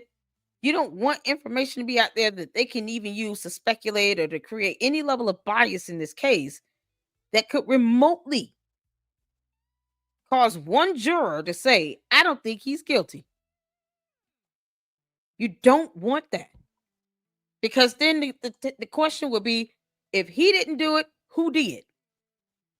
And where's any evidence to prove that? That's the problem.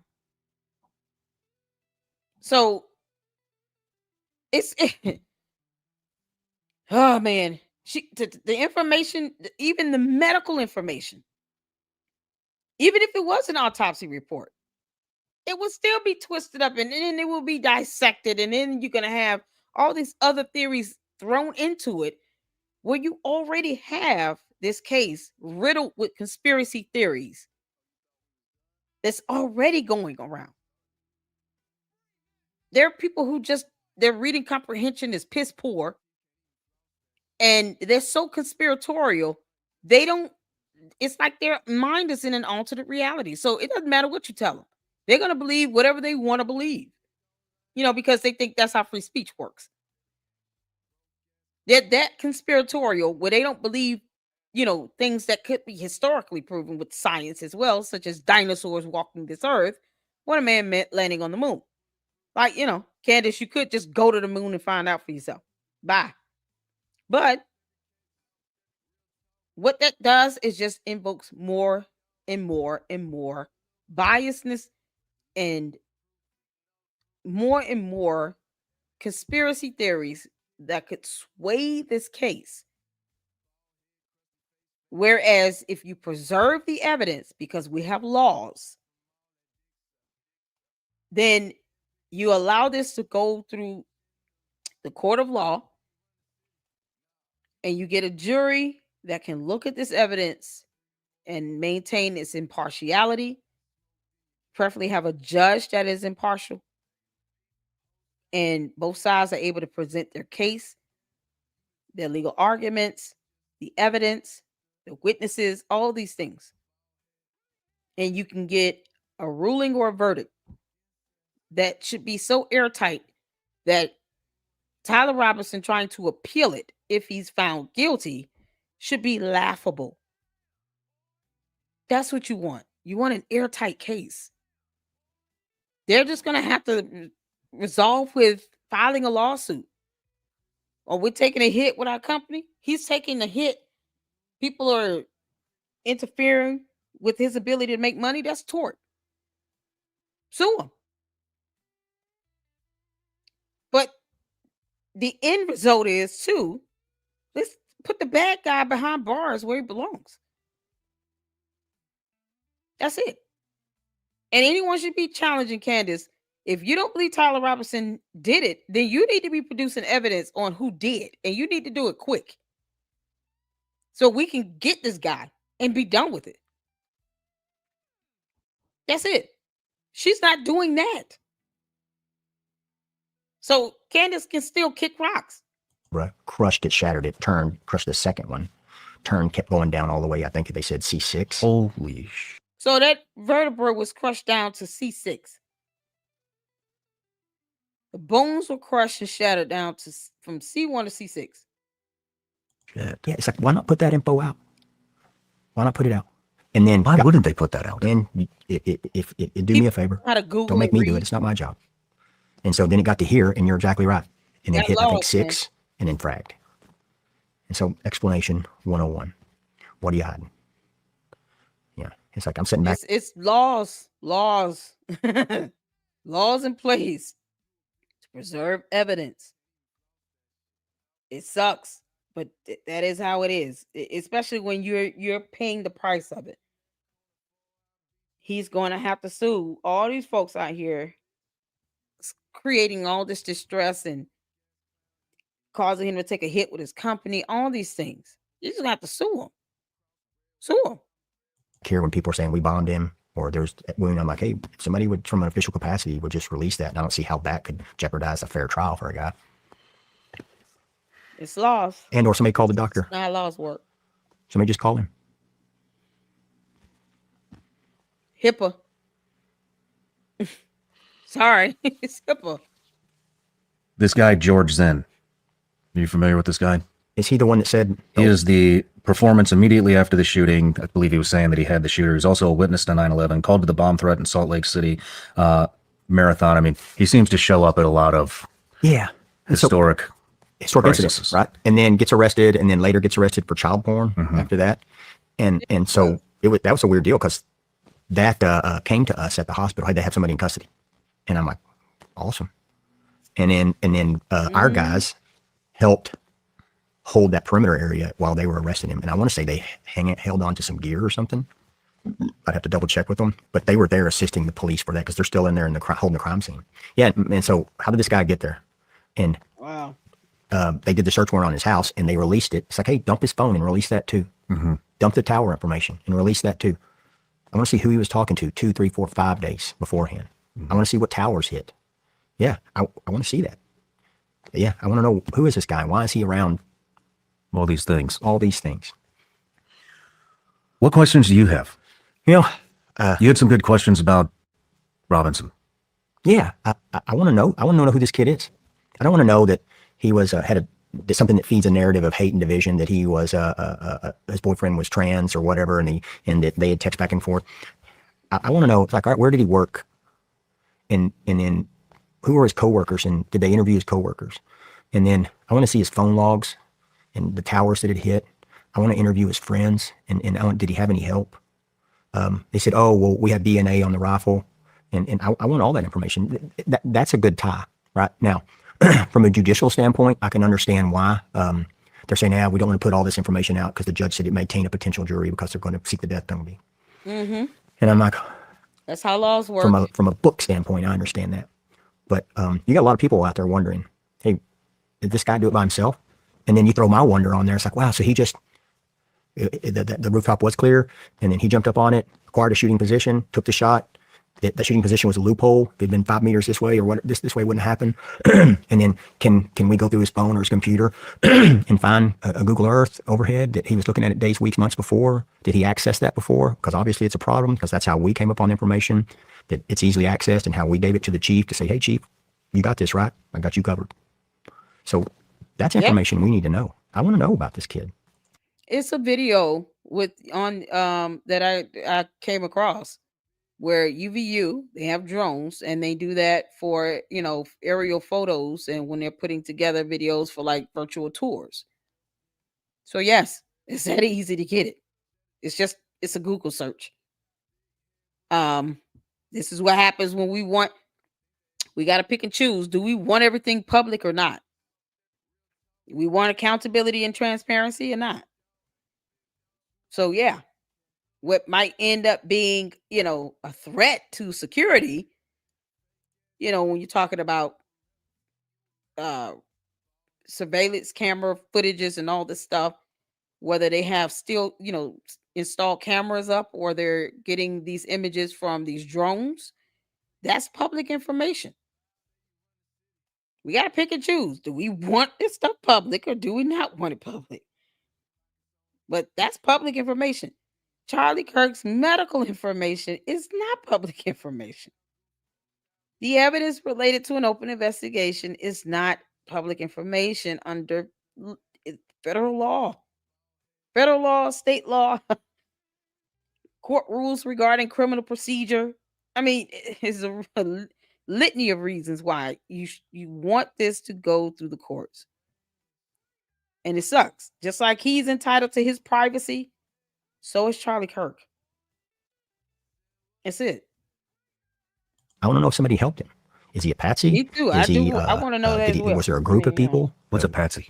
Is he taking the blame for other people, or is he is he part? Is he a lone wolf? But then we all thought Timothy McVeigh was a lone wolf too, right? Mm-hmm. And then we come to find out, nah, people knew about it. He had assistance, even if it was assistance of we knew you were going to do something, and then we didn't say something. So yeah, I have questions to him.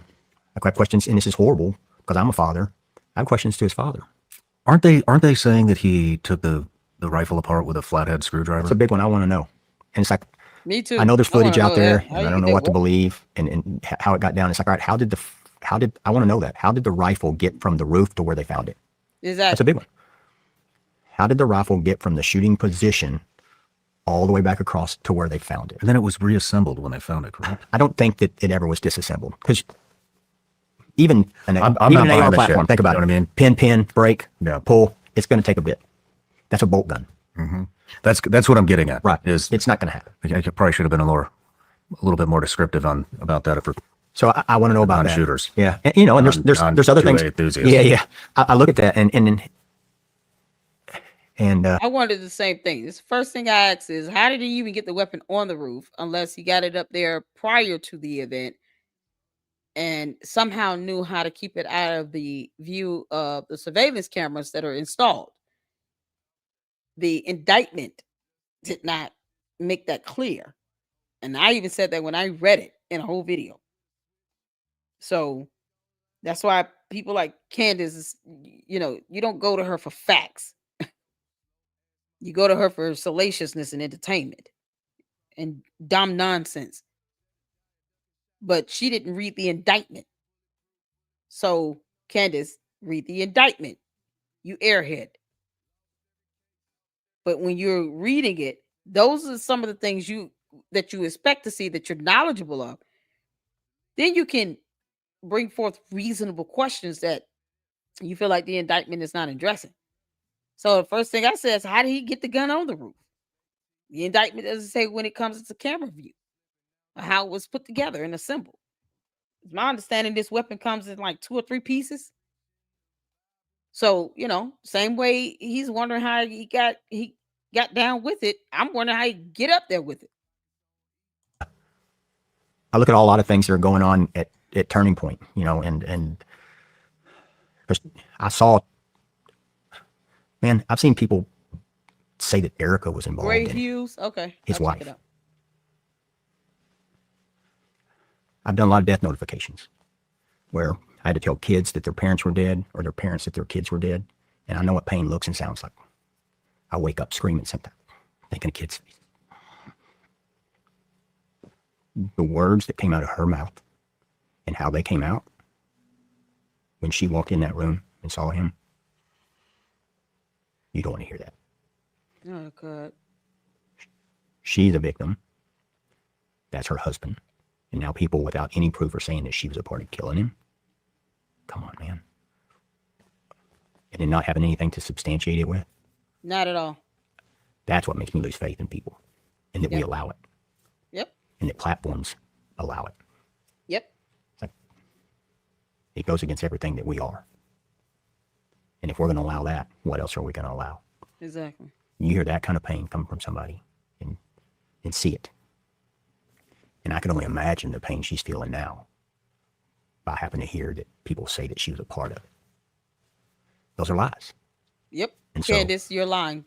So we have that organization. It's got this huge power vacuum going on now, and I'm sure it's affecting it. It's affected me. And so that's an organization with a lot of great people in it doing good things, And so where do we draw the line to people making allegations of bad behavior? Right. It's a huge question. I mean, could you imagine? Think of this for a second. You lost friends. And could you imagine somebody reporting that one of your friends, his wife, was responsible for their death? What would you want to do to him? Beat the shit. And it's like, man, we're better than this. We should be better than this. We're not. Nope. And people are bitching about the leaders we have. And I was like, hey, we get the leaders we deserve. That's a good point. And we don't deserve very much right now. Mm. On each side. Right. On each side. Yeah, see, y'all see why I don't care about the left and right nonsense? He's a human being. I mean, there are some things he said I didn't agree with. You know, laws are laws. We got to preserve the case. You got to preserve Charlie's medical information. You know, you don't want the jury pools tainted. Those are things I just don't agree to because we have laws for that, court rules for that. And sometimes, you know, things must be by the book, or else you're going to have more lawlessness and rebellion. But there's always a legal recourse. You want to keep that nonsense under check and for people to realize what they're doing is causing damages, punitive damage, emotional and mental distress. Some people just need to be hit in the damn pockets and hit hard in the pockets. You have to put the law on them. First, put God on them, and then put the law on them. Because the Bible states that we are to obey the laws of the land. There's no reason to quaver on that. There's no reason to waver on that at all. But they step out of line. Now you have legal recourse that you can do. Sue them. That's it. Sue them. Both sides. We get the leaders we deserve. But if we want to hold them accountable, we should hold ourselves accountable. Amen. Yeah. Goodness. Are there any other questions you have? No, I just, I appreciate you. You let me come on. Or when I got that phone call, I was like, wow.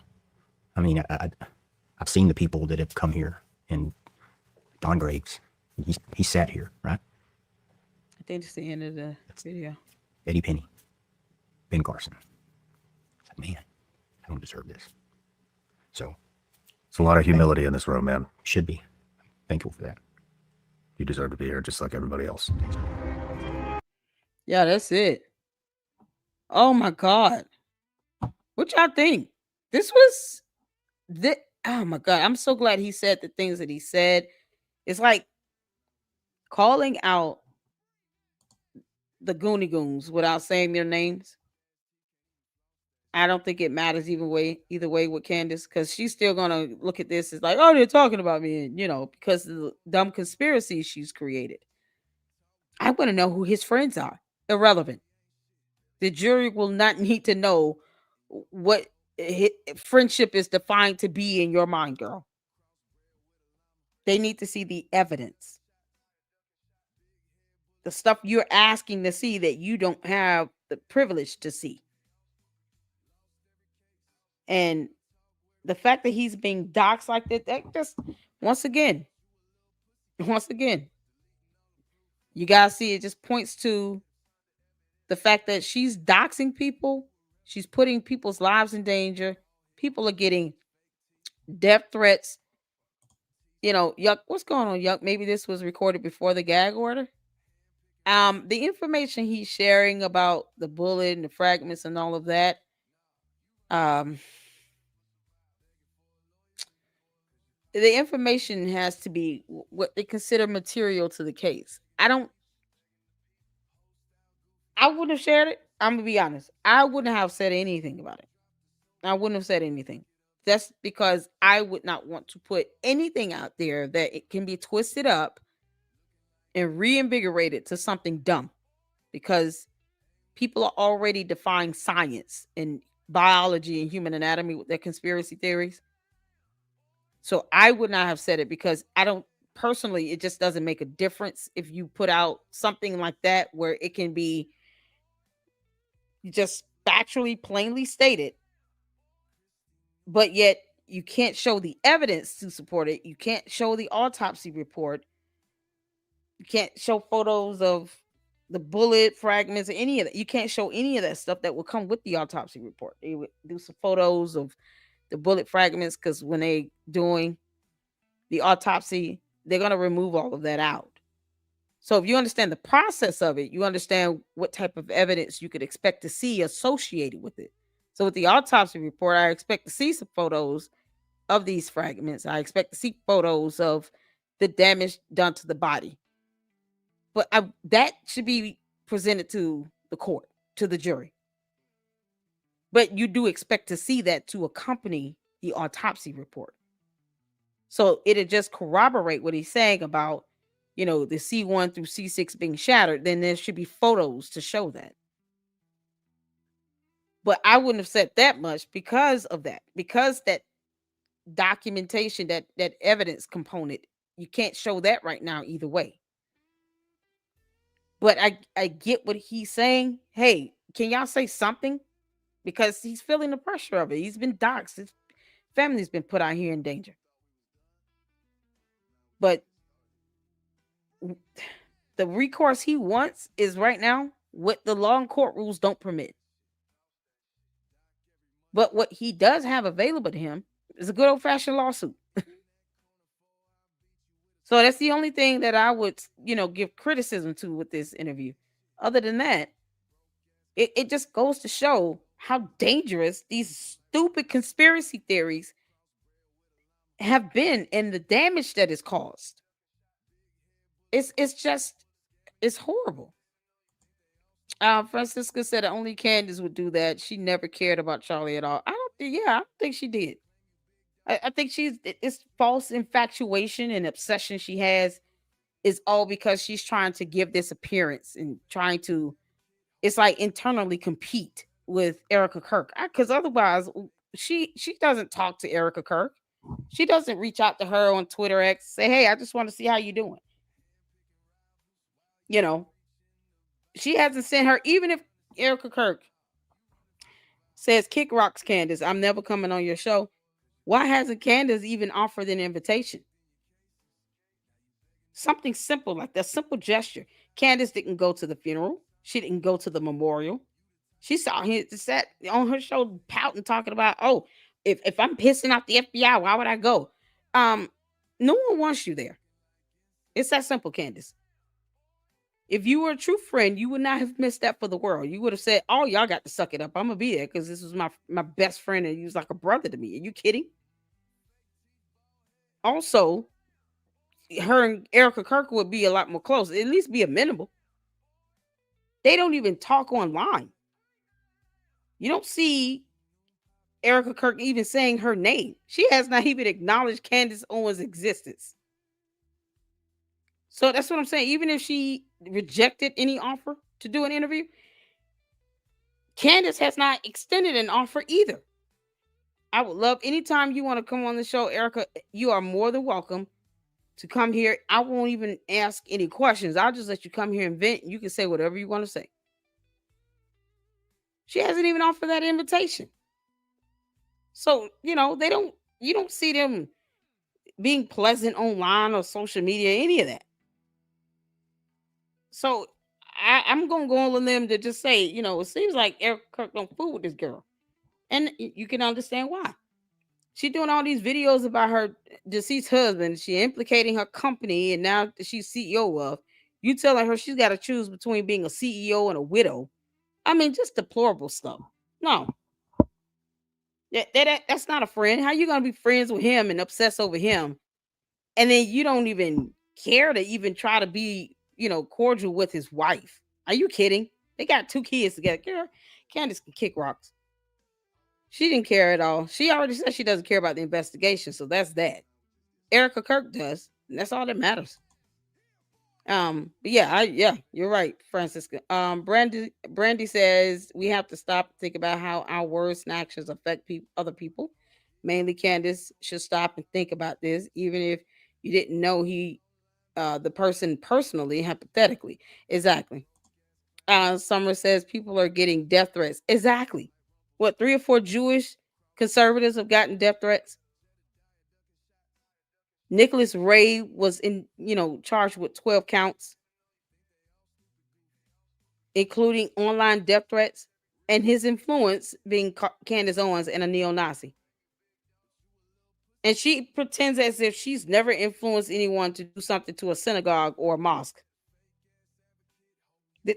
This is the impact of her influence. It's dangerous. It leaves nothing but a dark death trail. Nothing positive at all. Susie says, amen. Look at that. Your 2.0, from what I gathered, the doctor told a group of people the bullet and information, so it's semi-public. That's how Andrew COVID knew about it. Oh yeah, I do recall someone else on his team knowing about it. But I mean, if Andrew COVID knew about it, guess what? You hear Candace reiterating that? No. You hear her saying, well, it's impossible that his neck stopped the bullet. Well, that's not what the doctor has relayed to these people, and that's not what they said. And you hear him reiterate the same thing. That proves my point. Even with Andrew COVID saying what occurred with the bullet and how it shattered, parts of the vertebra, she's not repeating that at all. And she's the main one pushing out these stupid conspiracy theories. She's saying, oh, it's impossible for that bullet to have, his neck is mighty strong enough. Why not repeat what he said about the C1 through 66, vertebral disc being shattered? Why not research that information, pull it up, Candace? That's what I mean. Even with that minimal information being put out there, you don't hear that being recycled as facts. You get everything but that. He's reiterating it again, but my whole point is it won't do any good if someone just wants to push a stupid lie. So even with this came out before, and guess what? It did nothing, because the conspiracy theories of his neck being strong as Superman or something, stopping a bullet, defies science. Hearing that stupid conspiracy theory, but why isn't Candace reiterating? Andrew COVID did state that his C1 through 66 was shattered. And that's what the doctor relayed to him. And I don't have a reason to doubt that, because the doctor did an autopsy. She said, I can say for a fact that his neck was not damaged. Do y'all recall that? I have a photo of that. Oh, thank you, Jesus, for bringing that to my remembrance. Hold on. Let me pull this up so you all can see exactly what I mean when I say Candace Owens does not give a damn. I screenshotted that, her saying, I'm so glad. Hold on.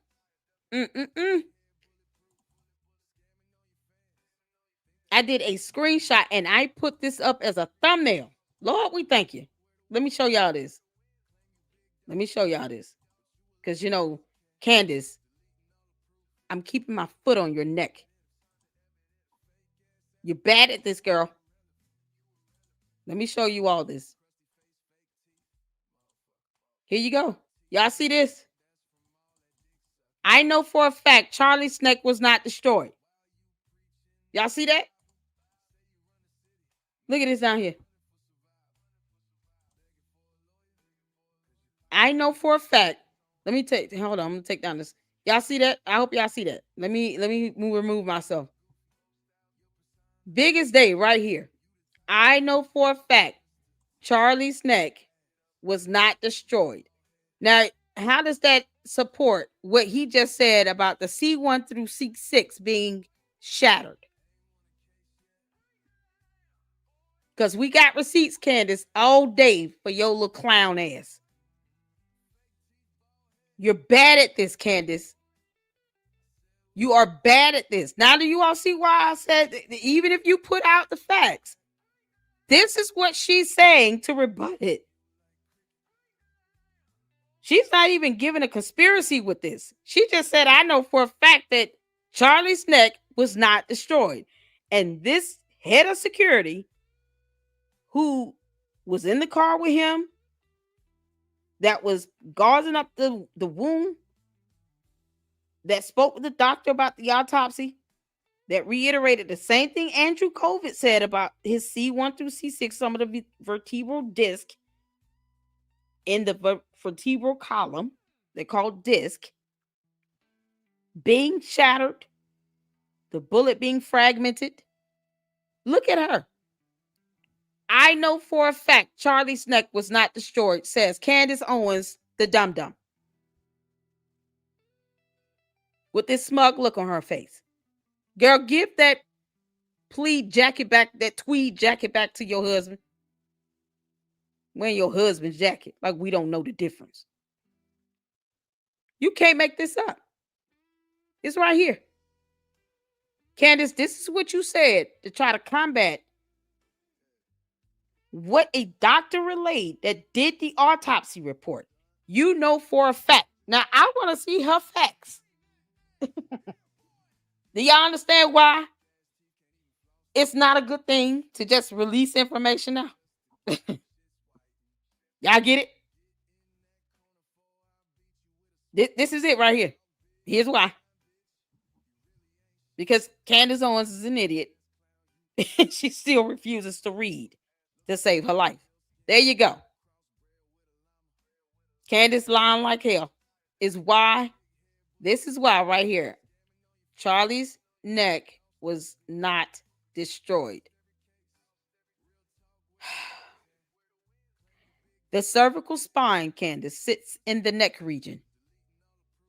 So before you think you're going to play word salad, because that's what she does. I never said his vertebral spine. I said his neck. Nope. That sits in the neck area. You ding dong. There you go. So do you understand why evidence needs to be preserved and why, regardless of what is said and put out there to be factual, to be what the licensed physician who did the autopsy relayed, it doesn't matter if you got someone still willing to lie their ass off and refuses to accept this as accepted as evidence. She wouldn't have any photos, no evidence, no medical report to combat this so-called what she knows for a fact. You can't make this up. So there you go. I'm so glad I had this photo. You can't make this stuff up. You cannot make this up. This is how horrible the lies are. I don't know the future. Is IDK the future? Okay, cool. Shout out to you. Brandy Henderson, you made my day by telling me that. I really hope you enjoyed and find it helpful. Diane said, no apathy for anyone. Candace, me. Exactly. CO didn't consider CK's children either, LLC. Oh, no, she not at all. She doesn't care that the kids might, as they get older, might come across this video and see this. Mommy, why is this lady saying that daddy's neck was not destroyed? Can you imagine that?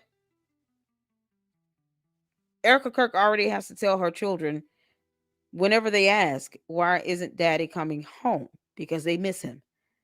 Both of them are so young. They're too young to understand exactly what has occurred. She's got to somehow preserve their innocence to keep them from being traumatized. I still explain to them why daddy is not physically coming back home. And Candace Owens could give two craps. Because she doesn't have to explain to her 4 children why their father is not coming back home. Her husband's sitting right in the house helping her record these stupid ass videos.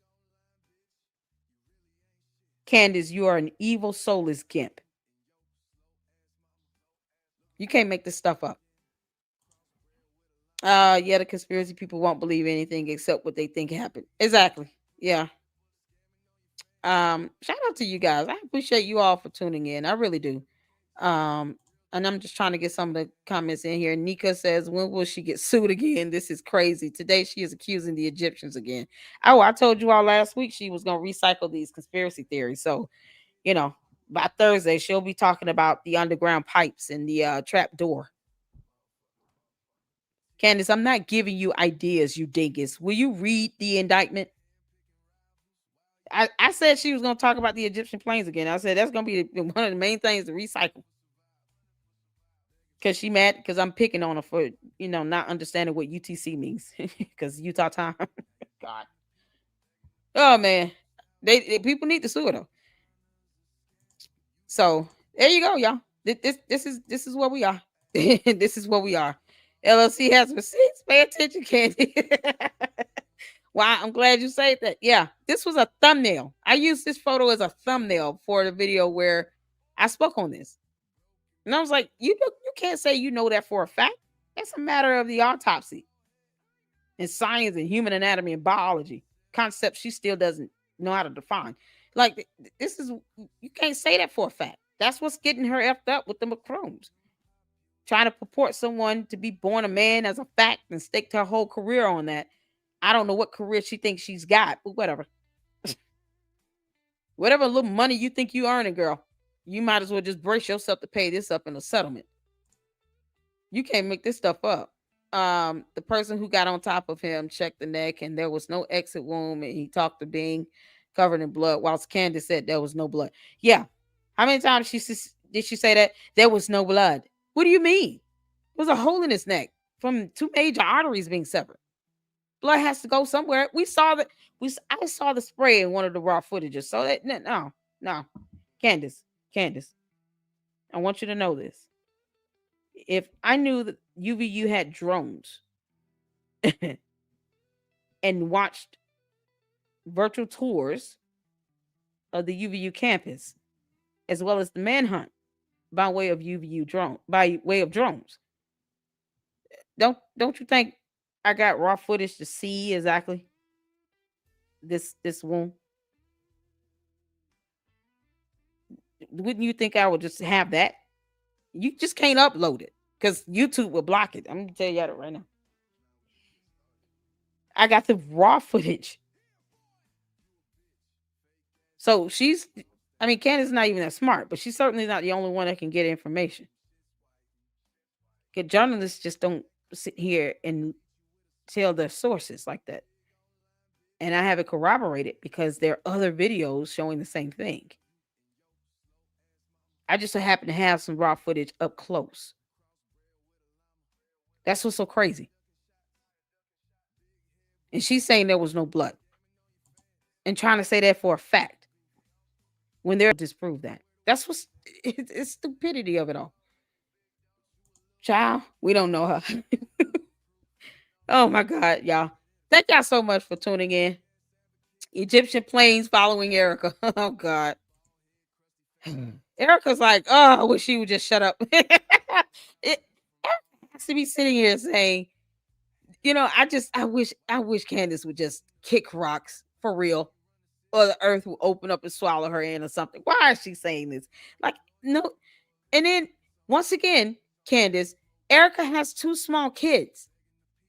If they're hearing, mommy, what is it? Airplanes following you? What do you think she's supposed to say to these kids? These babies, they're babies. One of them's like a toddler. What do you think she's gonna say, Candace? If they hear you in a video say plane is following their mommy, don't you think the oldest one is old enough to ask these questions? What do you think they're going to ask their mother? Mommy, is that true? We have planes following us? What planes? And then she has to sit here and explain to them how some wannabe poser of the CEO of Turning Point USA named Candace Owens is saying dumb stuff in videos, and they should ignore it. Like, she has to explain this to her kids. She's not thinking about that, or the parents. Listen, Erica Kirk has a mother, a father. I'm sure I've never seen. If I think I've seen a video with her and her mother, but I've never seen her dad. But I'm sure she has two parents. She has a parents. She has two parents. Do you really think they want to hear someone say that a plane is following their child and their grandchildren? Candace, you're an idiot. And I don't really care how the name calling comes out. It's so crazy. She's an idiot. It makes no sense. So now she's just, making it's this the worry and the concern. Erica Kirk, she's like, listen, I can't be stupid with this because I got kids. I might not fear, God is not going to take me until he's ready. But I don't want to just be reckless either. But to hear someone else say, oh, they've got planes following them. What do you mean? God. Oh, man. I just want Erica to keep ignoring her like she's been doing. And if you got to respond, Erica, use it with an attorney. Get an attorney. Oh, man. Some of us, I can't stand either. Me either. All right, y'all. Thank you so much. You guys hit the like button and make sure you guys tune in for tomorrow. We're gonna go back live. I'm gonna do the Umar part 2 tomorrow, and there, God, we're gonna have to talk about more of this with Jesus Christ. Do y'all want to even do a reaction video to the Egyptian plane thing? Y'all let me know. Just leave in the comments if you want me to cover the Egyptian plane video, because I knew it was coming, and I called it last week. Candace, you're not this smart. So I called it last week. I knew she was going to be recycling this stuff. So if you guys want me to react to the show she did today, tomorrow, then we can do that. Just leave it in the comment section. All right. So I'm going to schedule it tomorrow. I have to go to the office. So it won't be until it's after 7 p.m. either way, Eastern Standard Time. So I'm going to schedule it. If we do Candace, and you guys let me know in the comments, we'll have to do her first, because that last portion of the Umar video is going to be like at least 2 hours. All right. Because there's some video footage that's left that we got to check out. But either way, you guys, thank you so much for tuning in. And I enjoyed all of you all. And I appreciate you guys engaging in the chat. Hit the like button and share the content. Subscribe. All those good things. And I will see you all tomorrow. And until the next one, Lady Luck Club out. Deuces.